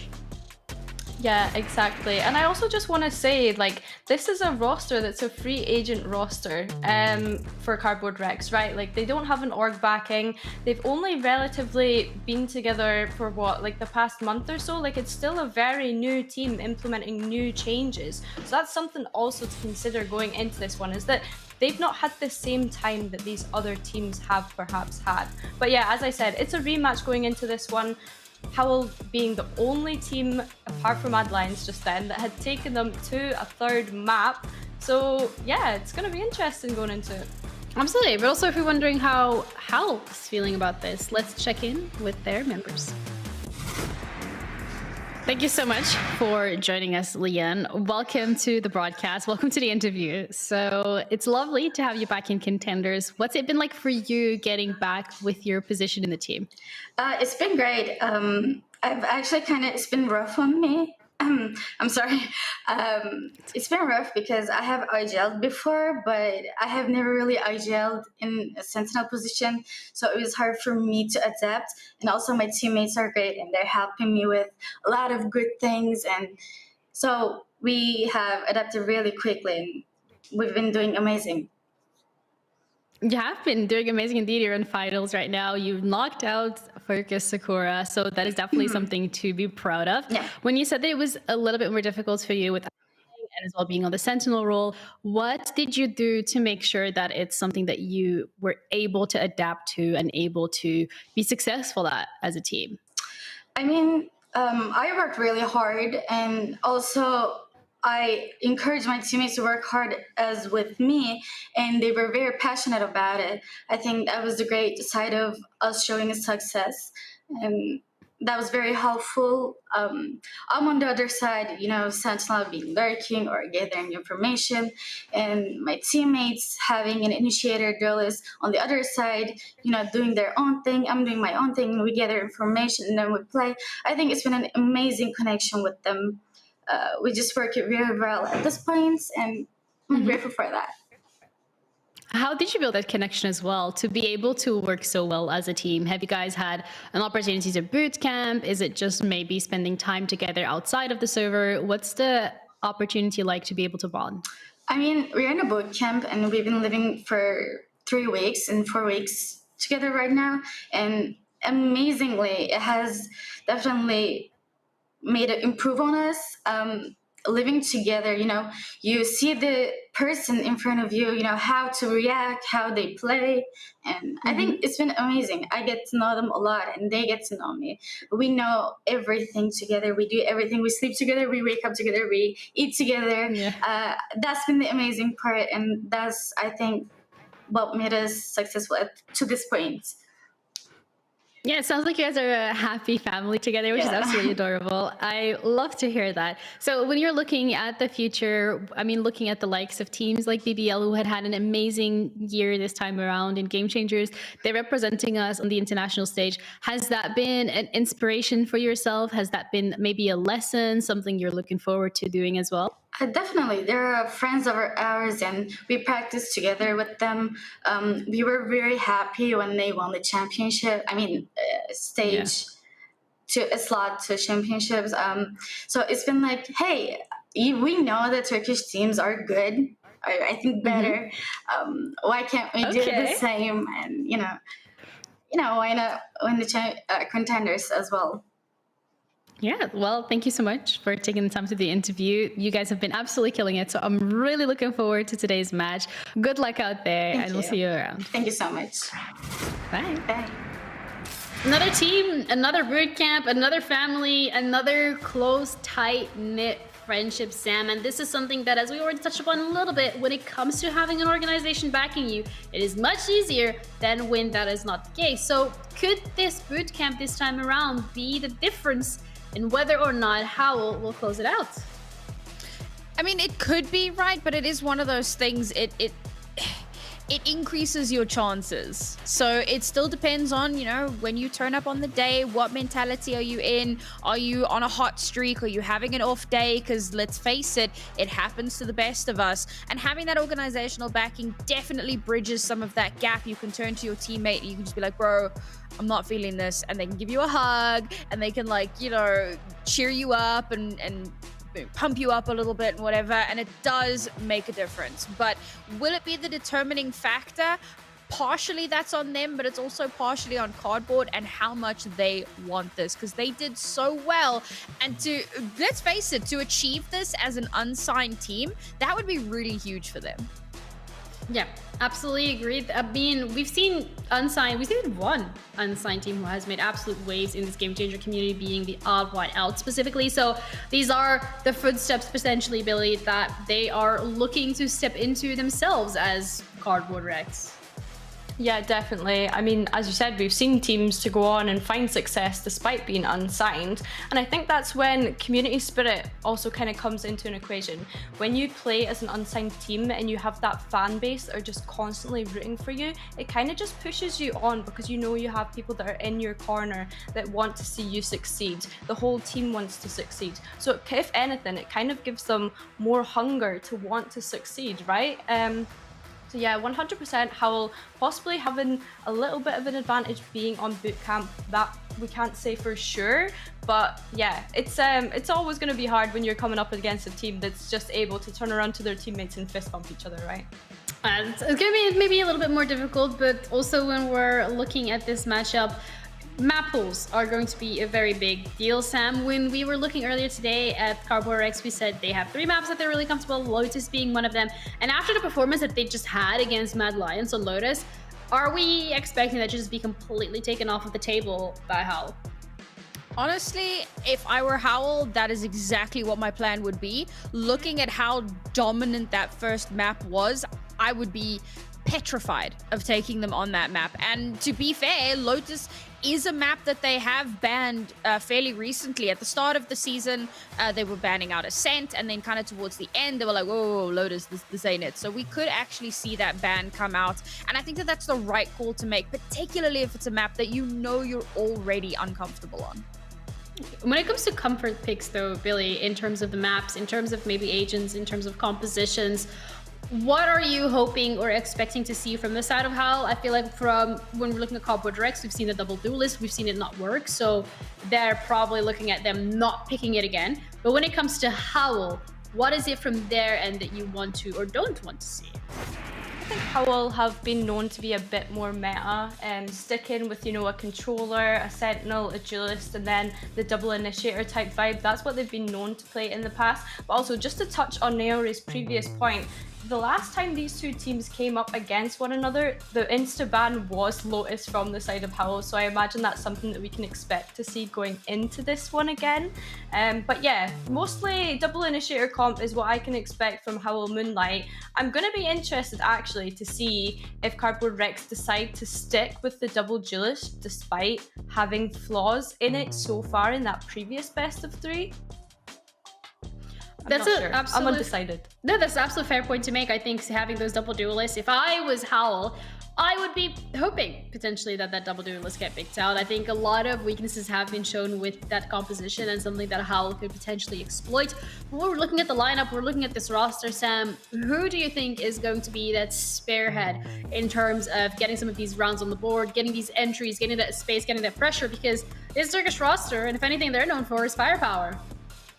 Yeah, I mean, I think that, so before I talk about like tip of the spear kind of thing, the 2 players that I have to mention are the 2 undeniably most experienced players on this roster. Now, if you are familiar with Contenders, then you should be familiar with Lian, because she won Contenders last season with Foot. Unfortunately, she was then replaced by Ness, who used to play on Guild, an exceptional player. I think it was a very difficult decision to make, but at the end of the day, it happened, and we can't change that. So she comes back, bigger, better than ever, finds herself another fantastic Turkish roster, and here she is fighting it out for a spot. The second player that I have to mention is Xenia, who used to play on BBL. And if you don't know BBL, then you haven't been paying attention. She left after Series 3 in 2022. This is only her 2nd appearance in a Game Changers event since she left BBL. So a lot of experience here that can potentially kind of lead the team to success, and the rest of the team are really gonna, if I'm not mistaken, I think that Lian and Xenia also take up a lot of the calling as well. So if they can lean on that experience, lean on that support from those teammates, I think that this could be a pretty blowout match. Ooh, some big words here coming out from whether or not some of these players can be the spearhead. Billy, when we're looking at this firepower coming out from HOWL, we're comparing that to some incredible firepower we have seen as well on the side of Cardboard Rex. Are we expecting a bloodbath? Are we expecting this potentially to be a little bit more slower paced, go back to basics, try and, bait out some util before you head all in, or are we expecting some W gaming? Honestly, that's a difficult question to answer, right? Because both of these teams are known for being explosive teams. You know, the Turkish players like to play very fast-paced style, and then the double duelist on the side of Cardboard Rex again has proven to be very fast-paced sort of style. So are we going to end up in a sort of explosive areas in the map? Like, it's really hard to kind of figure out what that's actually going to look like. But one thing I do want to see is Cardboard Rex's fundamentals coming through a little bit more. They were looking a little bit wishy-washy in that last best of 3 with just not being able to pair up utility with peaks at times. I know that we said that Chachi was kind of in Super Frog's pocket for the last one, but it'd be nice to see every sort of like player playing in their pairs, being able to trade each other out when they need to be, being able to decide what fights they want to take and what space they want to take when they want to take it, and doing it together as a collective rather than just going, oh well, we'll just take one dry peak to an op, another dry peak to an op, and things like that we were seeing happen in Haven just there. So yeah, no, it's going to be more about looking at the fundamentals and really pinning those down going into this one. Pinning down the fundamentals, but also pinning down the map picks, because at the end of the day, so we've already touched upon, Lotus is maybe not something that you want to be seeing if you are a HOWL fan. So let's head into these map videos and see exactly what we are going to be expecting. I think we've already touched upon some of these maps here, but besides Lotus being potentially a map that we want to see taken out immediately, I'm not surprised by Sunset either, Sam. This is one of those newer maps into the pool, and realistically, potentially not many teams are going to be comfortable on it.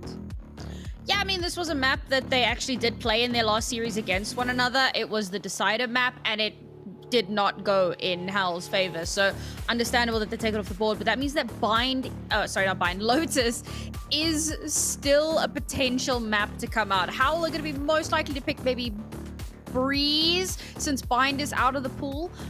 Oh, it's actually going to be Split. That's interesting. They have picked Split previously, and I think it was the map that they won against Rex previously, so they might be trying to lean into that a little bit. Yeah, it's also a map that really we haven't seen the best performance out of when it comes to the composition, the double duelist, as we keep referring to from Rex, but also in terms of Mad Lions, they just really were able to very quickly read what Rex was doing. So maybe here, the fact that HOWL had that opportunity to sit back and relax, they were able to pick up on something. And then Lotus gets picked, Billy. I mean, what do we think about that?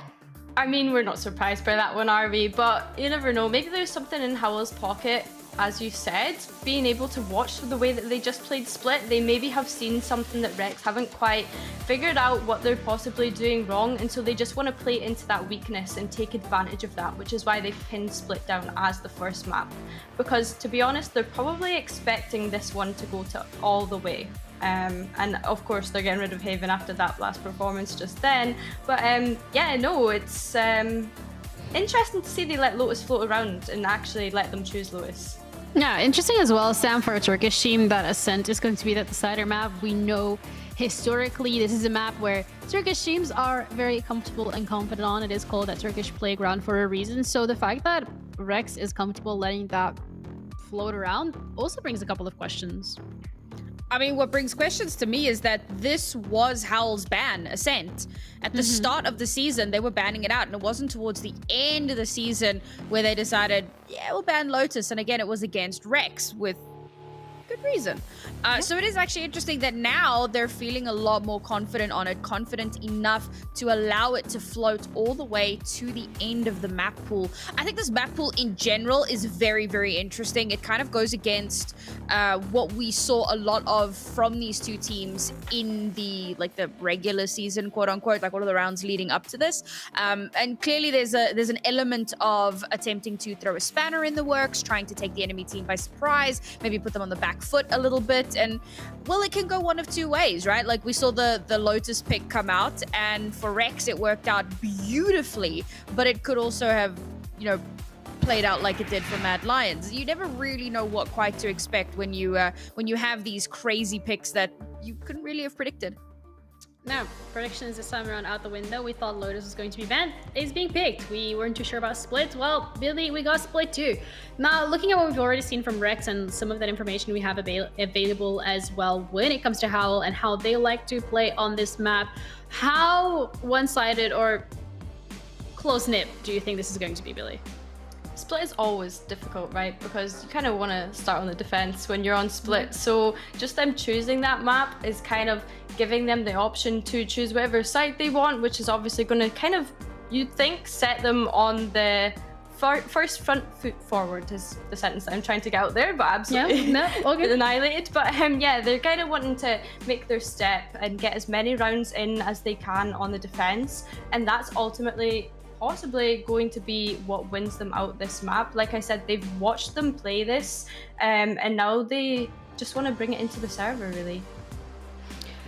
Well, we will be heading into that server at some point. We just have a couple of delays, so please do bear with us. I know it's been a little bit, but Sam, when we were looking at this map picks, at the map pools that have been chosen for this BO3, you've already said it yourself that it kind of goes against everything that we might have expected, everything that these teams were looking potentially forward to as well. So is it more of HOWL coming through with the ringer and then Rex deciding to do just the same thing?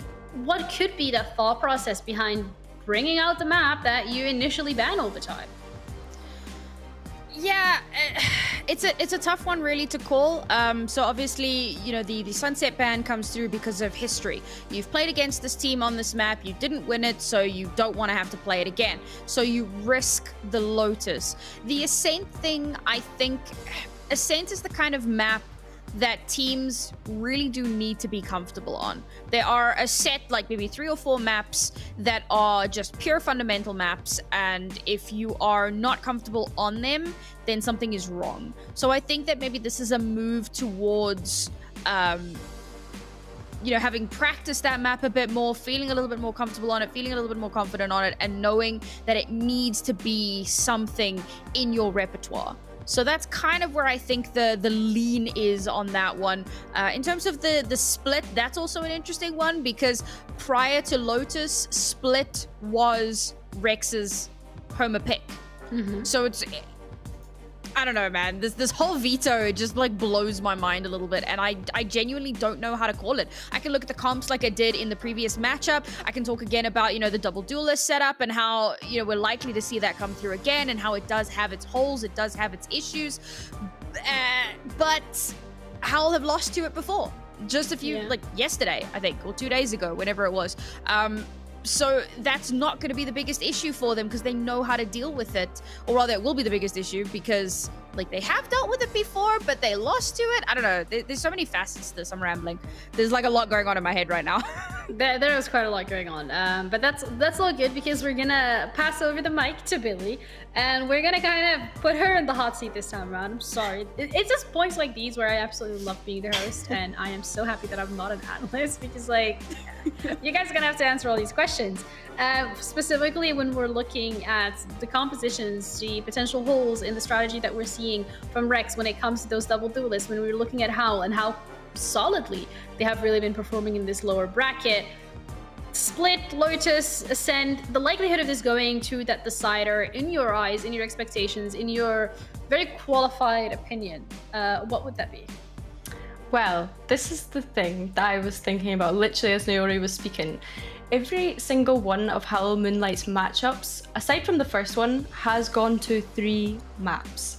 That tells me that they have the stamina, they have the mental performance, they know how to get through best of 3s. Whereas Cardboard Rex, I've said it multiple times already, that they've only been pushed to a 3rd map twice. And they've just played in a best of 3. So I think ultimately this could come down to stamina, this could come down to mental performance, and that is possibly what could tip HOWL Moonlight in favour of taking this one, simply due to the fact that Cardboard Rex are probably feeling pretty fatigued after coming out of that best of 3. You know, being pushed to the 3rd map. This is another team that has pushed them to a 3rd map in the past, so I think that they've done this map veto based on possibly getting to that 3rd map.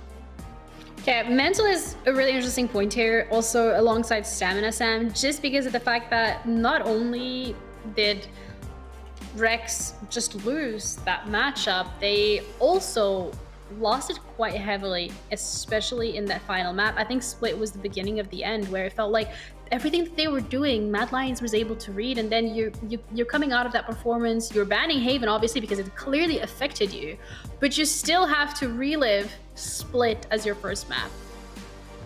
Yeah, relive it, Yeah. they will.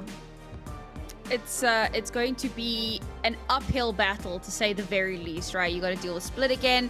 You don't have to deal with Sunset, so at least you've got that going for you. But all things considered, like, this is part of what I was saying a little bit earlier on, when a team tries to kind of throw the spanner in the works. So you know what maps worked for you, you know what maps didn't really work with you, so you want to kind of lean into the maps that can work for you. And I think Rex makes a really good decision in banning out Haven. Sure, it's like the very, very last ban that comes through towards the end. They actually allowed it to float for a while, but then they go, hang on a second, we lost that one. Let's not have that on the field. So I think that in terms of just the map veto itself, I would favor Rex pretty damn heavily, in fact. I feel like we're on like two sides of a coin here, where on one side we're like, okay, Rex is in a bit, maybe potentially a little bit of a slump because they just lost at BO3. They don't have the stamina for it. But then on the other flip, it's like, okay, they're a good team. They can do it. They got what it takes. They have that creativity. They have that experience. They have the ability to come back swinging. So if you were, picture this, right? Okay, Billy, you're sitting there at home in your pajamas, comfy. You have your blanket on your lap. You got your cat cuddling you. You're watching the stream. You have a couple of channel points in your pocket, and you think, the mods just opened the Gamba. I want to make some channel points. Who would you put your channel? By the way, guys, disclaimer: you can't actually come at us if you do agree with the Gambas and it goes wrong. So, what would you go for, Billy? Who would you put your very well hard-earned Twitch channel points on? I feel like that's such a difficult one to answer, considering we just weighed up all the pros and cons in each situation that these teams have been in leading up to this. It's really hard to decide, and I'm kind of a little bit stressed that you put me under this situation, Ginny, but it's okay, we put out the disclaimer. They can't come for you, like, it's fine. Do you know what? Like, I agree, Cardboard Rex have the potential to take this one over the line. 100% they do, otherwise they wouldn't have gotten themselves to this point. But I am just so concerned that they just don't have the experience as this roster playing in those best of threes and getting to the third map. It's been clean sweeps for them throughout the whole of the upper bracket, and now this is the first time that they've dropped. This is the first time that they've actually had to really face a challenge, I suppose, and it's a rematch against a team that they've lost a map to before. So based on that, I'm gonna have to go with HOWL Moonlight. I know I took a long while to get there, but that's the thinking behind it. That's okay. We're buying some time. We are looking to get into the game soon, guys. Again, please do bear with us. Sam, I'm gonna have to ask you that same question, simply because we can look at it from one way, that they haven't really been pushed to a third mapper on a BO3, so they haven't had adversity. But also, we can say that they're just that good. They're just cracked, you know? They don't need a third mapper. They're 2-0. Yeah, this is a tough one, I think, to call, again, because of how unexpected the veto went. But I did say that I feel like the veto favors Rex, so I'm gonna put my money where my mouth is. You know, Rex were the ones that dropped HOWL to the lower bracket in the first place. It was a pretty close series, but with Lotus on the board, with the Saint on the board, with Haven not on the board, I think that they have a really, really good opportunity here, provided that, like we mentioned earlier, they haven't allowed the previous loss to break their mental. They need to have come back from that, and they've had a decent break, a decent amount of time. I would say so. I feel like we've had our podcast going on. Yeah, welcome. Stream of consciousness. It's not the best form of podcast, I'll be honest. I was in the Matrix, man. Listen, we've all been there, done that. So the fact that we're not the only ones, you know, who suffered through that, and you've openly let us know that it's just a human thing, makes us all feel a little bit more comfortable. So thank you, Sam, for being so relatable. But let's head into the Agent Select. It's finally here. HOWL Moonlight, they're going for a pretty standard composition, Billy, but Cardboard Rex, they are actually not going away from the duelist. I mean, they believe in it, they're gonna double down on it, and that's fair enough. That's respectable, right? You have to respect them for it. They've switched everything around in the mental, and they're ready to just take it on and play their own game. This is a new clean slate, this is a new series. Let's go into this one and actually play it as if it's our game, is exactly what I can expect Chachi to be saying to the rest of the team right now as IGL. Howl Moonlight though, I don't know how I feel about the double Sentinel, I'm not gonna lie. All right, well, casters have finally decided to start the game. So us analyst desk would like to apologize on their behalf for not pressing that button sooner. They lost it, they found it. So let's head over to Zach and Ash to walk us through the action and press the button properly next time. I'm pressing the button, I'm pressing the button, I'm pressing the button. Yes, casters, we are finally starting game. Thank you for bearing with us. No, but for real, it wasn't us holding off on pressing the button by any means. It was an actual delay for the teams, and I'm glad they got it because, like our AD did mention, they needed the rest. But yeah, go on.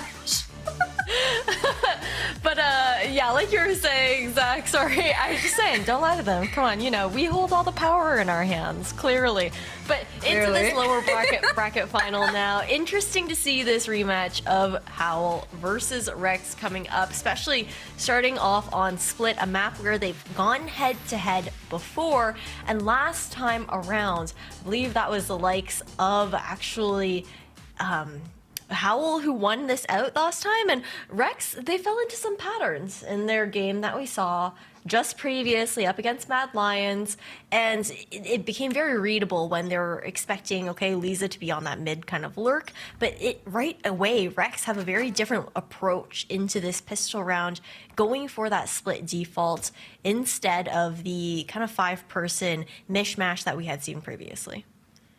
Yeah, a little bit more of a split there, living up to the map's name. And one more change that we're seeing very quickly on is the mid control that we're seeing them contest for a lot of the rounds on attack. It was just them fighting for sight. Now mid to B is what they're looking at as they make their way in. Beautiful Paranoia will let them pick apart these defenders here, both Naksu and Ritsu, to find a couple of kills for themselves. Leon as well jumping in on the board, and this Rex attack, it just gets decimated here. Only Super Frog and Lisa left right now. Super Frog looking to wrap around, find something on side, but will falter instead.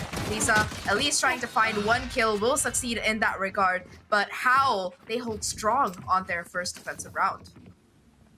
They really do, and this is something that we're gonna have to see Cardboard Rex kind of adapt to, right? Is going for a bit more of those kind of like measured executions. They do like to go in very explosively, like Billy was saying on the desk. However, the issue with that, especially up against a composition like HOWL's too, something different but also similar to what we saw from Mad Lions, is the amount of crowd control and stall potential. Those slows can slow you, just like completely stall out that kind of pacing that you're looking for. Great mid wall to come out. I know that it does get stale to have that wall go up mid. It usually gets shot down right away, but up against the pistols is very effective. Gonna be towards B main, where HOWL make their first move. Naksu already able to pick up that opener, and that's the controller as well for the Rex side, so it's gonna make this execute look even harder. Again, Paranoia at the ready. However, they spot out the shoulder, and they're able to find a kill onto Buy Small. Still though, it's gonna be a 1-for-1 trade as Natsu still hanging around here, looking to do a little bit more damage, and Ritsu will step up, joining in on the action as well. Now, once again, a 2v4 situation. Lisa and Chachi versus the world. Lisa Sheriff in hand. There are a couple of guns in heaven that they could try to contest for and pick up, but with the heavy stack, they opt to rotate over towards the A side instead. The problem is that there's still that Cypher setup already ready, as well as an additional player who's rotated over. Yeah, Leanne, just being able to kind of rat back sight here. Great aftershock to try and zone out, and it does its job enough. Lisa with that pick off, and now it's all up to 1. Chachi, though, not gonna have the weaponry to do the damage necessary in this round. A 2-0 here for HOWL Moonlight. But Rex, they don't walk away without doing any damage, right? They did a little bit of poke here and there. They got a couple of those weapons out of the hands of HOWL, who won't have as bolstered of a bonus. We see very different buys compared to that initial match earlier today. Yeah, for sure. Definitely looking a little bit more confident. That said, though, last time these two teams did face off on Split, it was a pretty close match. I think 13-10 was the final score. And for HOWL to pick this, the pressure and confidence are both on their side, because this is a map that, despite Rex losing it the previous time, they do have a lot of practice on it. So I think definitely something that they could try to steal away Finally, full buy coming in for the Rex Squadron here. You can see them lying in wait. Early B main presence push coming through out, and the smoke goes away. Both the players peek out, and it's just going to be a 1-for-1 trade. Still, it's going to be Rex to regroup, try to clear this out again, and regain that space, which they get for free. Yeah, and Lisa, very different lurks from what we had seen before previously. She was more poking and prodding towards the mid, not really being that same kind of presence. It's nice to see that between these two matches thus far, we see how Rex making these kinds of adjustments with being taken down on that flank. This TP, it could have been insane, but shut down there right off the gate. Yeah, I think the Omen TPs have been pretty hit or miss today, and like you mentioned, the timing of that just a little bit slow. Ritsu not able to get into position before Super Frog takes her down. Still though, for a bonus round, not too bad for HOWL, already being able to find those 2 picks. Still on the retake here, have a chance to find something else, except Sola will be the one to find that opener. Her position now known. You can see Bismall and Leon trying to just keep a watch on that angle as they try to take up a little bit more space. The crossfire is still immaculate for the side of Rex, and with the weapon advantage, they're able to just find all of these kills, only losing 2 players. They finally get their first round on the board, and they do it in pretty convincing fashion. Really great adjustments just between series alone. I like the fact that we're not seeing Rex continuing to fall into the exact same patterns that we saw last time around, and the opportunity that they had to kind of just like talk outside of the server, right, between these 2 matches. But again, Rex are the ones making the longer run for this, right? Zach, sure, it's late in the day for everyone, but HOWL, they didn't have to play a series. They didn't just come out of a 3-mapper, best of 3. Hey, but hey, it could work out in Rex's favor as well. Like Mad said in their interview, them losing that first map, it was just kind of a warm-up here. So maybe Rex could just consider that entire series as a warm-up series. Operator at the ready, and the aggressive here. Naku trying to get out here, but the satchel is just a little bit too late. And it's, again, going to be a 1-for-1 trade. Not exactly what you want to see when you do invest in that operator. That said, though, it's still Rex looking to push into this A site. Cypher's still going to be playing that anchor hold position here on the site itself. I don't know if Rex has spotted her out quite yet, but again, Leon only able to find 1 kill before Rex immediately get that refrag through. Xenia, though, on the swing, finds that first kill. Spike is going to be on site as well, and from CT, again, going to be the trade. 2v1 situation now, all down to Little Bob to try and clutch it out. Yeah, 1v2 on the Astra pick as well, nothing available. It's going to all come down to timing on these peaks, backing off. HOWL playing so patiently. Little Bob's just waiting for one player to overextend, look for that extra information, but she's also running out of time.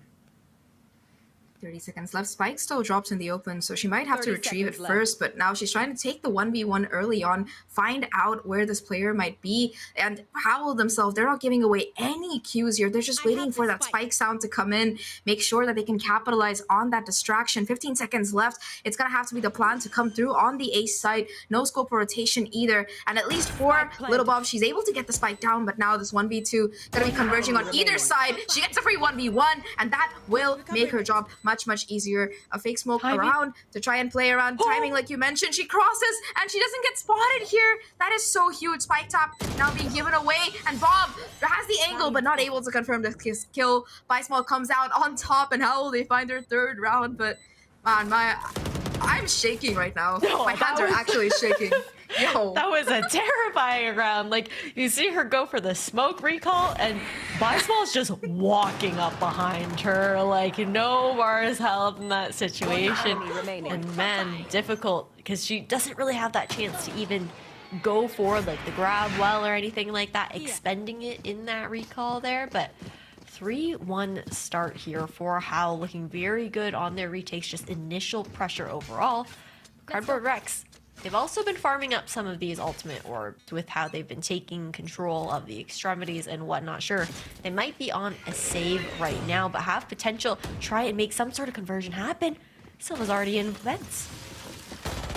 Going back towards B instead. Heaven still though at the range. It's the Guardian and the Vandals to come out on top. Silva at least able to find a kill that will give her the showstopper here, but still with this numbers disparity, it seems like they're gonna have to be very careful how they want to use these ults. Silva again trying to make that space with the Raze utility, will be able to fall back off the back of the paint shells. And in the meantime, Liza, as always, lurking up 8. This time around will be spotted by that camera in Heaven. Doesn't break it either, so still gonna have that information to watch for that Ram's control. control. Managed to break that trip though, the initial one towards site. Leon didn't actually set up both, has the other one in hand still. Cosmic Divide to come out. Here comes a showstopper. 3v4 and nobody really playing on site here. Silva taking up so much space with the help of the showstopper. Hasn't found anyone to launch it at though, and that's going to be a crucial ult that unfortunately goes to waste here with the Cosmic Divide being invested. I think the hope is for Rex to at least get that spike down, but with Sheriffs in hand, they're going to have to be picture perfect about these peaks and the timings here. Towards CT, it's an aggressive angle being held. Bob finds the first, takes a lot of damage, will be forced to fall back here. 2v3 situation. A lot of this heavy lifting, it's going to fall on Silva's shoulders, and the timings, they're so crucial. She finds both the kills here. The Stinger just going off huge. No time for a reload. Does manage to finally get it in, and now just has to play around this box. It's going to come down to the timing. She gets the peak, but Leon confirms the kill. Bulldog at that range just doing more damage in the instant headshot, denying Silva any opportunity to play around. It's going to be another round for HOWL, but it got so close there. That was one of the first time I'm seeing a double kills coming in with the Stinger without a reload. Do not doubt the Stinger. It goes crazy, I swear. She finds the opening pick for the team on here as well. Like, sure, the first blood was already snagged by HOWL and whatnot, but at least able to trade out 1 to 2 in mid to bring it down to this close of a 1v1 situation. Ultimately ended up being a 1v3, right? But looking at this round, the one that Rex need to win to be able to try and close the gap early on in this initial half, about to be contested by 5 ultimates on the side of HOWL.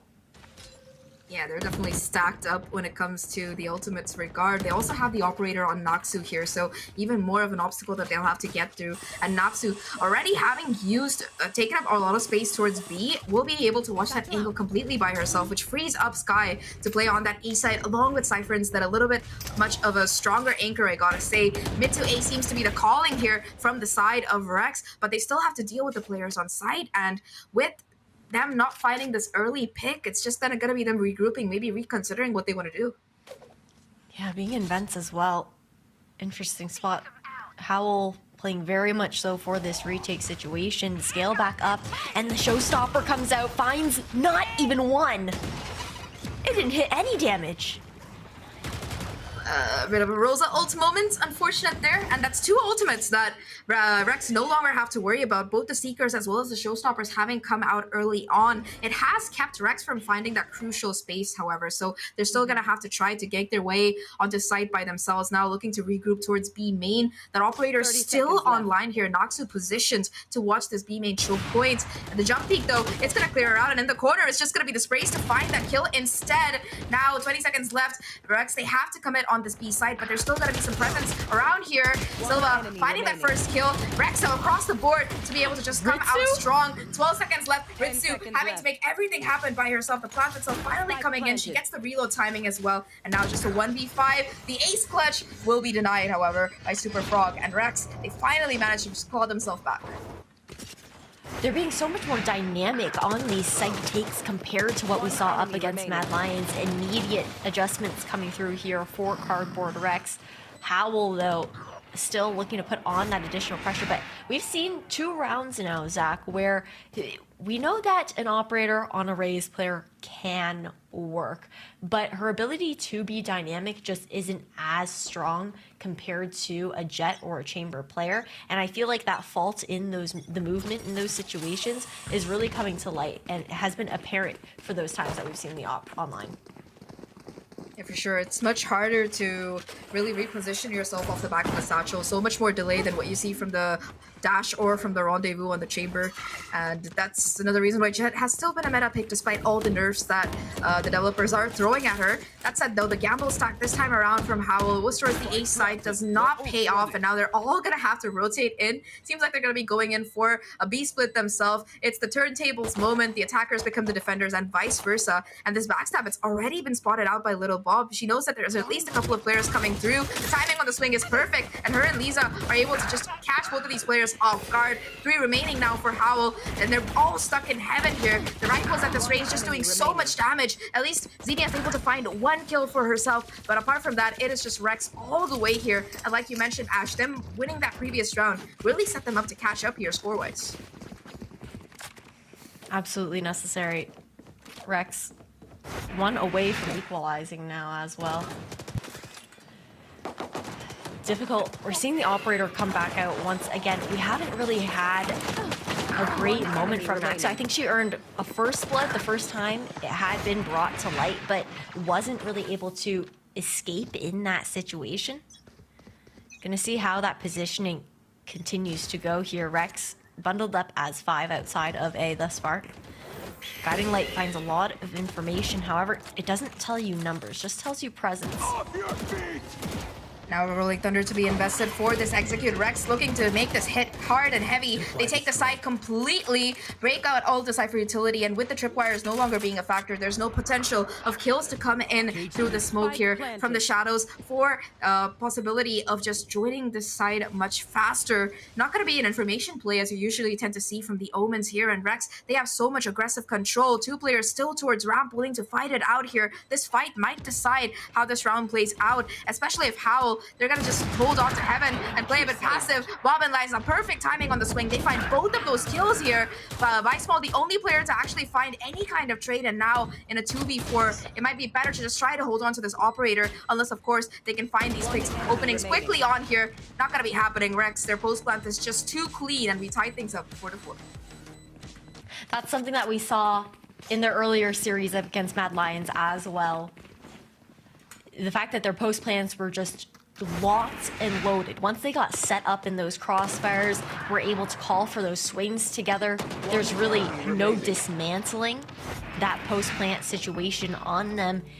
Now, as we've tied up HOWL, they had found themselves with an early 4-1 lead. Rex clawing their ways back has forced out the first time out. Now back onto an eco round here. HOWL's got to make some adjustments.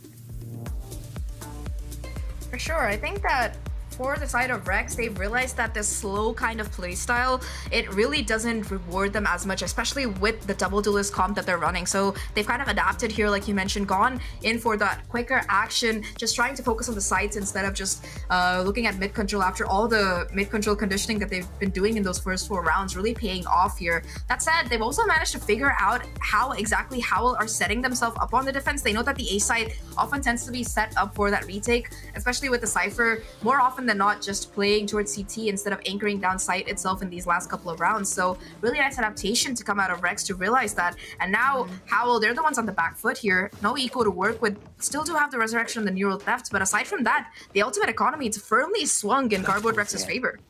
I think that's a really big shout there, Zach. The fact that we aren't really seeing the plays to be off of the Cypher trips as well, and Rex have been good at taking down the initial one that usually guards that choke point towards A as well. But a deep dark cover on the eco round of HOWL has Rex very respectful outside of B main right now. Ritsu just firing away on this free gun to put that additional pressure back in. They have to clear out this left corner in case anyone had crossed. And there's the Cosmic Divide. Lisa, let's lurk the trigger to swing. Perfect. Oh, again, you see the TP play with the paranoia, and this time around it works. Ritsu able to find that first kill. She's able to TP once again, and she's just able to do so much damage at this juncture. Still, though, the weapon advantage is too much for them to deal with, and now it's just gonna be Xenia in a 1v2. Chachi is low, though, and with that Cosmic Divide and the Showstopper being out of the equation, still a very clutchable round for the HOWL squadron here. It's just a high-low setup that we're used to seeing towards that backside coming out of Rex here. They really don't want to risk losing this and giving away those free 1v1s.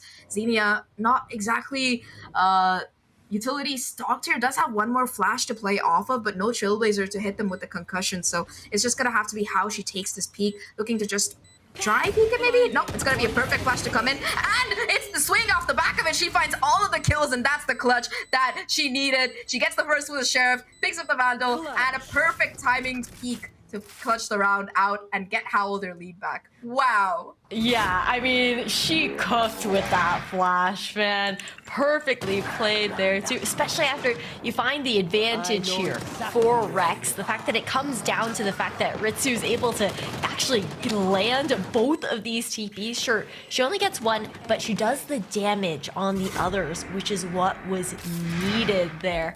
And now a timeout actually in return coming out from Rex, talking about, I guess, what went awry, because they did invest a lot into that round up against an eco at that.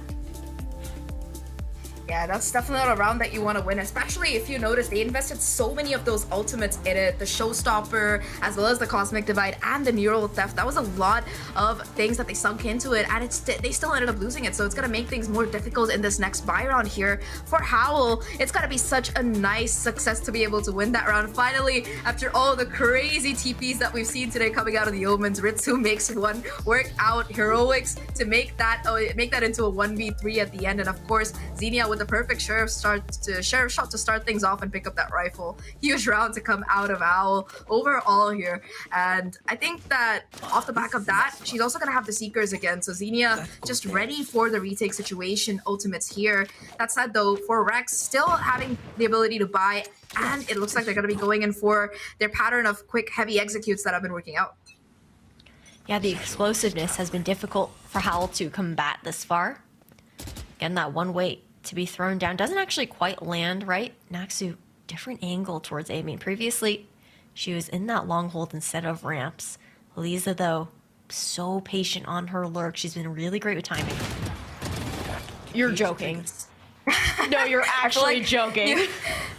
I feel like you just cast or cursed them there, Ash, because, yeah, a little bit of unfortunate timing, at least for Naxu, their operator taken out early on. Leg shot, though, like you mentioned, so at least a bit of damage being done. That said, though, I think that operator being taken out of play early on is just going to ramp up the pressure for this roster. Super Frog, after taking that vent space, will be pushed back thanks to the Seekers here, so HOWL at least will be able to re-clear all of that. It does seem like B is that executive choice, and the timing here, Ritsu just walking up. I don't know if she checked the corner. It's not, the timing's not going to be in her favor. Instead, Little Bob able to find a huge opener, a second kill rather, onto Ritsu, and with the controller being taken down, suddenly the map, it looks much more wide open for Rex. Really does. That aiming presence as well. At the very least, Leanne not being towards the site still has her set up here. However, you do have Xenia who has snuck all the way in towards backside. Holding it down as well, already finds that first kill. Now looking for the flash swing, it connects, and that's gonna buy enough time. However, Rex, they still find a lot of these crucial kills here. Just Leon now again in a 1v3. This time around, Rex, they don't make the mistakes. They're just watching, waiting, and they find the kills to tie things up again. 5-5 here, and again, economy for both these teams gonna be shaping up to be well, at least for the side of Rex, still gonna be good after that win, but for the side of HOWL, bit awkward, not gonna be able to really get their full buy together, so I think we're gonna be seeing another eco. Guys, did we really need to replay that? Come on. RIP. Come on. RIP. Man, difficult though. Rex, again, once it gets set up, especially on this A site, it just feels impenetrable in those retake situations. The eco, like you mentioned here, Zach, full mid control for HOWL, and Rex plays so quietly outside of A. It's been Lisa consistently lurking here. The camera, though, will give away that ruse. Execute finally coming in. Leon just trying to play anchor on site, tucked away into elbow here. Hasn't been spotted quite yet, but it's gonna be a struggle to stay alive, and she finally does get taken down. Now everybody coming in through the flank. Ritsu able to find at least one, but Little Bob on the spray only finds that first kill. In fact, HOWL, they're committing fully to this retake situation, bringing themselves back up in numbers thanks to them being able to use that resurrection for that exact situation. Now though, they still have to make their way into site. Beautiful bait chills though. That's gonna do so much damage, and now it's just Chachi on site alone. 1v3, finds the first, that gives her the Rolling Thunder, and that ultimate, it's gonna connect with both of these players. However, she's not really able to slow down the position to the crossfire. It does the job. It's just a stun buff that we're seeing all day, despite being concussed. Ritsu still able to find that kill. And HOWL, they win a Thrifty by making that retake happen. Incredible stuff. How do they win this? Like, you have the crossfire set up, not quite on the angle for those trades there outside of sewers. And like you mentioned, that paint shell was absolutely stunning there for the likes of HOWL. But man, Rex, difficult situation, especially with that Rolling Thunder having been invested. HOWL did so well to just hide behind all of the just cover on site there to maintain that as a 2v1 situation. And Rex, on this last round of the first half, back towards this 5-player stack towards this A site. I think it's so interesting that you continue, like we've talked about it before. Leanne finds the first, but she hasn't really been playing for the setups for the most part. Yeah, I think that it's just Rex being so aware about the tripwire that's denying her any real value, because every round you can see how slow they walk into the A side and make sure to break all of those pesky little trips. Now though, towards Heaven, it's Little Bob trying to take a little bit more space, however falls back a little too early, and that will be the showstopper. Now popped after that kill with the operator. Spike goes down, yes, but there's still gonna be a couple players on site. The crossfire gets demolished, even though Silva is able to find one. The trigger discipline not really paying off, as it was just one player who walked into sight. Another successful retake this time around for HOWL to get themselves 7 after that first half. And again, like, just the fact, the adaptation to not play on that A side anymore coming out of the Cypher, it made the difference in these last couple of rounds. It really did. And the last few times there was the question of, okay, the tripwires, they're still set up to almost be played as if you're on site, but then that time around, they were actually set up for screens so that she could just play off of them from back there. So, like you mentioned, a great adaptation. The fact that Rex or HOWL were able to maintain those numbers as well in that retake looks a lot more cohesive. Swapping sides now, though. HOWL will be on the attack, and then Rex on the defense. I think, man, if HOWL can find themselves in a post plant, they should feel pretty comfortable, especially running that double sentinel, depending on how they look to set things up. Rex, though, with the double duelist, again, retake galore for that type of team composition. Of course, when you have just so much utility available, it's exactly what you look to be seeing.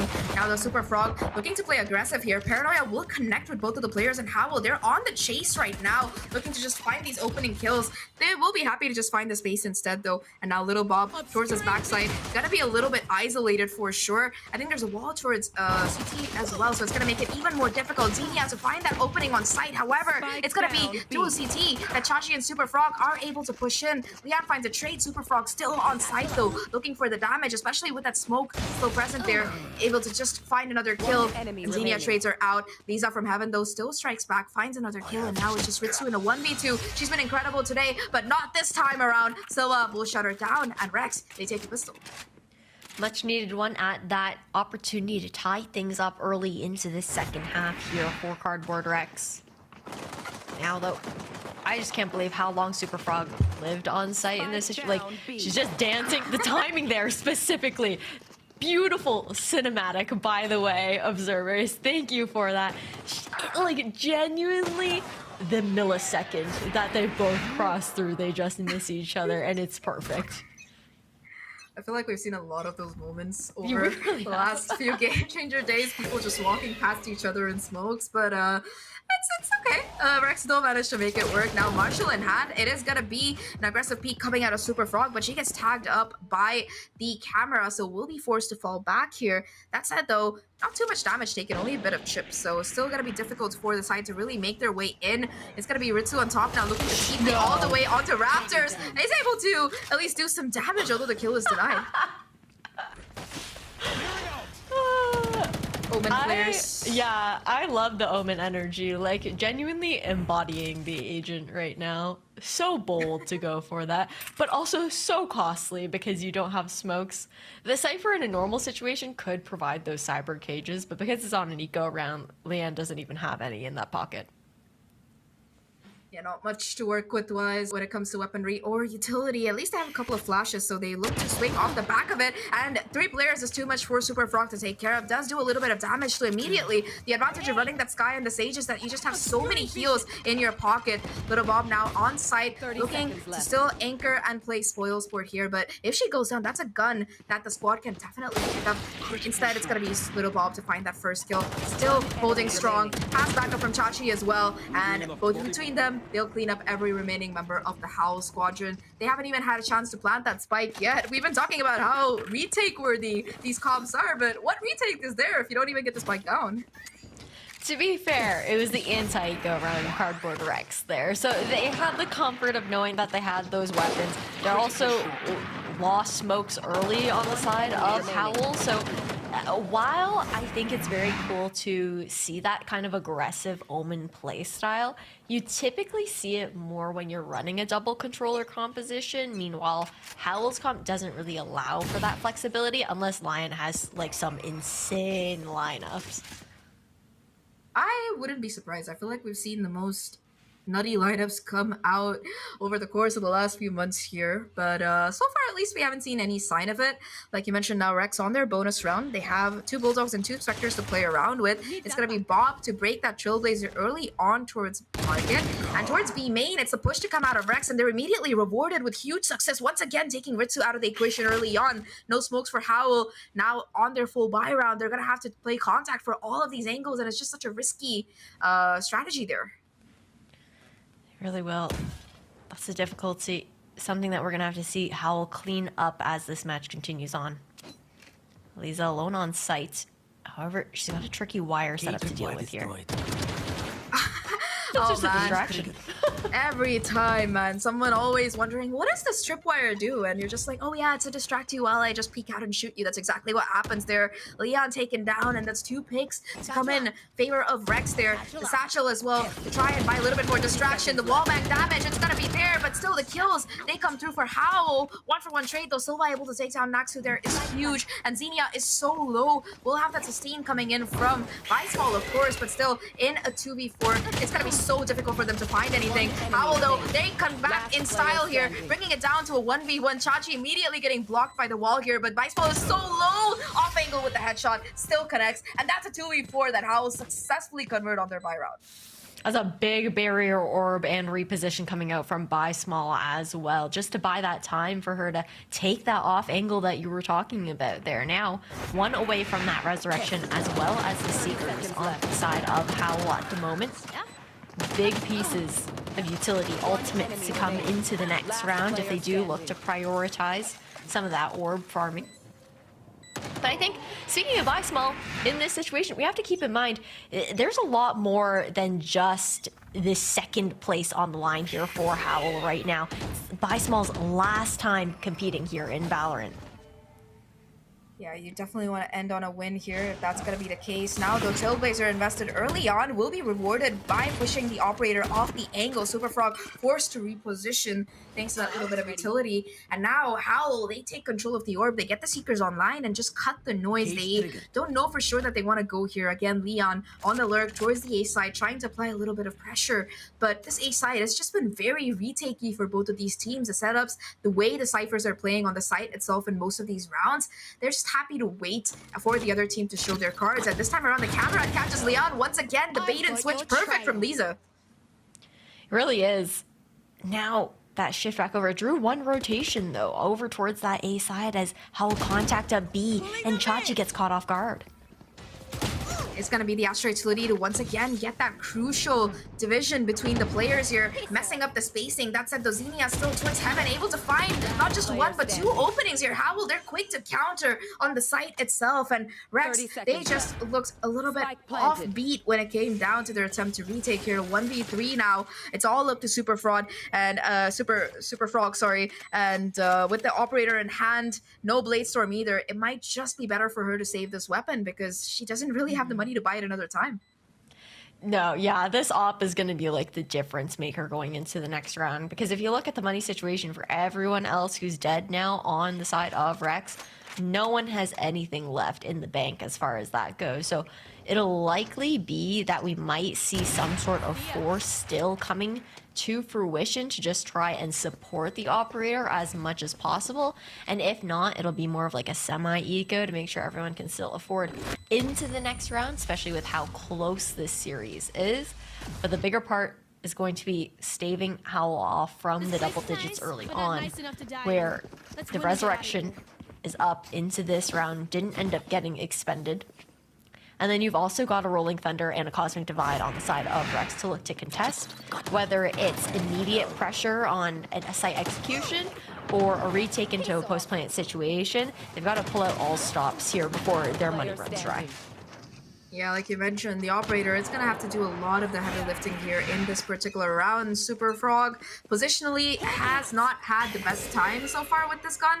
This time around, though, looking to play a little bit more aggressive. Does get pushed off the angle by the flash, but quick to go forward and try to hold down the angle again. Has Little Bob for some backup as well. And in the meantime, Rex, they're going in for a 3-player push. It's going to be there. However, it's still going to be the dodge. Leon able to get out in time and hold on to that rifle as well as those backstab trips here. Super Frog still on the A side. Does hear the boom bot. That's the cue, possibly for the execute to come in. The timing has to be perfect here. The jump peek, though, it will spot her out. So it's going to make it so much more difficult. She still finds that first kill, though. And the smokes come down, making it a little bit more difficult. The sheriff shot as well. Little Bob perfect with the backup. The re-clear attempt coming through. The paranoia doesn't connect, and it's still gonna be the A side anchored down. No sign of being given up. No, shift over towards ramps now. Rex did so well on the left side of the map. They put immediate pressure with 3 players outside of B main and forces HOWL to feel like they can have that green light to move up towards A, straight into the crosshair of Super Frog and that operator. Now, with the way that these trips are set up, it gives Rex the information necessary. Once HOWL head over towards B heaven, that trip will be triggered, whether broken or walked into. And now the rotation to be called back over in a 3v5 situation. Yeah, numbers still in favor for the side of Rex in this situation. That said, though, I think that weaponry-wise, they're still a little bit on the back foot, so it's going to come down to who really takes contact early on here. It's going to be the Neural Theft to come out after that kill as Leon finds that early pick. It's going to make it so much more difficult here. Rolling Thunder now put down to push the players off the site. It will succeed. Xenia, though, on the lurk here, does catch another player. Super Frog just taken down, and now it's a 3v3 situation. Spike defuse attempt coming in. Lisa has it more than half the way. They have to push forward here. Xenia finds the kills, and now they converge onto site. Once again, it's just going to be Chachi doing her best. But HOWL, they deny the retake attempt, and despite Rex finding those picks, despite all of the difficulty that they faced in that round, it's still HOWL to come out on top and win a 3v5. No, that's crazy. Like, a 3v5 situation, and then you've also got the fact that you had an operator that carried over here, found that first blood outside of A. So much work that was done, but this is a position that we're consistently seeing coming out from Xenia on the side of HOWL.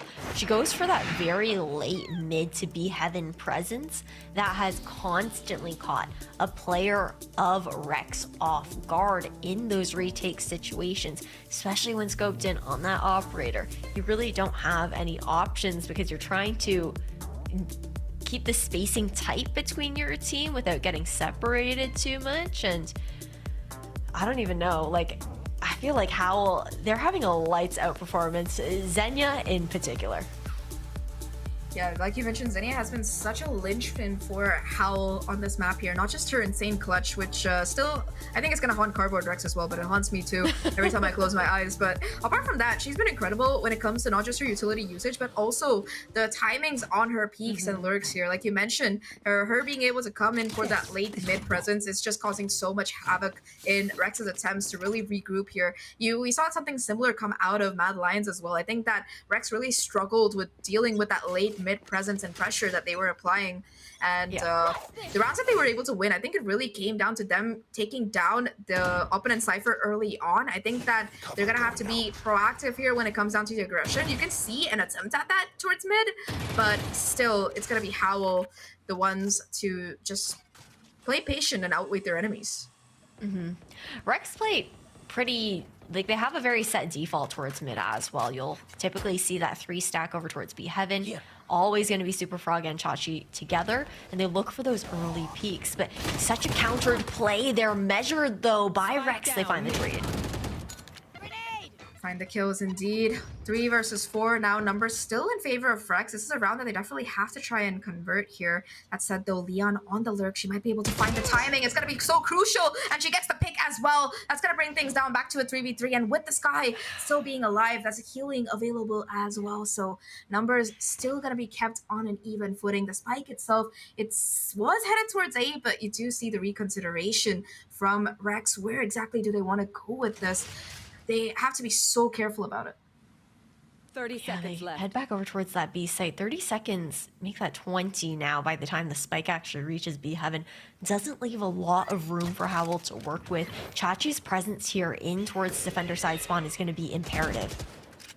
She does get spotted out though. Already you can see the awareness to come out of Lisa there. And the aftershock, it's gonna at least push this player out of the corner. Chachi will be able to convert the kill off the back of that. And now it's a 2v3 situation. Both players kind of isolated in themselves. That it's gonna be really hard to trade. I don't think the boombot spotted out Xenia. So she's still gonna be able to hold down this angle. The camera gets broken as well early on. So isn't gonna be able to get the position of this player. The pain shells though don't quite connect. Instead it's gonna be Xenia still from under heaven being the linchpin as always, buying a little bit more time. Now goes for the swing, finds the kill onto Chachi, and it's just up to the Cypher. Lisa in a 1v2, clock ticking, has to isolate the fights to try and clutch it out here. Timing not gonna be in her favor. Instead, Xenia all the way another 3k to bring HOWL to 11.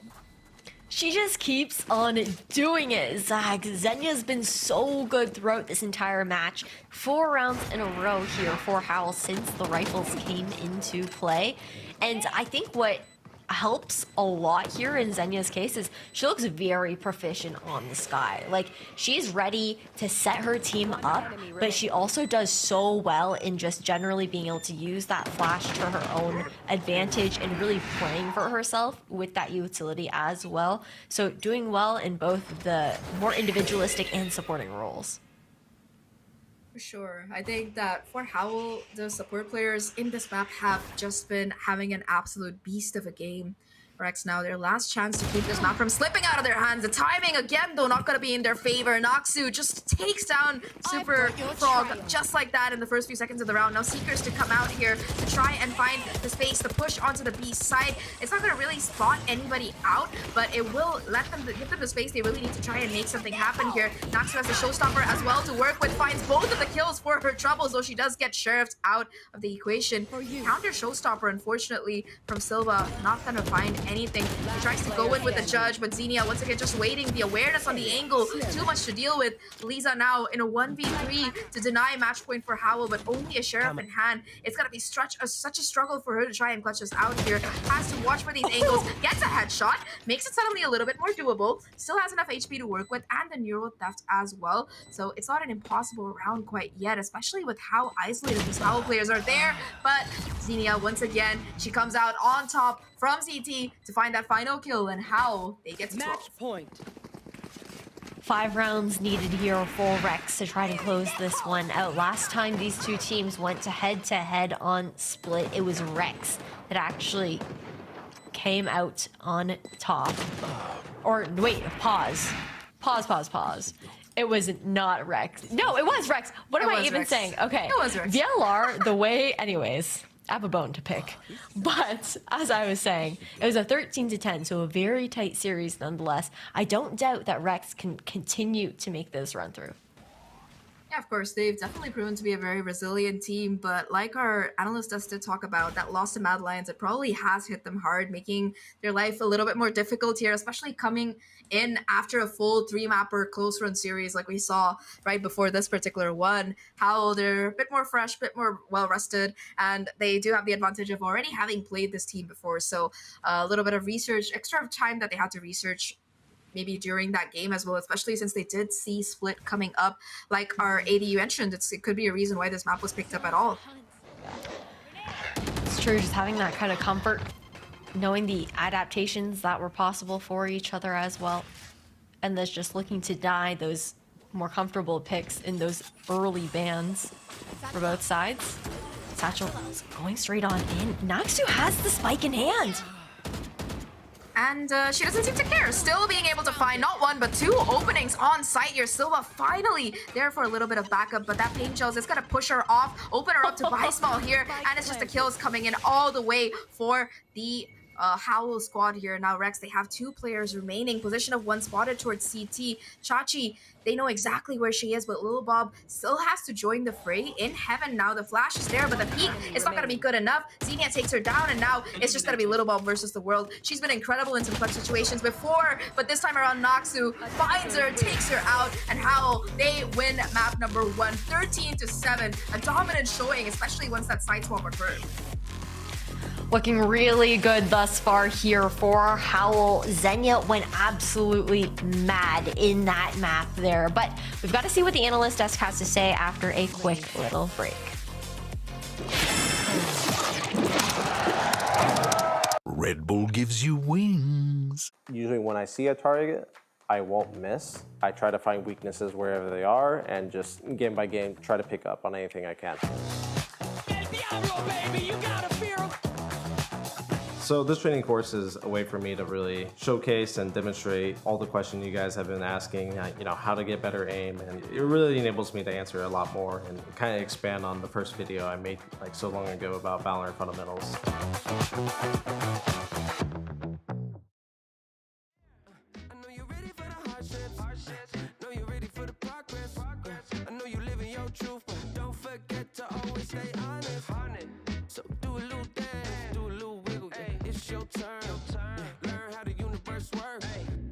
Come on. Can't control the world,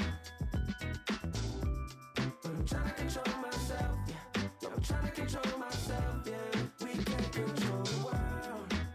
Yeah. But baby, I just can't hold it. I'm just trying to control it, control it. Yeah.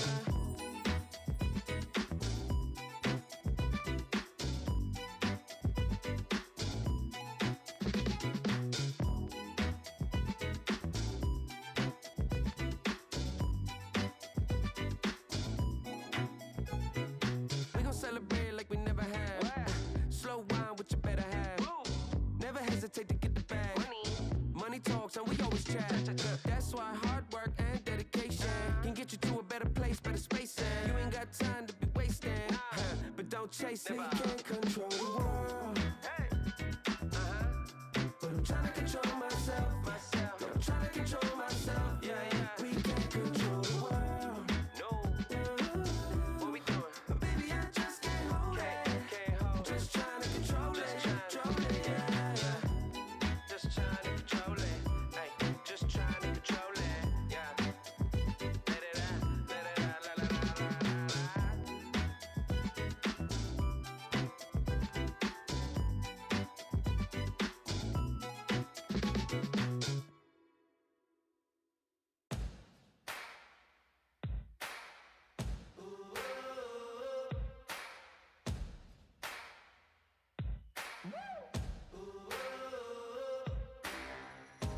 Bitter, sweet, fiery heat, whispers the man of the hurricane.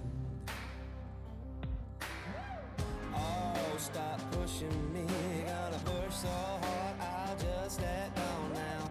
Lost in your mind, blown on the wings of the hurricane.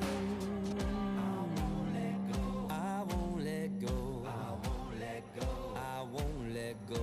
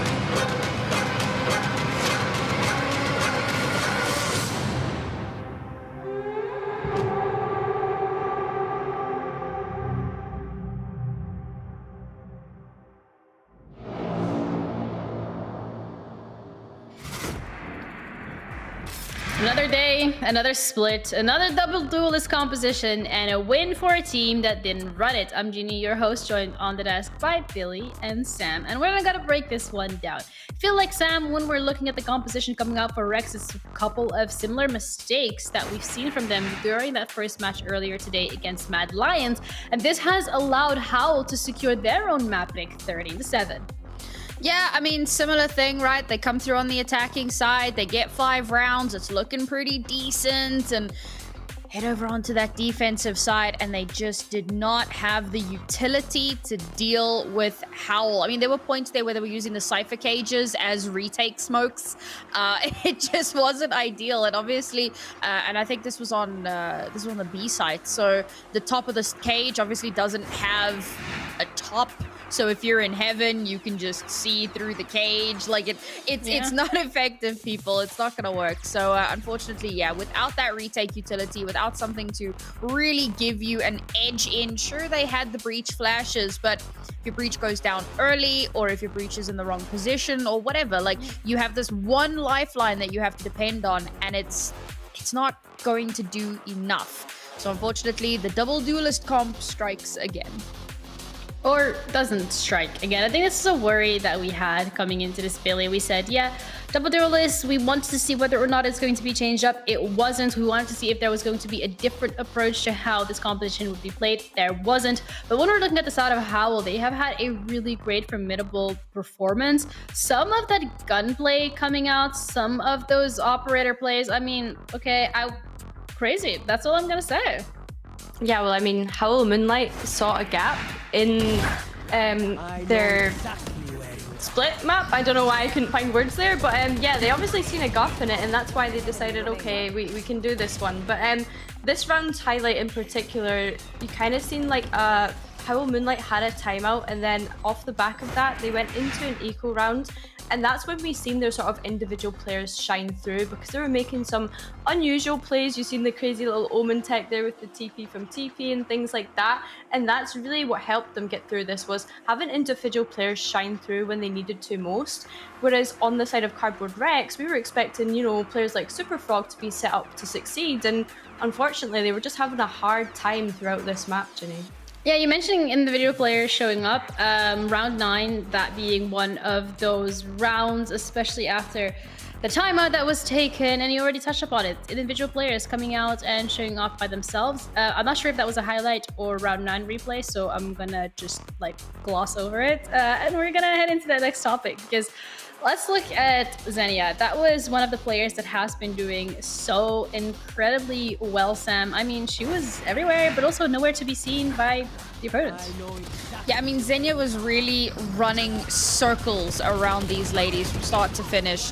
I was really, really impressed with how she was positioned, how she was taking space, how she was using her utility. And it really got me thinking about the fact that, like, there's a lot of active information that you get with that Sky. You send out the Trailblazer. Sure, it's got a shorter line of sight. We did speak about that at another, early on in the day. But you're getting some of that active info. Whereas on the other side, Rex, they had Cypher. And sure, if you could get like a deep enough cam, and if you can get to see through it before it gets shot down, maybe you can get some nice active information. But the majority of their info was passive. So they needed to play information starve, and they were really struggling to get that right, because again, they only had the one controller, unless you count Cypher, which I don't. So it was very, very difficult for them to find any sort of a footing. This Sky came in absolutely clutch. The double heals, I think, also didn't hurt. And Xenia popped off. She performed incredibly well. Not only was she playing her role, she was fragging. Yeah, she was indeed, and that is something that when we're going and looking at Lotus, which is going to be the next map locked in this time around, it is going to be Rex? No, it is going to be Rex. Cardboard Rex, not paper. It's map picks. So you guys, it's been a long day, okay? Like, please don't come for me. But the fragging potential that we've seen, Billy, from the side of HOWL Moonlight, it's going to be scary seeing that on a map like Lotus.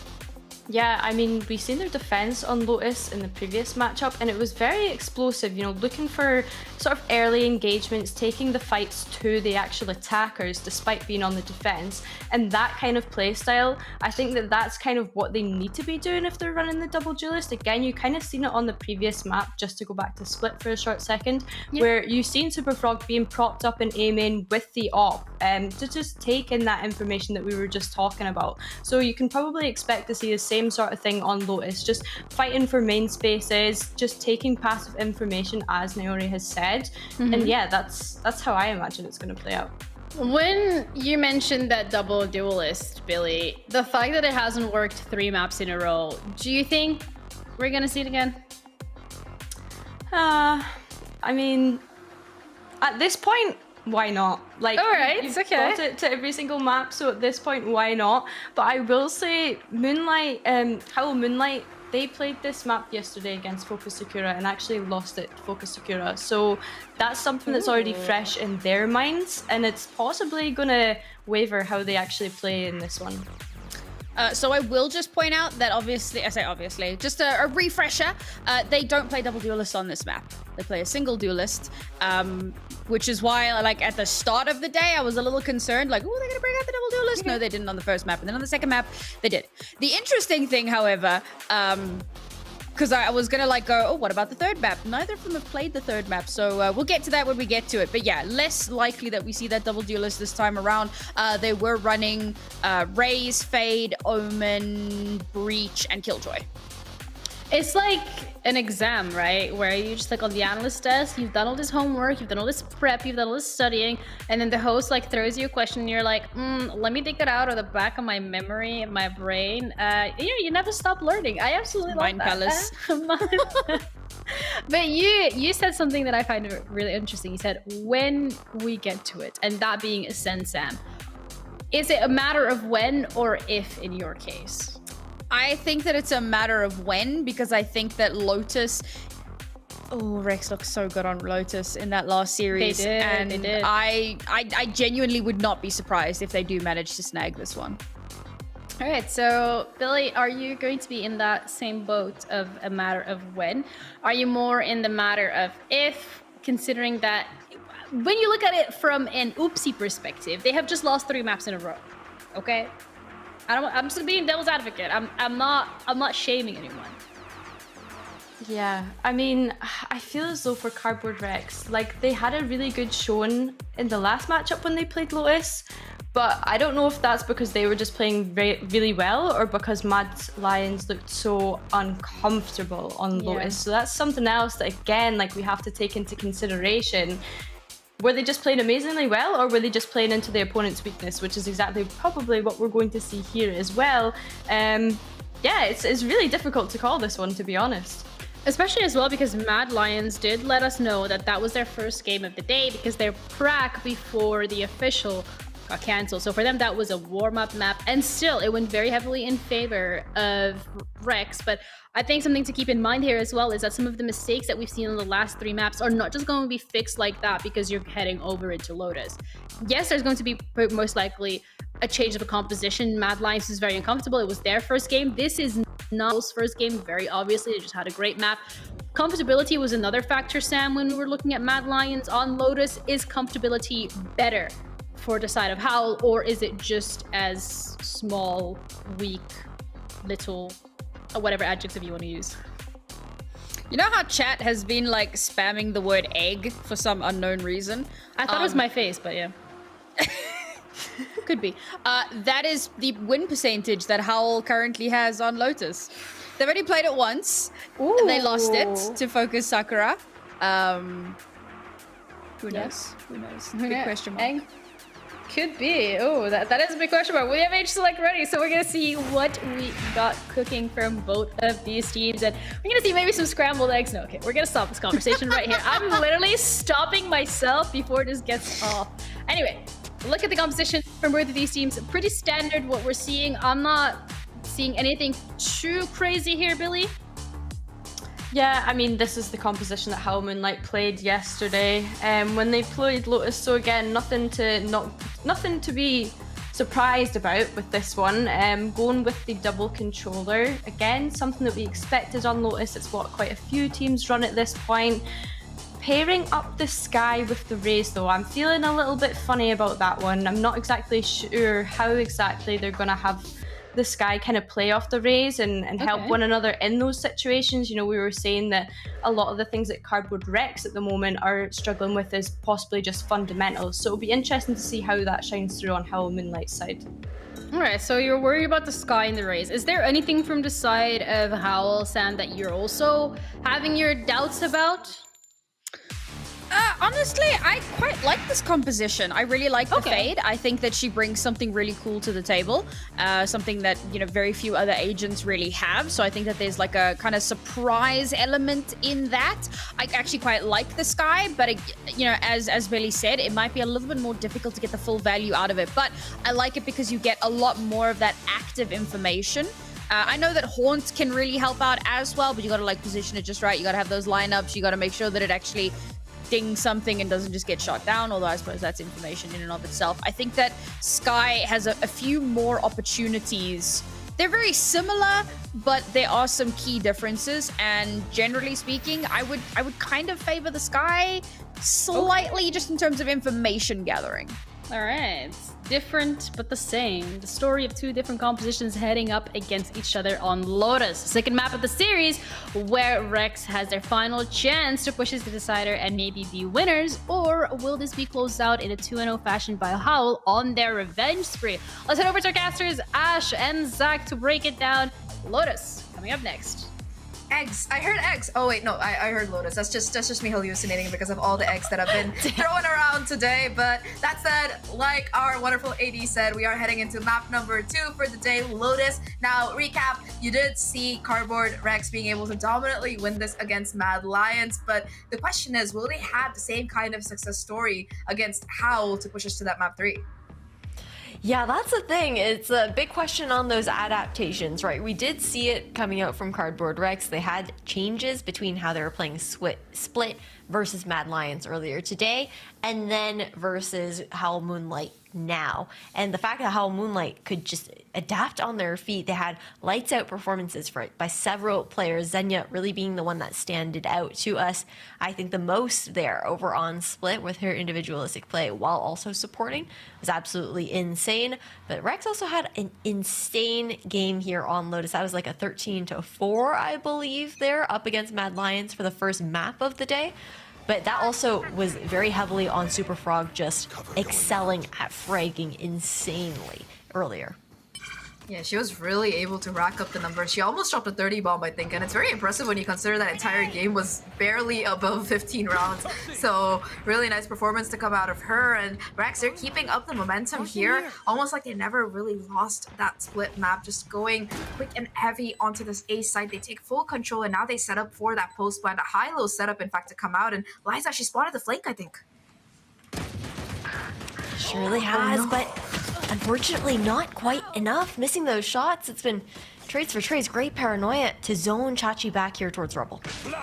Yeah, she's just going to be surrounded on multiple sides here. It's now just Silva on side, having to fight it out alone, but HOWL, their methodicalness, God help me with English, but they're really careful re-clearing of every single angle on their way to retake the site. Phenomenal work to come out of them, really keeping up with whatever they had achieved on that map number 1. I think that they had excellent retake protocols throughout, and they've just been able to convert it to this map as well off the back of that pistol win.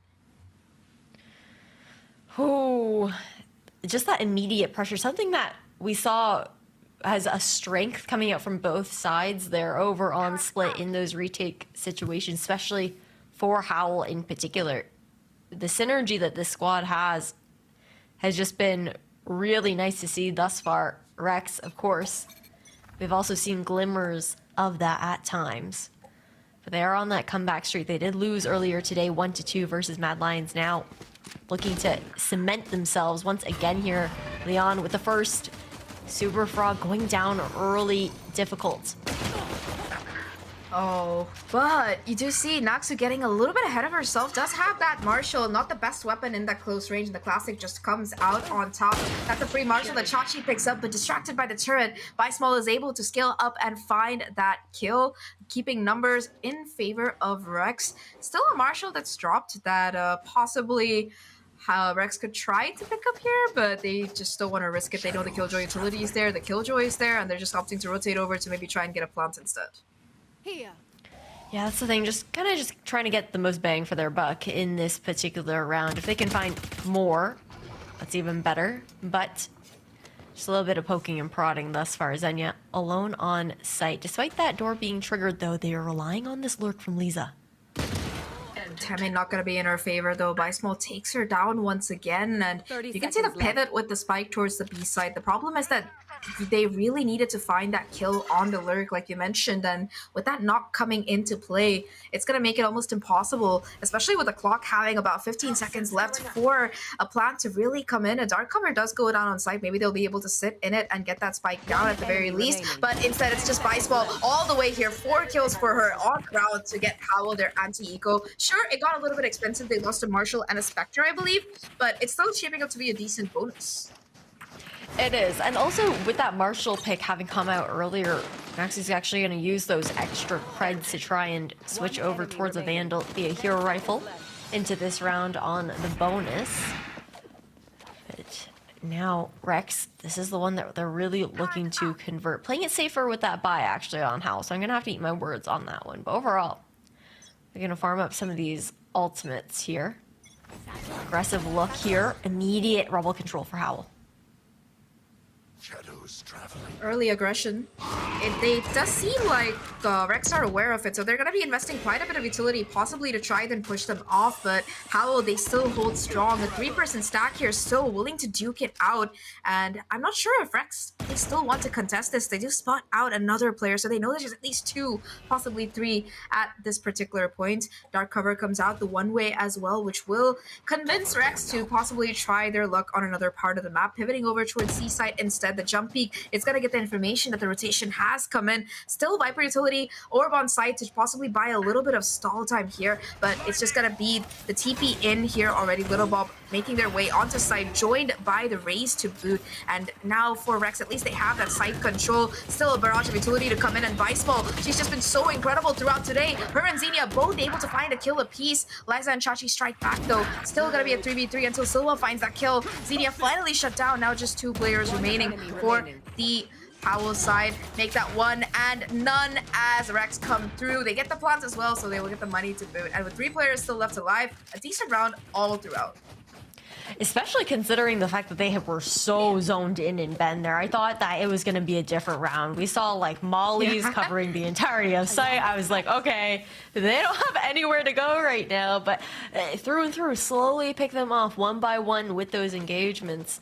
It still comes down to the wire, though, in those situations. Split was a tight map. And I think we can expect the same here on map number 2. Shifting over towards A, the operator in play. We saw Naxu on this last time around on Split. It didn't fare that well, though. Yeah, for sure. It was definitely way more difficult. Again, though, Super Frog to take that aggressive peek early on does manage to chase these players down. A second kill to come out as well from Bob. And once again, early advantage to be found here by the Rex Squadron. And remember, this is against the buy as well. It's not like those players were ecoed either. Still, Rex look to push onto the A side. They still have a player here. Ritsu looking to anchor it down, maybe find some kind of value. But the flash from both sides is just going to trap her in, and Super Frog to find that other kill. Leon now in a 1v5, rifle in hand. Might just be better to save here, maybe find a couple of exits. Yeah, not too much you can do in that situation. It was a hefty investment as well from HOWL with that operator in hand. Again, some players, I think you have seen it like kind of pan out well. It really comes down to your ability to kind of trade each other out, but it just doesn't have that same kind of oomph as when you have either a chamber or a jet on that pick. It's not the same kind of movement. The satchels just take way too long to actually try to trigger for your repositions. And if you're not even setting up to actually find success off of that either, it just becomes so much more difficult to be dynamic in that kind of sense. And you're really relying on finding at least one to have that kind of value come through with it, and then hopefully carrying it on into a future round. But just not really having that same kind of backup that you would expect. Yeah, I think that it's been a bit hit or miss when it comes down to the kind of defensive plays that HOWL are doing. They were able to find that early aggressive pick in those first couple of rounds, but Rex have been really good at adapting here and just using their own utility to deny them from taking up that space early on and even finding kills off the back of it. I think with that coming into play, we're not going to be seeing too much of that A main aggression in the next couple of rounds here. Eco to come out from the side of HOWL, and Xenia already finding an opening pick onto Lisa there is huge. It really is. That early information mound uncontested with the one-ways denying that vision as well. Gonna just regroup themselves here towards this B site. Yeah, B-site does look a little bit more tempting. Still does have the Viper wall to cycle up and down here, and 3 players from the defenders are waiting around here. So once that wall goes down and they decide to commit into B, it might be a little bit risky. Instead, they're going to be opting just to fake it, make it seem like they're looking towards C. Instead, Showstopper going to be invested as well. Superfrog just going in, taking a lot of damage from the paint shells, but still gets the crucial space for her team. Showstopper not going to find anything, but still it's a 5v3 in favor of, 4v3 in favor of the attackers. Not really having control of one of those defender side spawn lanes, though. Not even that broken door thus far. Really relying on the fact that they have that weapons advantage. It's gonna get neutralized though. Leon with that Vandal able to pick up 2 kills, bringing the numbers down to a 4v2. And with the utility in play, it's gonna make it so difficult here. The push is there, but immediate refract to boot. It's just Chachi now in a 1v3. Haunt immediately getting destroyed. The spray attempt is there, but Xenia pushes through and takes Chachi out. HOWL, they pull together that thrifty round and find the defuse to get themselves to 3 here. And it was incredible throughout. Just the presence of mind to be able to put Leon at the forefront, knows that she has that Vandal, let her cook and find, what was it, a 3K? Yeah, I mean, the fact that they had that weapons advantage, save for the fact that Leon did have that hero rifle like you mentioned. But again, it's the fact that they don't have control of anywhere except for the front site and then also B main. If you're looking for one of those more passive plays where you're not looking for that upper control, or at least the A-link broken door kind of control, you might be wanting to look for some sort of timinged backstab, wrapping back around through that broken door, but it just doesn't come to fruition there. Very nicely done to earn that advantage. On the other side of the map, Lisa has gone down. We haven't seen the impact from her lurks in a while now.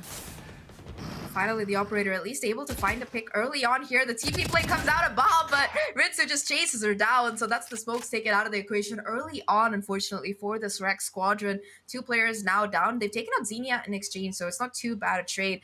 That said, though, I think for the attackers, they do have 2 major ultimates to work off of. Chachi with the Nightfall as well as Silva with the Rolling Thunder. I think both of them could definitely help in that post plans as well as taking up space on the site despite that numbers disparity. That said, there's a lockdown available for the retake here. Face your fear! This timing so good with that paranoia. Finds 1 here for Ritsu, finds another as well, looking for the 4th. Chachi gonna give up that space, look for an early engagement is the name of the play. Something that she had to do there. Zach, down in a 1v4 situation, you can't just go for the spike. But so well done with the timing on that paranoia. I think, like you were mentioning, that Nightfall was so important to be able to make that space on site, but it could not have been played better by Ritsu. One enemy Yeah, just the remaining. timing of the dark cover, the paranoia, as well as the peaks that she's taking. There's just no avenue for Rex to really find the trades, especially if they're just lining up after each other. I think that was just such a great hold to come out of Ritsu throughout that entire round. But now Rex, they're going to be calling that timeout here. And now, again, we've seen this kind of come out of them before. They're a team that tends to do really well when they have the momentum, but when they're slowed down, they have struggled before. So it's going to have to be an early reset to come out here to possibly deny HOWL from really extending their lead further, especially if you consider the ultimates that they're just stacking up here. Already another showstopper ready for a Noxu almost, as well as a Viper's Pit available, a lockdown for the retake, and a Seekers to boot. So there's just so much that HOWL Moonlight have in their pocket right now. And for Rex, they should be able to get together, scrape together another buy, but it's still gonna be a must convert round because their economy is on its last legs. It really is. They could go for some sort of Shiko into the next round, but it would be daring to do so, especially when they don't necessarily have that massive ultimate economy advantage anymore. And like you were saying, that's snowballing here for HOWL. Moving back towards that A site, the aggressive look that we had seen before found success for Rex previously. See if it does again this time around. It does indeed. Super Frog able to find that opener onto Ritsu. The aggression punished once again. They've been really good at handling this early on A aggression that has been a kind of a default for so many of these teams on that defending side. And with them being able to take out the controller, suddenly the retake gets much, much harder here. Still, one player towards side does have some backup from Heaven as well. And Xenia being able to stay alive here is so important because not only does she have the flashes, but also the Seeker's ready to go. Does spot out that first player, not able to confirm the kill. And now the Rolling Thunder towards CT to buy a little bit more. Doesn't connect with Bicemol though, and she still finds that crucial kill. Now it's gonna be Leon to find yet another here. How will they encroach from every single angle? Another player getting spotted. The wallbang attempt coming in, and the lockdown place, but the timing is perfect. Chachi able to take out Leon, but numbers still in favor of HOWL here. Rex though strikes back Silva with 2 of her own. A 1v2 right now, all down to Bicemol. It's gonna come down to the timings that she finds. She gets the first, has the Viper Spit ready to go, but with the 1v2, now a 1v1, she has to find the timing, sticking half the spike here, does get it through, but the peak, it's gonna be there, and Chachi confirms the kill. Round that completely revolved around Chachi's insane plays will let Rex find a 3, and the timing on that lockdown, like you mentioned, Ash, impeccable work from the Fade. Yeah, the IGL in Chachi, just being able to open up that entire post-plant situation for Cardboard Rex. Really looked like there was that advantage with the lockdown coming through. You had a Viper's Pit to back up just in case. So much expended into this retake from HOWL. The Seekers had gone out earlier as well, and all for naught. Comes right down to the wire. And for HOWL, well, it seems like we've got a technical pause. Not sure which side that is on overall, but Zach, I just got to get your overall thoughts on how this matchup is going. Noxu hasn't really been going head-to-head with many players, especially switching over towards that C side with the operator. Yeah, I think it's definitely been quite tough when it comes to the engagements that she is getting.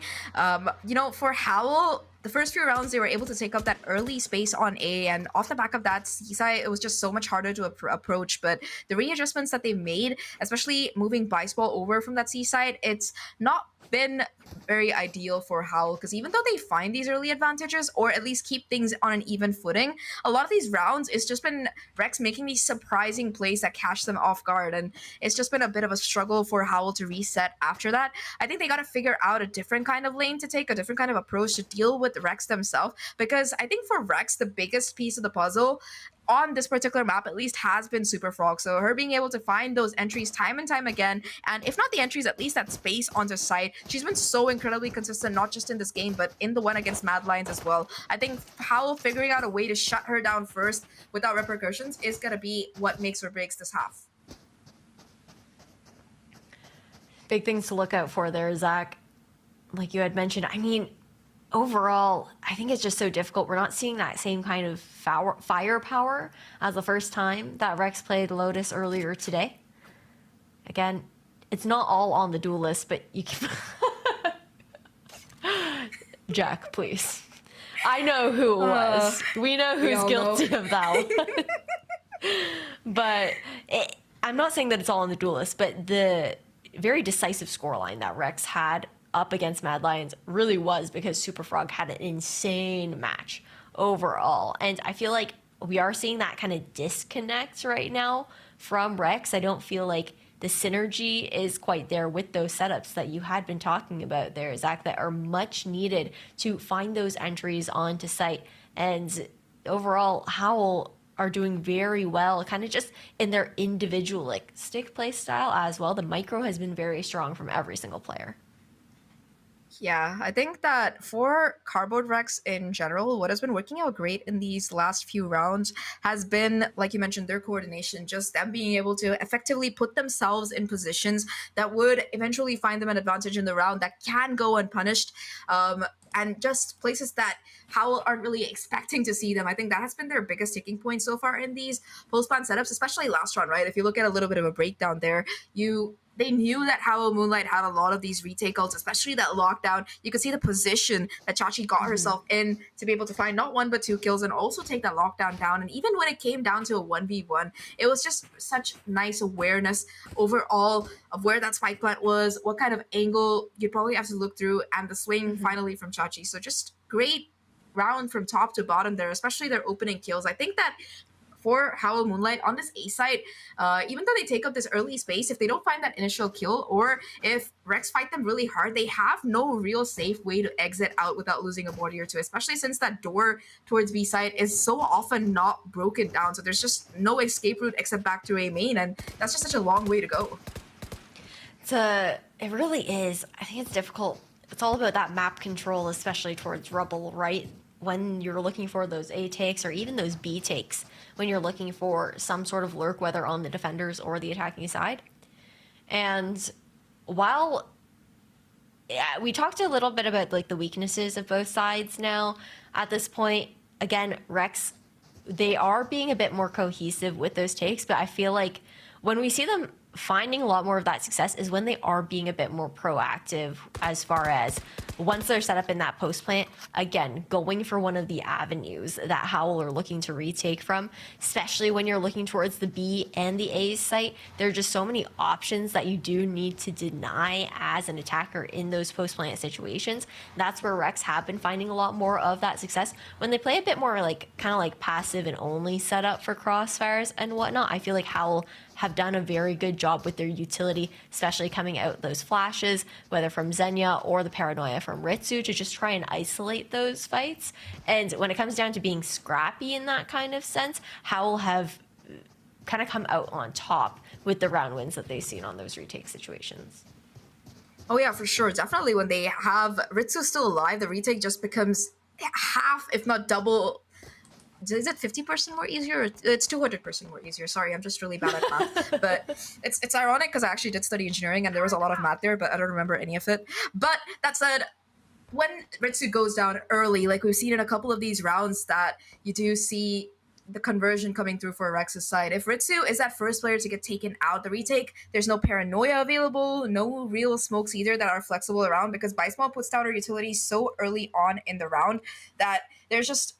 The problem with the Viper is that you just can't move your wall back, or if you don't pick up your smoke, it's not like you can remotely retrieve it from across the map. So it just makes things more complicated when it comes down to that controller situation. That said, though, I think what I would like to see from HOWL Moonlight is a little bit more support for Naksu on the op. Like you mentioned, she's been having a little bit of a quiet game in that regard. I think she's gotten just one kill with that particular weapon on this map so far. And a lot of it has to be with how she is situated. Of course, it could be a pretty hit or miss kind of play, if whether you're on A or C and the team decides to go the opposite side, of course. But I think if her and Xenia can work together, maybe figure out where these players are and try to take up space on the opposite side, catch them on the rotation, because Rex have been doing a lot of rotating. I think HOWL, that could be their secret to success. It's a good point to be made. They really have been a lot more dynamic here on this attacking side, just looking to shift around, farming a lot of those orbs as well. HOWL, I feel like you mentioned some of that rubble control that did get caught out beforehand, and how HOWL, if they were looking to back out of it, they do get caught off trying to retreat in those situations. At the same time, we've also seen times where Rex haven't contested that space, and HOWL won't necessarily keep it. Like, they'll put that initial aggression and kind of rely only on the smokes then to provide that one way in that A main choke point to delay continuously. And while that is a tactic that can work as far as like just respecting the smokes overall, you're also then losing out on information. If it's not being contested, you can still post up there as long as you're playing an agent that's going to be a bit more dynamic, that can either flash themselves out of situations or provide a bit of cover to get out in those situations as well. And I think that is something else to keep in mind, is like, I feel like there are times where HOWL look to fight very forward up against Rex, depending on where they look to meet head-to-head, most often towards Rubble. But then they also can be very... How do I put this? They'll also give away that space when it's not really necessary to give it up, when it would do more as far as being able to find a faster flank or just additional information to help with the reads. Indeed. Finally gonna be back now after that technical difficulty has been solved. Thank you for tuning into Zach and Ash's podcast. We're here whenever we do get all of these delays. It so happens in electronic related items. Sadness. But that said, now we're heading back into the swing of things. Both teams have the economy in favor. A bit more ultimates to be stacked up towards that HOWL side. Viper's Pit already coming down proactively towards C, just trying to shut down that lane. And you can already see that the Viper is playing quite deep into the corner. So they're gonna have to be careful about clearing it out if they do want to make an approach towards the C side. But you can see that the moment they spot that Viper Spit, they go in through B, spot the Viper Spit on C, and immediately they're like, you know what? For now, I think we're good. They just nope out of there. I like how there's that alarm bot that gives that presence towards C main as well, just to give that information towards buy small. But this creep towards this B site, Rex have gone for it before, but they need to move towards one of these lanes if they opt to go for this plant. Yeah, it's gonna have to be a lot of control taken. Now Showstopper coming in early on here, thrown on the site, but instead doesn't catch anybody. That awkward spacing not really working out. And with the operator in hand, it's still gonna be Natsu to find that kill, despite the breach aftershock to come in along with the player. A pivot, it seems to be headed towards C-side instead, especially with that Viper Spit going down. But it's still gonna be Xenia to play anchor and find the kill. Falling back 15 seconds, they have to go for the side, and Lisa finds a huge opener to start things off here. A 3v3 situation. Molly coming down, and Bob still on the flank. That's something that they have to constantly watch out for. Lisa finding another kill. That's a lockdown taken out of play. A third for her towards the CT angle, and she is single-handedly demolishing the possibility of a retake. It's all going to come down to Big Small. She knows the position of that first player, but the timing not going to quite be there as Silva tags her down to a sliver of HP left. The concussion strikes as well, and the swing perfect off the back of it, and it will be Rex to find that 4th round, despite all the ultimates that HOWL invested. There's a great pivot over towards that C site, and the fact that you also had that initial pick over towards B, things weren't looking that great overall, but then you got Lil Bob looking to just poke and prod in your back line. On top of that, you have Lisa fighting forward as well, just no room for HOWL to even get comfortable on those retakes. Again, that's where Rex have found the most success in disrupting HOWL's flow in this game. On the eco round though, HOWL looking to get more aggressive. They have a lot of information cleared out towards Mount and have walked up in. Oh, and you can just see Lisa lying in wait, able to find 2 kills already. Here's another player coming in as well, looking for the headshot, not able to connect it, and that's a 3rd kill on the round. She's single-handedly holding down the line. Finally, Natsu shuts her down, but that's more than enough time for the rest of the squad to advance towards this B side. Chachi takes down Small, caught in the open thanks to the concussion, and now it's just Natsu in a 1v4. Already the reflank is there from Bob. She clears it out and finds the kill, and that's an eco round that Rex successfully take away from HOWL. Of course, a great hold to come out of Lisa right all the way in spawn. She was so aware of the tendency for teams to push in their eco rounds. She really was, and we saw Rex like preparing for that up against Mad Lions, who did not bite in those situations like whatsoever. But knowing, I think, a bit more familiar with how HOWL like to play, the fact that these two have gone head-to-head previously as well. And now into this next buy round here for the likes of HOWL. There is Nightfall and Lockdown available on the execution for Rex. Definite huge AoE ultimates. Not going to be putting them in quite yet. It's going to be a push from the C side, in fact, and Bob hanging around on the lurk, already able to find that first kill. Small still hanging around though, looking for a possible trade and refrag here. Attacker Lockdown to come down as well, and Little Bob again just holding down the angle. Small might not expect to re-clear the corner or that fade to TP. Bob able to find the 2nd kill as well, and just like that, it's going to be the C side open for business here. Quick pivot by Rex towards the site itself, and you can see Bob trying to TP up in the corner, but hey, you already used both of your TPs. Not this time. Yeah, not this time. And look at Lisa all the way on the other side of the map, looking for a timing on this rotation. Open plants here.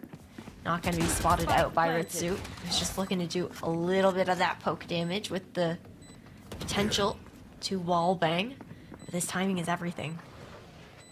Okay, players, they come back here. Beautiful Paranoia already starting things off at the wrong foot, and now the flank as well. The trigger discipline. Lisa finds both players and connects the kills, and now it is just gonna be Silva versus the world. Sorry, Naxu versus the world. Does have the operator. I think that the call might be just to save, because in a 1v5 with the clock having run as far as it has and the economy being as dire as it is, it's gonna make things so much more difficult. The classic, it will do when the op doesn't. Surrounded on all sides, not much that she can really do though, and Lisa finally takes her down. The 6th round on the board for Rex. They might have started slow here, but they have the momentum firmly in their favor. 4 straight rounds in a row. Looking so good with these adjustments thus far on the side of Rex. I think too, it's like a bit more difficult to have a raise on the operator as well. Like in some cases, you might have a Jet who can have a Blade Storm up, but in those retake situations, it's difficult to find those entries with the satchels on site as well. Again, I'm not trying to put all that pressure on Naxu. It's just really about how the team opts to utilize that kind of weapon. Already denied that aggressive angle, has to fall back towards C. Yeah, Han's gonna not catch anyone, but does find these players. That's it again. Naxu, she gets taken out. Silva to find that clean headshot on her, and with the Paranoia kicking in, Super Frog will find a 2nd kill as well. Once again, 2 quick openers in the first 15 seconds of the round to really let Rex push forward. Now, Leon, no lockdown in her pocket, does spot out Super Frog at the very least. Super Frog having opted to go in for that operator as well. A flame to come in. So HOWL at least are trying to narrow the spaces here. That said, there's just so much opposition in the process. First kill though comes through for Xenia, and she still has a flash to work with, really applying this pressure on the back line to find these kills. Knows where the other 2 players are, but it's just too much for her to stomach, and she goes down. A 2v4 situation, and HOWL, they read the writing on the wall. They know it's probably not going to be happening here, and they save the guns because that was them investing whatever they had in the round here. They really didn't want to eco. Yeah, no, this is a must-need save situation. Like you had mentioned, there's just no option otherwise but fighting forward, knowing that they have the cash in the bank to afford to take these fights. Leon, at the very least, stays alive, trying to punish her for saving that. So we head into the last round before we swap sides. Really not too much in the tank here on the side of HOWL.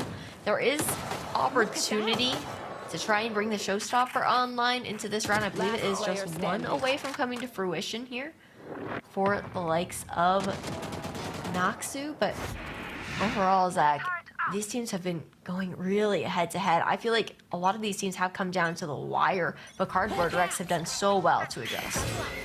Yeah, I think these last few rounds, especially, I think it's 5 in a row now for Rex. They've been really good at like just grabbing the bull by the horns and running through with it.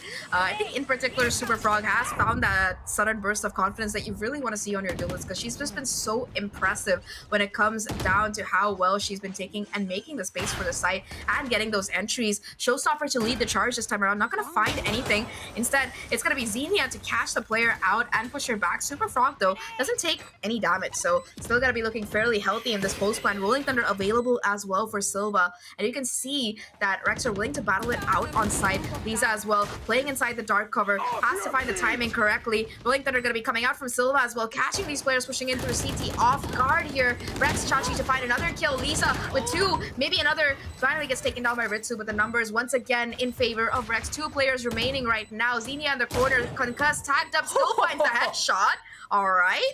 Suddenly, this is still very doable. Unfortunately, though, not much time left on the clock, and Rex take the remaining players down. And 8-4 half is what we're seeing here to start off with, and it's been quite a dominant showing in the first half as well out of Cardboard Rex. 6 rounds in a row.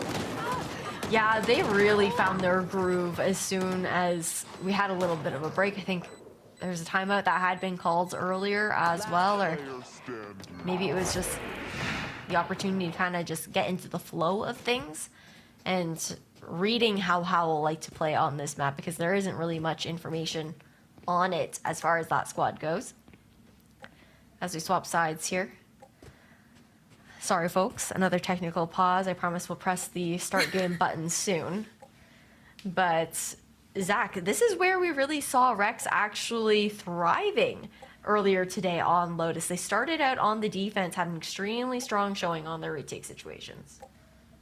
Yeah, for sure. I think that with that site, especially Lotus, it tends to kind of be a map that can turn attacker-sided, at least in the first half of the round, rather, which is what Rex were able to kind of capitalize on because of how the orbs are kind of attacker-sided, as well as the multiple lanes of entry for most of these sites. It can prove to be very easy on the attack, especially if your lurk player just has so much value in creating chaos across the map, as it has been the case for Rex here. HOWL, if they can put together some of that same magic, it's going to be pretty easy for them to make that comeback as well, especially considering the team comp that they're running, because they do have that double controller available, a bit more flexibility in how they like to play, and with that Viper wall, right, there's just so much potential to just scale up and walk into your enemies, well, if not spawn, at least right into the site under their noses. So HOWL have a lot to work with. They're not entirely done on this map at all, because 4-8, I mean, if you win that pistol and the anti-eco, it's already 6-4 instead of 4-8, so definitely a lot of chances for them to narrow that gap here. However, if Rex can take the pistol for themselves, I think today they've been having a pretty good time on these pistol rounds.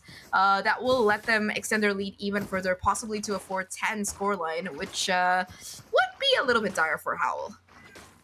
Yeah, it's a really important swing pistol coming through here for both sides. All about maintaining that lead and then finding that early momentum to try and close that gap early on, and also just stagnate the momentum that Rex had found for themselves on top of that.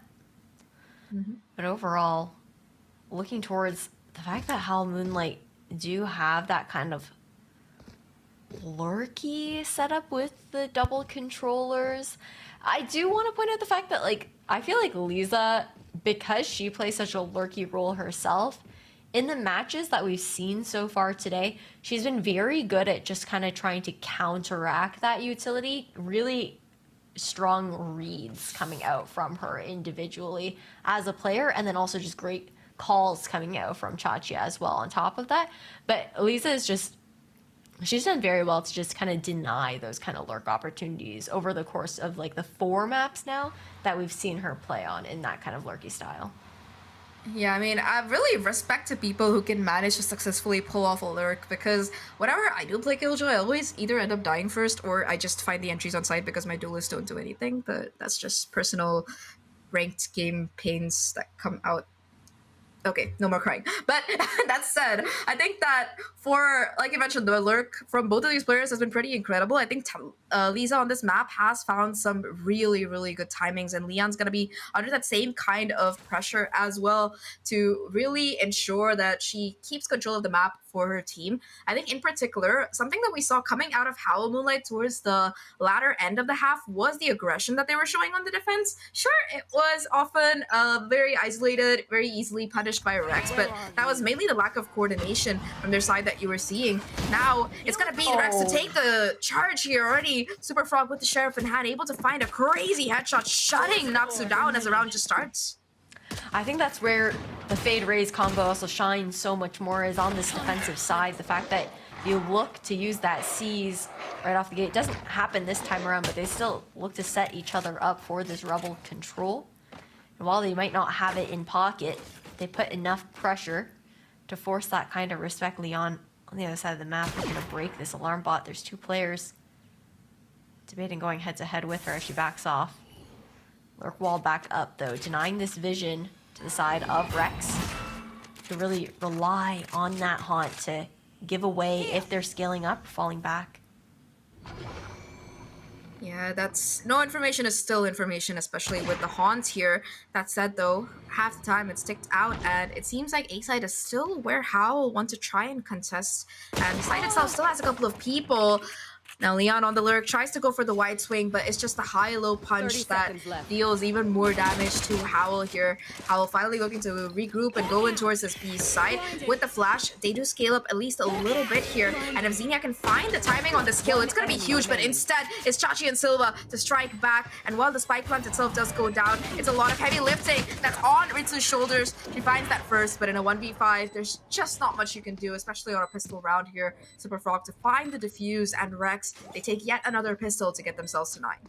It's a really nice discipline call there in this defender side spawn of upper on B coming out from Silva and Chachi. The fact that, you know, Silva gets all blinded up, just waits, even though that second flash goes off for Chachi to be there to back her up for those trades. Almost playing a bit of a bait play in that situation. But that was the round that HOWL really needed to win to start to close this gap early. Rex on the brink of double digits with this anti-eco coming up on top of that. And for Rex, this is all about taking it to that third map. Yeah, when push comes to shove, Rex have definitely proven themselves to be capable of as much of a fight as anybody else, but for HOWL on this map, at least, it's a little bit of pressure that they're starting to face up now. They got the plants in that last round, so a little bit more money to work with. You do see some upgrades when it comes to the pistols. You do have the Frenzy, a couple of Sheriffs, so definitely capable of doing the damage, especially if it does get down to the close range fights. That said, it's some nasty angles being held, but Xenia just demolishes Super Frog there. A huge kill to open off on. Chachi, though, still on site, looking to play spoil sport with this Spectre able to run and gun 2 more players down. A 3rd kill, in fact, and she's still on this site doing the damage. Finally, she gets shut down here, and it's going to be a 2v2 situation. Upgrades picked up as well. That's all Chachi to try and even it down to that 2v2, though. Like you mentioned, upgrades picked up, not quite tapping the spike. A lot of time to work with here for HOWL. One enemy remaining. Oh, it's so unfortunate. Spike Leon down was the one with A. HP, and she gets taken down. It's all up to Noxu here. A 1v2. They expect the push from above, but they now know she's on site. They fake the tap. Noxu trying to find the damage, almost a collateral, but instead Lisa to get a wallbang kill, and the 10th round online for Rex. For a second, it seemed like HOWL were going to be able to overwhelm them on site, but Chachi just acting like a living Killjoy turret, except dealing way more damage to find 3 kills before being shut down. For a second, I thought she was going to get the ace, but Leon denies that much, but she gets the round still. I saw the vision. I definitely saw the vision. I mean, you had Noxu, who is so low there too, but man, HOWL, they need to make this a decisive anti-eco round here up against the bonus of Rex. They did a decent amount of damage when it comes down to that as well, but Chachi also has that Nightfall now up for round number 3 of the second half. Very, very early ult to come out, and it's going to be super useful as well to help Rex to really try and convert this bonus. They haven't invested much into it economically here. They do have those 2 Bulldogs, but aside from that, they're going to have to go huge with the pistols to be able to start things off here. It's just going to be a Viper player, 8, trying to create some space, find some value, use that lurk to scale up, as we so often see, keeping the rotations from really coming in here. But the spike itself, it hasn't really decided where it wants to go. Just a bit of a default to come out of the HOWL side, looking to find an opening pick. But Rex, they're being so cautious in this round, just wanting to keep the numbers at least even as much as possible. Yeah, they really do. Then you had Leon has been actually... What's going on here, Zach? Yeah, that's just me trying to hit my sprays in my ranked games. Thank God it's not from these players all the time. But yeah, they get the spike down. So this retake for Rex definitely looking a little bit more dicey, especially with the weaponry in their hand. Superfrog was able to do a little bit of damage at least to Biceball, but aside from that, it's going to be very difficult for them to really scale up here, especially with the kind of angles that HOWL are holding. Knocks to that first point of contact, but she gets shut down by Superfrog. A huge opening kill to start things on. And the second one as well, Superfrog is just out of her mind today. And with the classic, Silva able to join into the fray. It's all down to Xenia. A 1v2 for her. Superfrog goes down, but Silva there for the trade. And that's the bonus round taken by Rex. 11-4 right now. And they are so dominant on Lotus. They were dominant against Mad, and they continue their successful record. HOWL needed that round. That was a must-win round for them. Now, economy not looking as great here for this squad, much more comfortable on the side of Rex. I can't believe Superfrog lived that long. Like, things got dicey on that initial like heaven peak from the 2 players on both sides. She's down to 5 HP, drops, still finds one. I don't know what's happening. Somebody wake me up from this nightmare situation. But man, it didn't even get the chance to have to use that Nightfall in this round either. Yeah, they didn't even need it, man. It was just a Superfrog show all the way. Now we're looking to crunch in off the back of a Paranoia. Still, though, HOWL not going to be really hit by it. The ones to come out on top, Superfrog, though, still fighting. Uses the satchel to dodge all of this utility being thrown at her. And numbers, they're still going to remain in a 3v3 here. With the Killjoy taken out, Leon should be able to walk up towards his B side. Takes a lot of space for free. And with the dark cover coming in, it is clear that it's a B execute coming in here. It's imperative for Chachi to remain alive to use his Nightfall. And it's going to be committed right now. Oh, will she expect how close? A great Prowler to come out to sniff out Leon on that upper angle as well, just looking to buy as much time for the team to rotate. And it's going to be the kill for Chachi as well, confirmed here. 2v3 situation now. Both remaining players stacked up towards main, trying to play the crossfire in time. The Seas catches one of them, but still, they find the kills. It's all down to Ritsu now, 46 HP to try and keep this alive. And the Pain Shells, they're going to push her so far back here. The top again, and they try to get her to swing. They have to try and stick the spike at least a little bit. Halfway through the reload coming in at the worst time. It's going all the way unless Chachi does something, and it's the Ninja Defuse. Chachi, so Ritsu finds both the kills, but Chachi gets it all the way, and Rex, what a way to get to match point. Absolute chaos. Right down to the last pixel there. I think Ritsu even thought that she had won out the round for that team, not expecting that defuse to have actually gone through in that situation. The fact that it gets half, they go back on and then manage to snag the entire thing. All thanks to that paint shell that we see going out here. Superfrog buying so much time, but heartbreak on the line here for HOWL. Rex find themselves at match point. Match point, and one round away from that map number 3 that we've been really looking forward to seeing, because you heard it from our analyst desk. Turkish teams on Ascent are just something else here, but I feel like Superfrog can definitely give them a run for the money the way that today has been playing out. That said, it's gonna be early control taken by Rex here. They do have the showstopper ready to go, and okay, Superfrog, you are blinded. You're not supposed to be able to get that kill, and off the back of the Seekers here, HOWL are able to bounce back and find some more of their own. A beautiful peek though from Silva to be able to find yet another trade, and we're back down to even numbers, 3v3.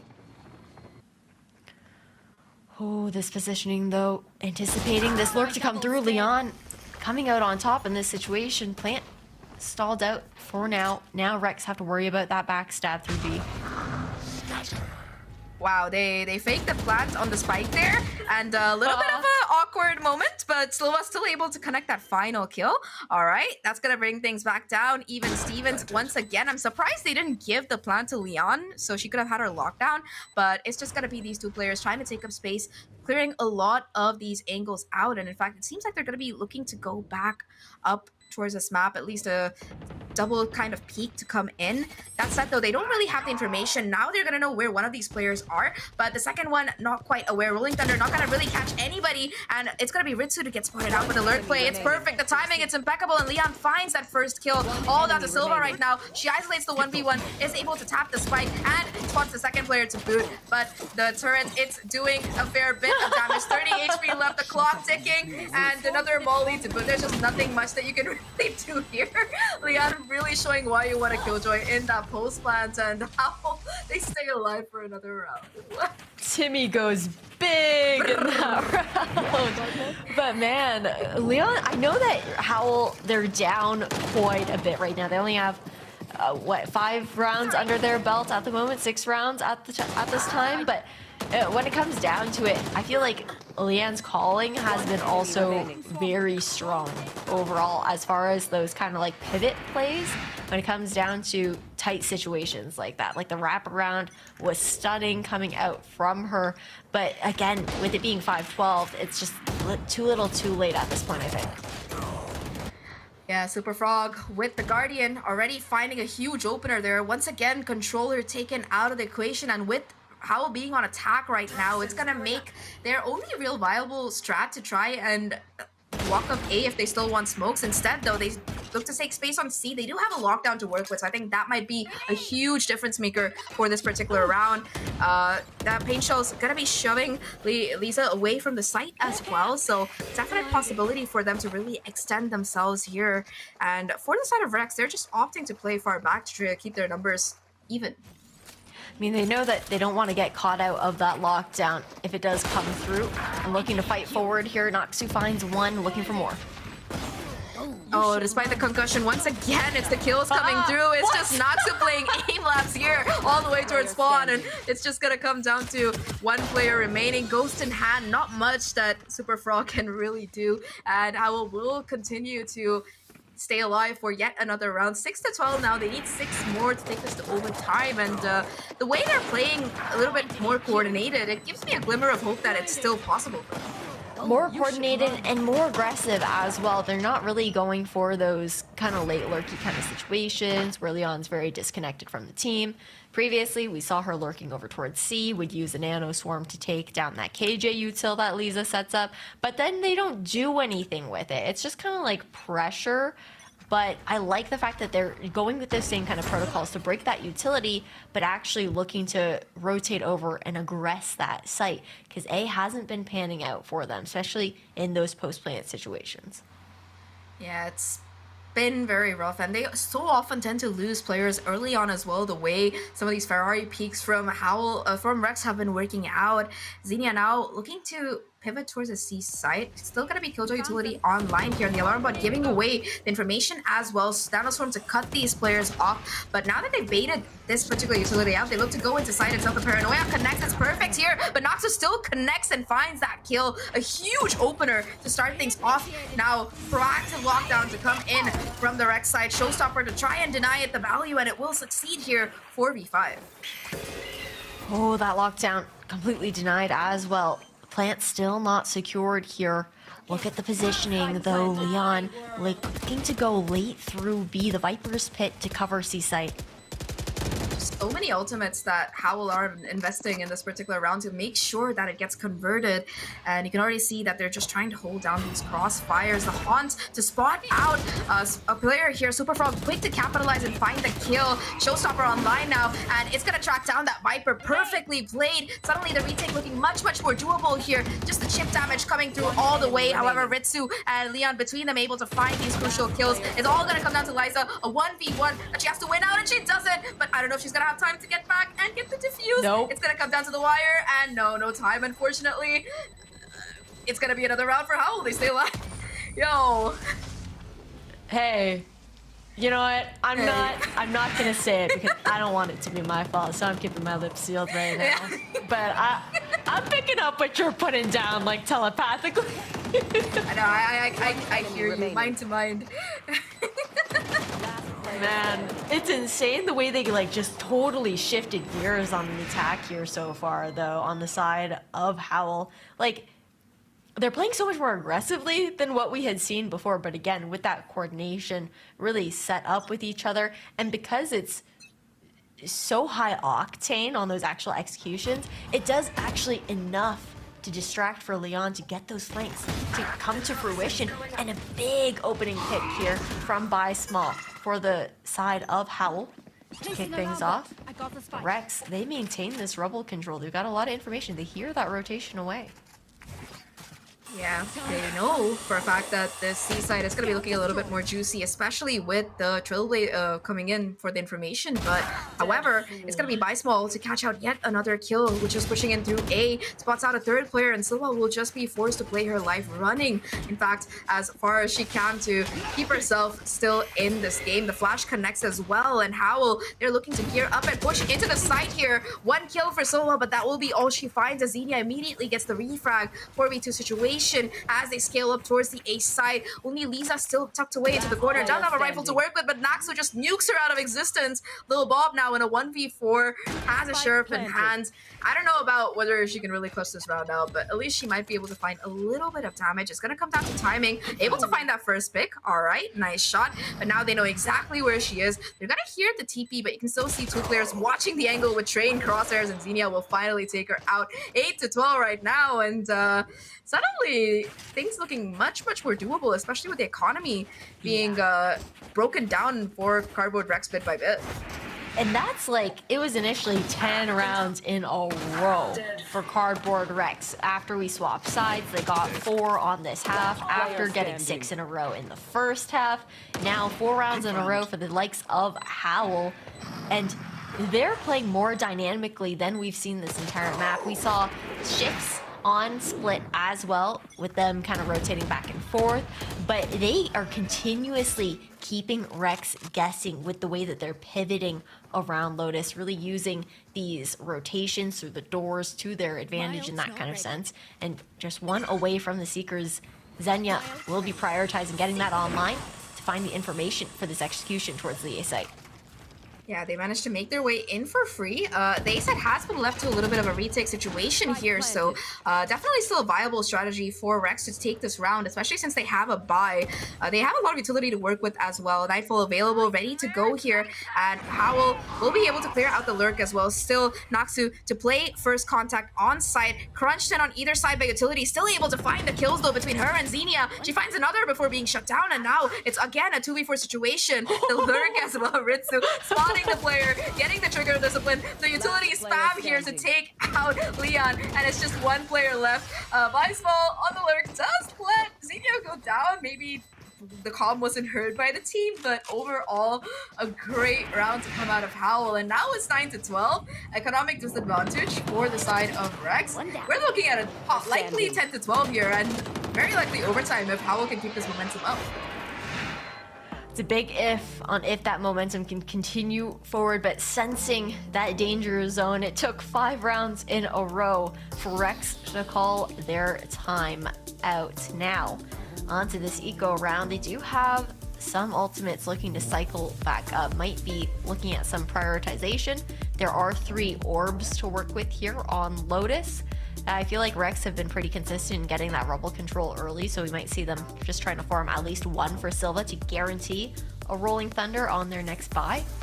But you could say similarly on the side of HOWL, right? You're looking at that showstopper potentially coming to alive in the next round if Rex, if HOWL can get this round, knowing that Rex is on this eco. But HOWL, they're looking pretty scary right now, Zach. Yeah, definitely momentum firmly in their favor. 5 straight rounds that we've seen out of them so far. So I think they're going to be feeling pretty happy with themselves. That said, they're not out of the woods yet. For the side of Rex, they have 3 more chances to close this map out. And if you look at the scoreboard, right, it tells its own story. For the side of HOWL, every single player, especially in the second half, have been performing crucially in rounds that they need to. But for Rex, but since that side swap happened, a lot of that heavy lifting has fallen onto Liza's shoulders. Now Super Frog, I just can't read today, God save me. Super Frog able to push up, scale up, and take all that space towards A main. Does get spotted out by that Trailblazer, so that Judge definitely gonna be looking a little bit more aware. You can see HOWL pivoting over for a quick C push, but again, it's just a paranoia for paranoia. Satcheling through here, Viceball to find 2 kills already as she walks in, and that is huge on the lurk. It really is now down to a 3v5 situation. Silva, control of B main, looking to put some pressure on this Mound player, but look how far back.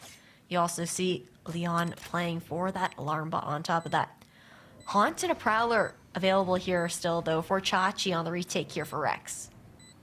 You can see that HOWL, they're just covering every single angle, all of them playing on site, just waiting for the approach from Rex. And Rex, they really don't want to give up these frags because they know that some of these ultimates, they could come online as a result, and just not risking them getting any closer to getting these crucial ultimates. You can see HOWL considering whether they want to push or not. And in fact, Viceball gonna be able to find a fadeaway on the way, looking for these exits, on track for the ace, and she gets it. Going down to the spike, but well played overall. 10-12, HOWL really narrowing the gap here, and now only 2 rounds away from an overtime.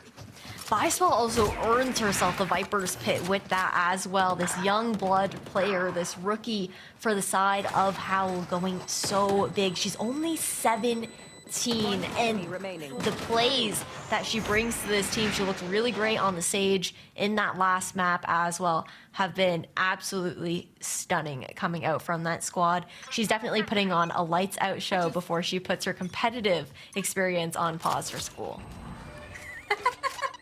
Yeah, I think this final hurrah, it always has a lot of weight to it. I think there was a player in APAC as well. I think the team that finished second in the qualifying tournament, unfortunately APAC only gets 1 slot, so they weren't able to make it, and it was their last tournament. It was all very emotional and sad, so I definitely understand how it feels to play out your final competitive tournament. And it's always nice to end it on a win as well, so additional bit of pressure really coming in there.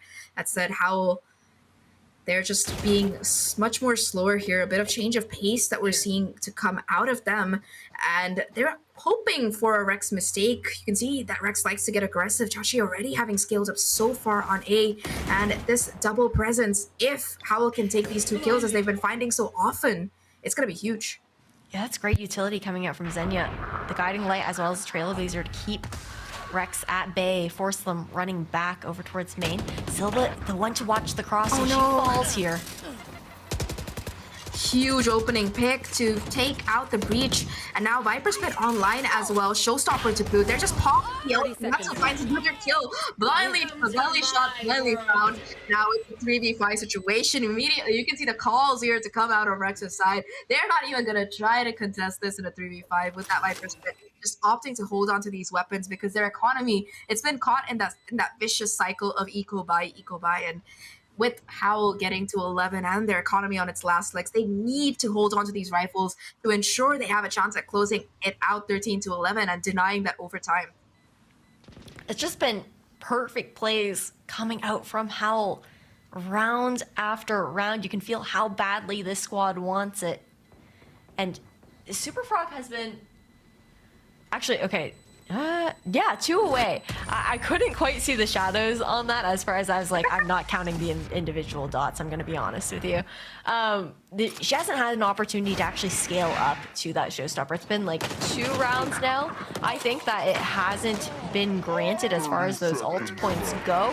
So it's going to be difficult to try and find that conversion as far as that ultimate coming online. But the Rolling Thunder could make all the difference here for Silva. I think HOWL have been very, very cautious as far as their protocoling with how they've been dealing with the early A main control that Rex have been garnering for themselves. So now Rex, they have a different look this time. They won't be main.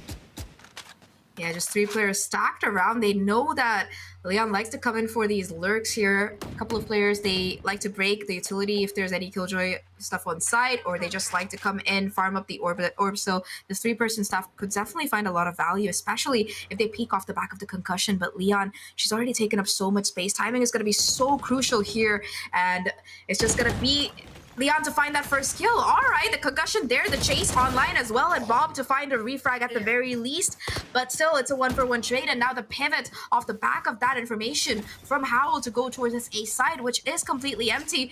And you can see Chachi spots a couple of these players, but she's still holding back. They want to use that Rolling Thunder to go in together. Yeah, just playing really patient to ensure they can make this flood back onto site work as all 5. But look at the positioning. HOWL are prepared for it. They're expecting the site ult to play for the lanes instead. Ooh. Huge kill to come out of Lisa, though, denying Noxu the value from pushing forward here. Rex, they're able to walk onto site, but the Rolling Thunder already wears up, and in the corner, it's Xenia once again ready to play spoil sport, finds the first, hit by the paranoia and the concussion. That's going to be the trade to come out of Ritsu, though, and in fact, it's going to be HOWL to find all the kills at the end, bringing it to overtime. That's 7 or 8 straight rounds that they've gotten so far. 8 straight rounds. What insanity. What a way to do it as well. Absolutely insane plays coming out from HOWL. The fact that you've got Leon, the captain of this team, the IGL, just holding everything together, leading her team all the way to this long stretch of a map number 2. The pivots have been great. The adaptations really good on the side of HOWL, but now they're back over towards the defenders' side.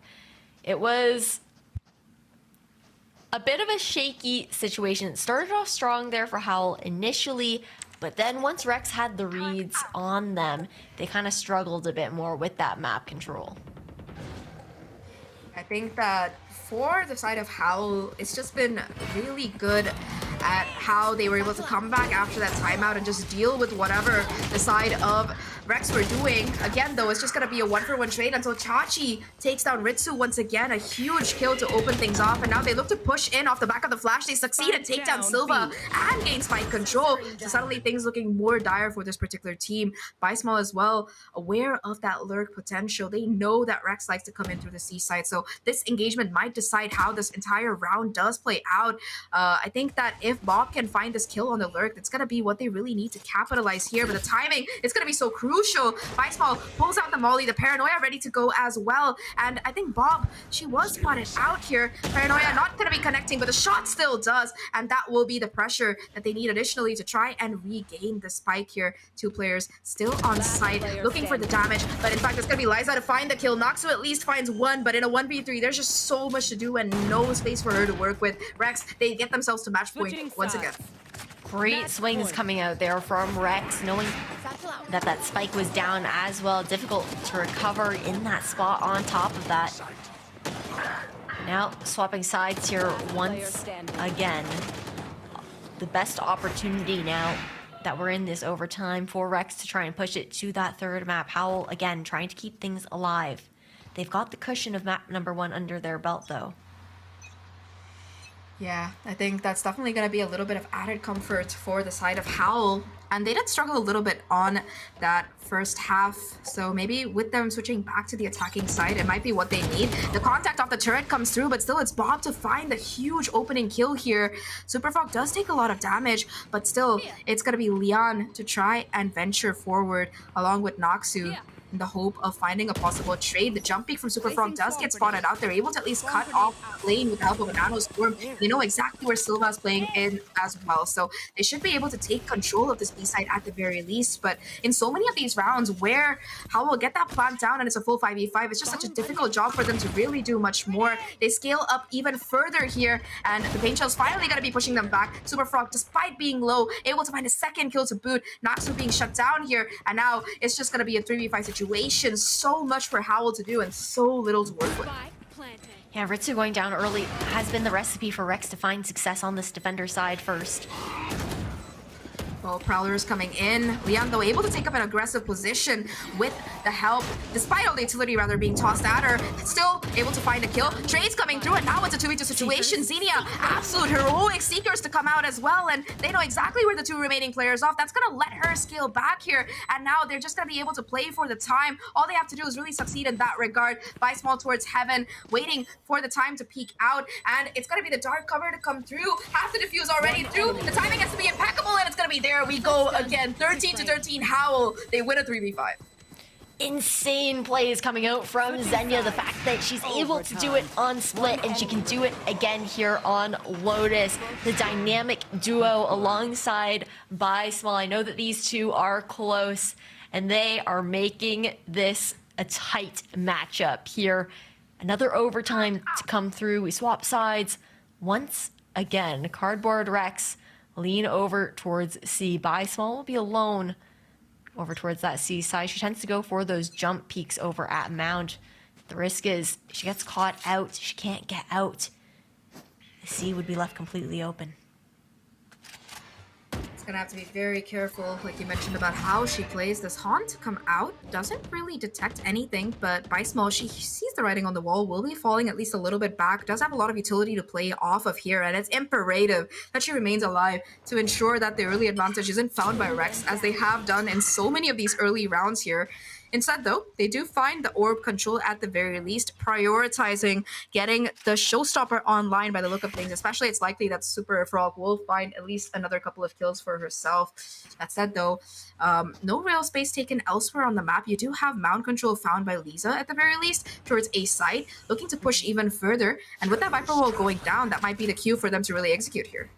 It might be, but Leon's got her set up over towards A this time around. The Nanoswarms could do very well to delay. Nano Swarms, Alarm Bot, everything in the kitchen sink still available at these choke points, and they tag Superfrog down so low here. And Leon, looking to still play on site, does know that the spike itself is being planted here. And Superfrog in the corner, the linchpin, and she finds another kill to boot. Just one of needed for that showstopper right now, but she's so incredibly low here. It's gonna have to come down to how she fights for her life, and that's the showstopper, ready to go, and tossed off to buy a little bit more space. 2 remaining players now. Ritsu forced to TP away to avoid that damage from the paint shells. Xenia at least able to find 1 kill, but the clock is still ticking. There's so much work in this 3v3 that these players have to do. Finally, Superfrog gets taken down. Silva there for the immediate refrag, and now it's just a 2v2 situation. Buy Small gets on the spike, tries to stick half, but Chachi still finds the kill. Now just Ritsu versus the world here, trying to bait out the positions, but Rex, they brought the clock down long enough that they're able to convert another attacking round, 14-13. Yeah, nicely done, Chachi and Lil Bob just backing off there, buying that time and leaning back, knowing that the time was ticking already. Swap sides once again. HOWL, what I'm going to be looking out for here is Ritsu being able to stay alive into the mid to late round.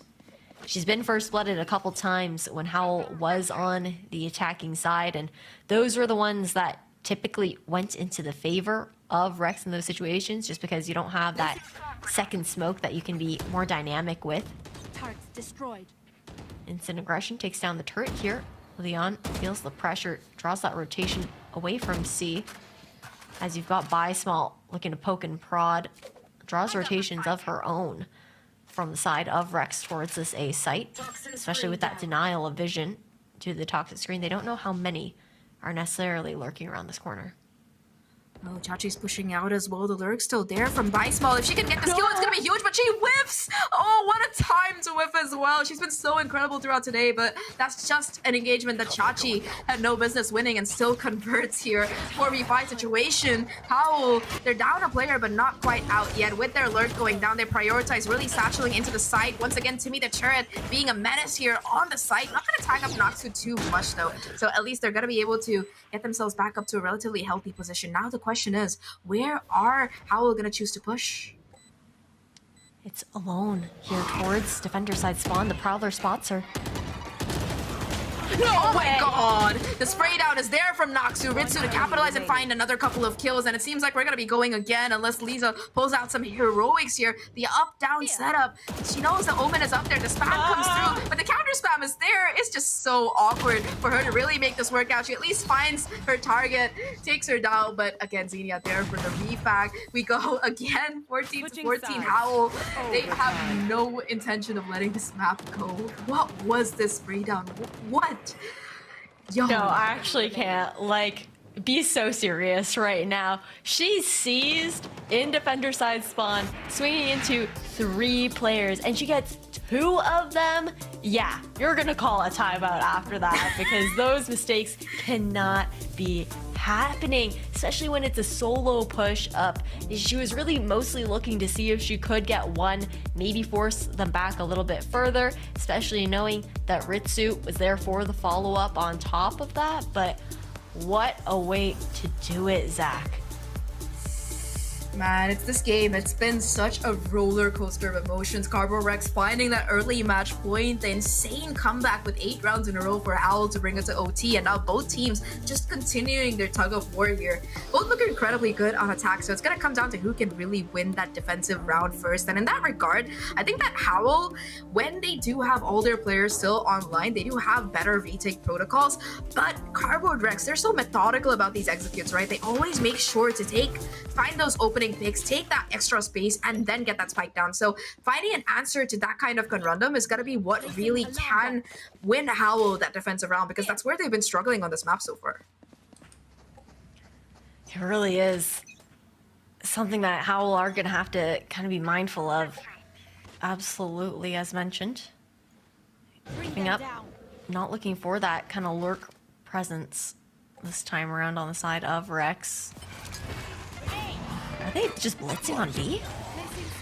Seems like the fast aggressive push is gonna be what Rex started trying to do here. Superfrog again with the huge entry to start things off. A bit of additional utility to try and do some damage as well. And now HOWL, they're in that retake situation that we've seen them so often with the operator as well. It's just not gonna work out. The crossfires from Rex, too much for them to really contend with. It's all down to Bi Small here. A 1v3 for her to clutch out, but a couple of these players are incredibly low, so still a doable situation. That's the first, a possibility of a second. The paranoia coming through, and it's immaculate. Lil Bob to clean up off the back of that. Rex once again at match point. This is the 4th time I think that they're hitting match point in this game. Oh my god. We'll see how much longer it ends up standing out there. Great crossfires though being held by the likes of Rex.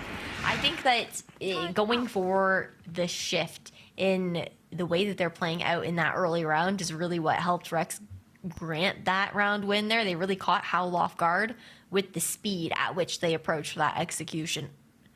Now HOWL have to do something similar, something to shake Rex from the expectations that they have with that conditioning, who are looking to move forward on Mound.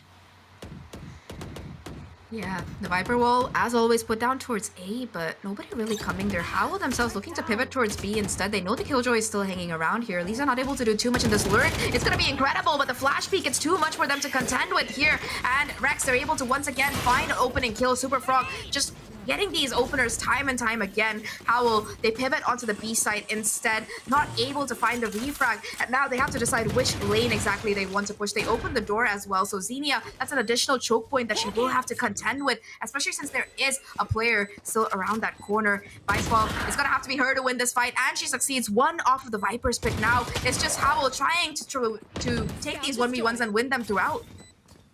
And it's just the ability to stall towards Waterfall now, right? Great aftershock, though, to push Naxu out of the angle and into Lisa. Huge play there. However, Ritsu there for the retrade. A perfect flash, though. It still will be Bicemo to swing out and find these kills. And despite the concussions, it's going to be Xenia to clean things up again. HOWL, they won a 3v5 the last time. They win a 4v5 this time around. It seems like they just can't do any wrong on their attacking rounds, especially after they came alive here. 15-15, we go again. And that's the adaptation towards that B site, right? Something that HOWL do very well is pushing for that upper control of that upper angle on B site, then also keeping the control of that broken door as well, giving really only one option if you're not going for the flank for HOWL to retake from. Now, again, we swap sides. We're going a ring around the rosy here is Zach. Bismalt looks to break that haunt. Poison Orb pop to delay. Looking to back off, and HOWL might just full aggress through this door. Seems to be the call here, looking to catch these players off guard, and it's gonna be Super Frog taking a lot of the damage here. Chachi able to find a kill, though. Xenia still fighting for it. Super Frog with an immediate trade is super low, though, and it might be a little bit more damage to come out, but the paint shell is so beautiful in dislodging Xenia. Just lets them find that advantage once again. 4v2 situation. HOWL again on the back foot in this retake, and it's just so much difficulty that they've been dealing with and trying to stop Super Frog. They've really just been trying to get those more aggressive looks, and it's going to be a very late retake at that, especially with the positioning here for Leon, who has to make that full rotation from that A site. Being called so late on this move back in doesn't give as much time for HOWL to work with. Yeah, not only that, they have to figure out how they want to approach this retake. They do spot out that first player. Perfect stun. Ritsu able to dodge out of it at the very least. Super Frog on site, looking low, will be forced to fall back. 2v3 situation. The problem is, like you mentioned, the clock is so low here, and HOWL, they look to take the advantage, take the duels here. They find that first kill, trying to find the second, and they succeed. But even if Ritsu gets the third, there's just going to be no time once again. At least she'll be able to bump that KD stat up. But Rex, once again, they get to match point. I feel like I should stop saying they get to match point, because every time I say that, they lose. I mean, but it is match point though, right? It's map 3 and also the series on the line. This time around in favor though of going to that third map with Rex coming out ahead. HOWL Moonlight, they pull out their time out for OT. No more left for either side now here, Zach. And for HOWL, now that we're on the attacking side, we've seen those kind of backstab situations by Small and Leon look to kind of lurk over towards C or A solo. Then you have a bit more of an aggressive look from the core 3 in Xenia, Naxu, and Ritsu, who kind of play together to find more of those trades and actually set up Naxu for those executions.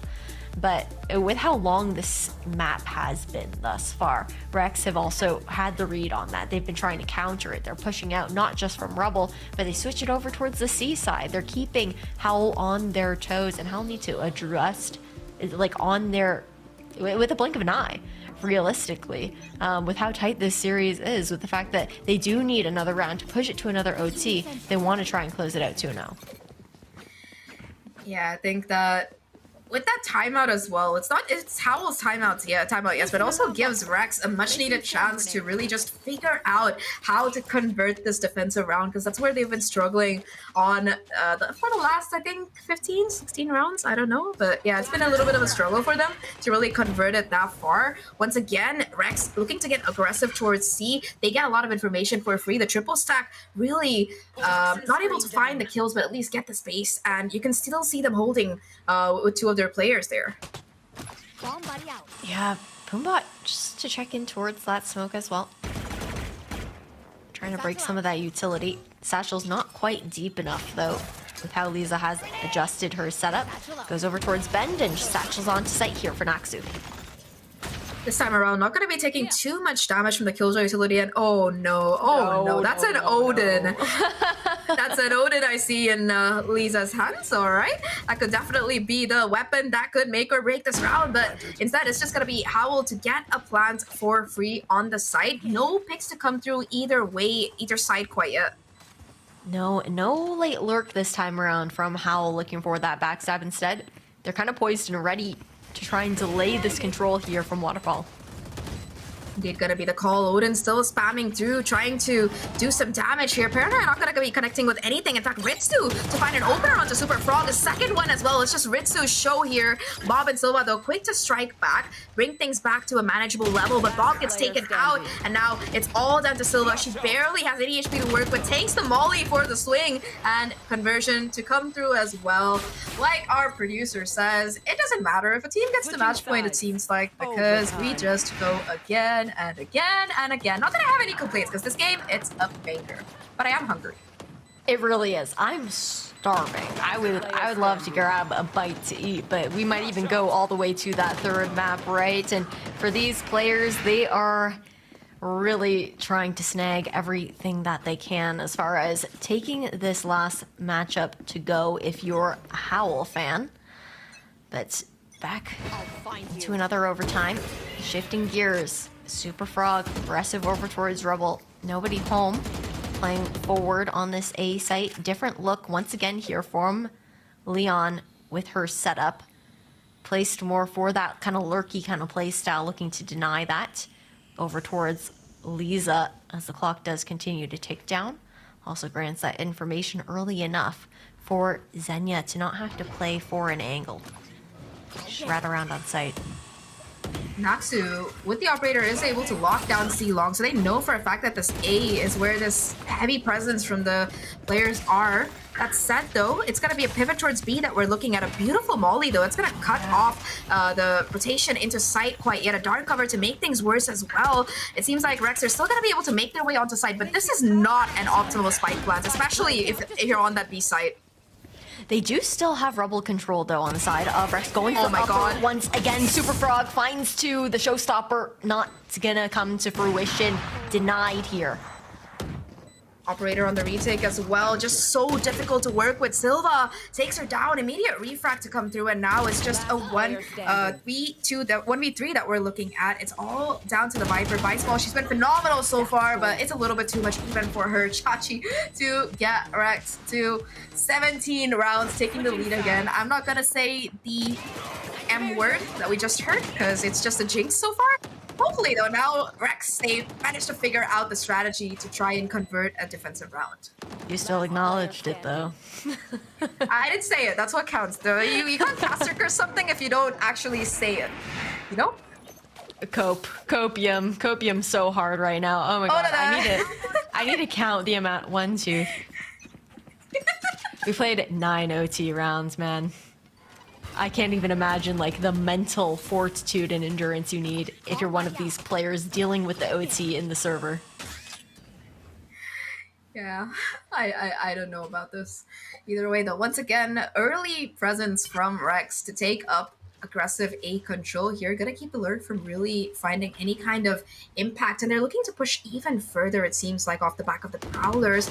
They do spot out one player at the very least, so they're still gonna be hanging around this A side, but HOWL themselves, they maybe look to pivot towards another part of the map, a Nanoswarm to clear out that alarm bot at the very least, but it's still gonna be the push and pull across the map. HOWL looking for an early pick. Oh, Trailblazer doesn't see anything, just the utility on site here. So much information, but it's all a ruse. They haven't faked actually with Xenia's utility beforehand. Look at how everyone on Rex actually moving away too far to even hear the paint shells that just went out to clear towards Rebel, expecting that execution off of the Sky utility from that initiator. Normally it had only been Leon looking for those lurks in the past.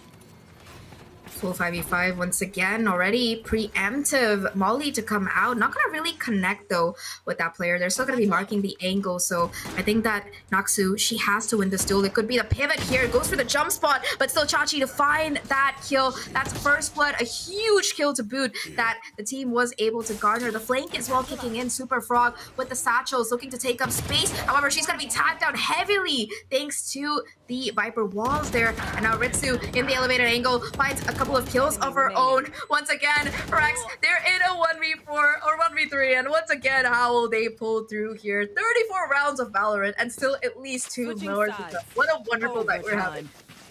The thing is, though, it's an insane matchup so far, but it's HOWL who continue to struggle on the defense. It's consistently been Rex up at these match point situations where HOWL have to then fight for that tie situation. They haven't really gotten that upper hand yet on OT, and they still, again, bring out the glass cannon operator here from Naksu. Rex have been very good to avoid it, though, thus far with these A hits.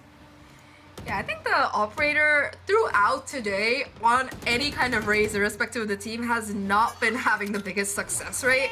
Really, like we talked about, not the best agent to put it down. That said, though, Rex, they continue to push onto this A side. A little bit more of an aggressive hold, but still, it's going to be Super Frog to find that opening kill. Leandro still looking for the value. Will be able to at least find a pick, but now it's a 3v4 retake that we're looking at. Ritsu looking to push out early on. Will be spotted by the alarm bot and forced to fall back here. Operator still in question for this retake. A flank to come in as well, and an operator on the flank makes it just even more awkward.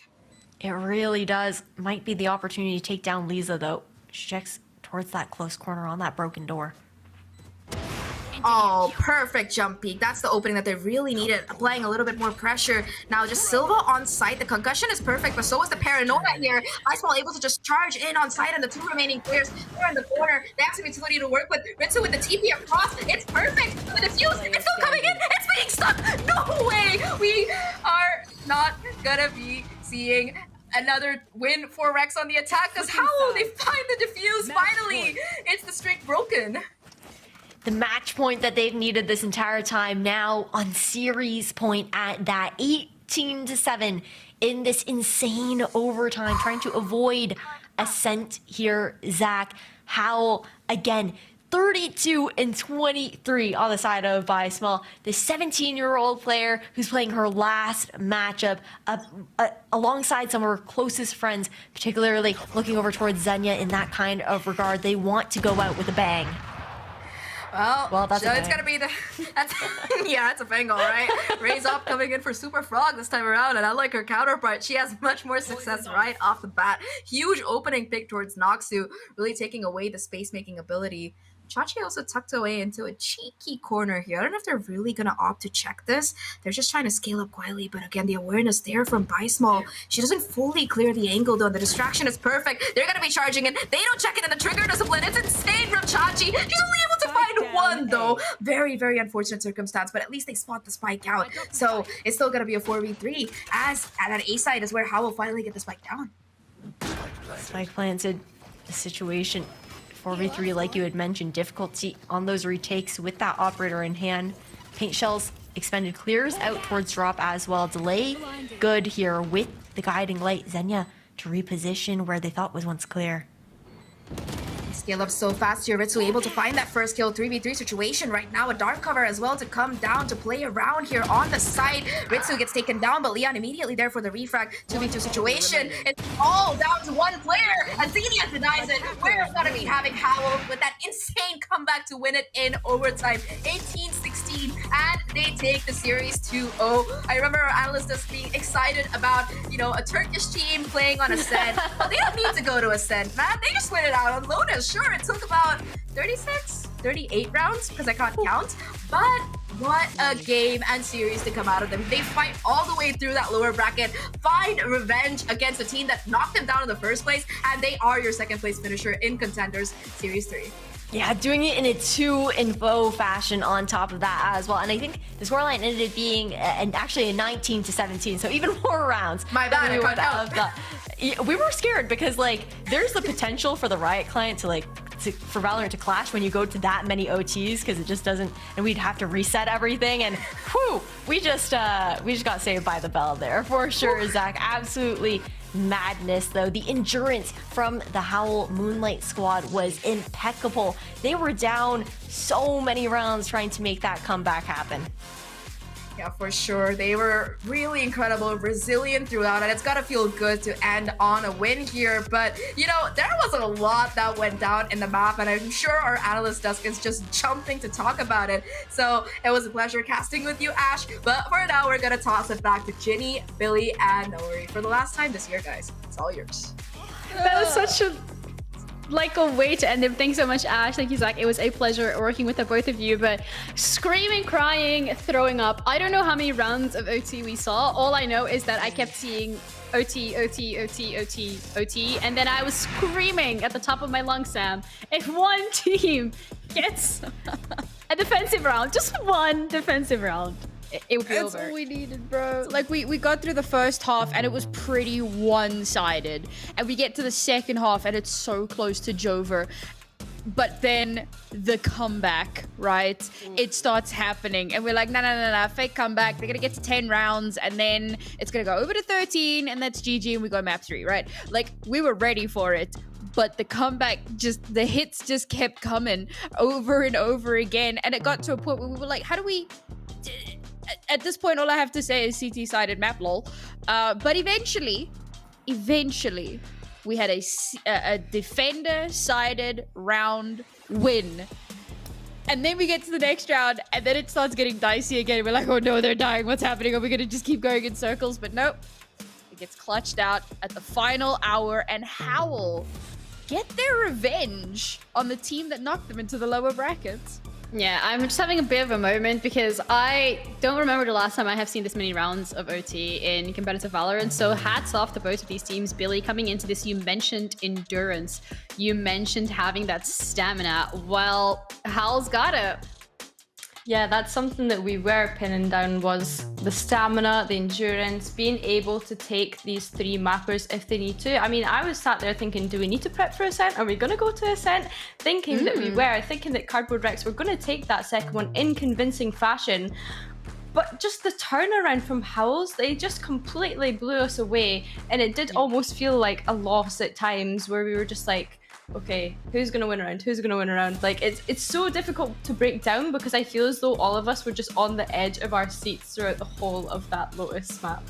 Yeah, and Lotus map was a map that coming into this, especially with the fact that it was 12 to 5-ish, something, if I remember correctly. This feels like an eternity ago. But when we're looking at the side of Rex, they were genuinely in the lead, Sam. And Chachi was one of those really, really great players. Round 14 being a perfect highlight of her being everywhere, but you can't see her.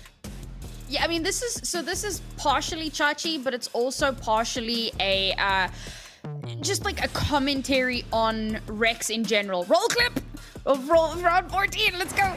And this is just what she's literally like playing hide and seek on the site. She's not hiding, she's not using, well, she is kind of hiding, but she's not using util, she's not playing safe, she's not pulling. No, she's in their faces, she's like right up against them, super aggressive, winning out those duels. Yeah, eventually she dies, but she gets 3 kills before it happens, and this was something that was so pertinent about this Rex roster, particularly on the attack side, and it's why they were doing so well on defense up to a point.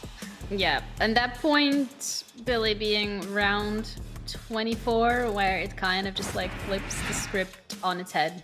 Yeah, round 24 was certainly an interesting one. You see Leanne take this sort of first engagement, but it was more the mid-round call and I wanted to touch on this. Like the reaction to everyone just head towards A because they've recognized that they've got a breach and an omen, and the first kill that they got on the B site. It's just amazing mid-rounding from the side of HOWL's Moonlight. They've just recognized that there's 3 players stacked towards that B site. Let's just react A and go and get the plant down. And then the trades come out on site and ultimately they just take it to overtime after that. Yeah, and they take it to quite a few overtimes, one after the other after the next. We're preparing the interview with the team, so please do bear with us. But Sam, coming out of this BO3 that went 2-0 in favor of HOWL, what has been that shining light for this roster that has allowed them in your eyes and in your opinion to really excel at coming back from a very big deficit and then going into that OT? Honestly, I spoke about it at the start of this series, and I'm going to drive it home again. Lian and Xenia, particularly Xenia. We really sang her praises on that first map. Even on the second map, there were some exceptional moments from her. The skill and experience from those two players has definitely made a huge difference for this team. They've managed to come through here. They've snagged that second place spot, and I'm really impressed with how much improvement we've seen. Maybe not improvement, we don't know this roster all that well, but kind of that dark horse element, like just how good they are, despite the fact that they're relatively new. Yeah, well, we can talk about these players and how great they are, or we can bring them in for an interview and have them tell us how great they are. We have Lian ready for the interview, and it's another family affair. Lian, congratulations, because that must have been such a grueling match. This was a rematch. You have your revenge. So many rounds of OT. What happened? Please talk us through how you're feeling right now, because crazy. I have absolutely no idea how we did a comeback, but this series we had crazy comebacks throughout, and I mean, we had insane comebacks, and we just knew that, like, I think it was 12-4. We knew that we were gonna do a comeback, and I think everyone poured their hearts out, and we did everything the best way that we can do. It's amazing. I mean, I have no words. And the second that we won the CT round on the overtime, we just knew that we won. We just knew it. Yes, it was amazing. We did too. We did too. We were like, yeah, that's it. It's in the bag. Yeah. Amazing. Well, obviously, that's been a very long week for you in general, but how did you keep the mental spirits up going into that overtime? Obviously, you'd managed to bring it back so far. What was going on with the comms? Was anyone kind of feeling the pressure, or were you keeping it all in high spirits? What was it like within the team and the communication of it? Well, in the overtime, when we started doing a comeback, we just knew every overtime when we fall back, we just knew that we're going to win. And then we have to win the CT in order for us to win the match. But that's what kept us going through. Like, let's win the CT and we have the match. Let's win the CT and we have the match. That was all of it. But, I mean, what can I do? It's amazing. I literally have no words. It was an absolutely long match. Yeah. And obviously, I mean, this is a phenomenal feeling for you guys, and I'm sure that you're really looking forward to, what next year is going to bring. But we also know that Small is taking a leave, and she's going to go study, and that's fantastic, right? Furthering her education. So what comes next for the roster? Like, what is your next move looking into 2024? I think we're just going to have a great comeback for this year, for the next year. I mean, Small is just absolutely a beast. She's inhuman. She's absolutely amazing, and we're gonna miss her definitely. And we love her. And this is her. This is her representation for us today. She's not here, unfortunately, but we do support her on going through her education, and we believe that someday she's gonna come back to esports and crash it. And we just owe it to her. That's it. Well, thank you so much for the energy. Thank you for the game. It was an absolute show to watch. You guys killed it. Enjoy your celebration. Enjoy the rest of your evening. Get some rest. And I am really looking forward to the future of HOWL Moonlight. Thank you so much. Bye. Bye. Whew. All right, that was the final interview for Game Changers EMEA 2023. This year has come to an end, but it's not done. It's not dusted just yet. We have champions coming up in a month's time, so you do want to book your calendars for those. It will be in Sao Paulo, the VALORANT Game Changers Championship 2023. Now, last year, Sam, G2 Gozen secured that title. You want to throw in a prediction before we close it out? Ooh, so I'm going to go with the hot take here. Okay. And I'm going to say that I am not convinced that G2 are going to pull out the dub this time. Ooh. It's on the shoulders of BBL? Kind of. I think the BBL have what it takes. But if I'm honest, I think version 1 are looking so good right now. It is insane. and I would be surprised if they didn't nab this this victory. And I know I sound like an EMEA traitor, but I'm an analyst. I gotta go with the stats show me. All right. Well, Billy, you gonna follow your head or your heart? Oh, I mean, as far as the analyst side goes, yeah, you kind of do favor V1 just because they have been so strong all year. But we're an EMEA broadcast, so I gotta shout out my EMEA queens. Either G2 goes in or BBL queens. I'll be happy with either or. But of course, I'm gonna be rooting for G2 to be defending that crown.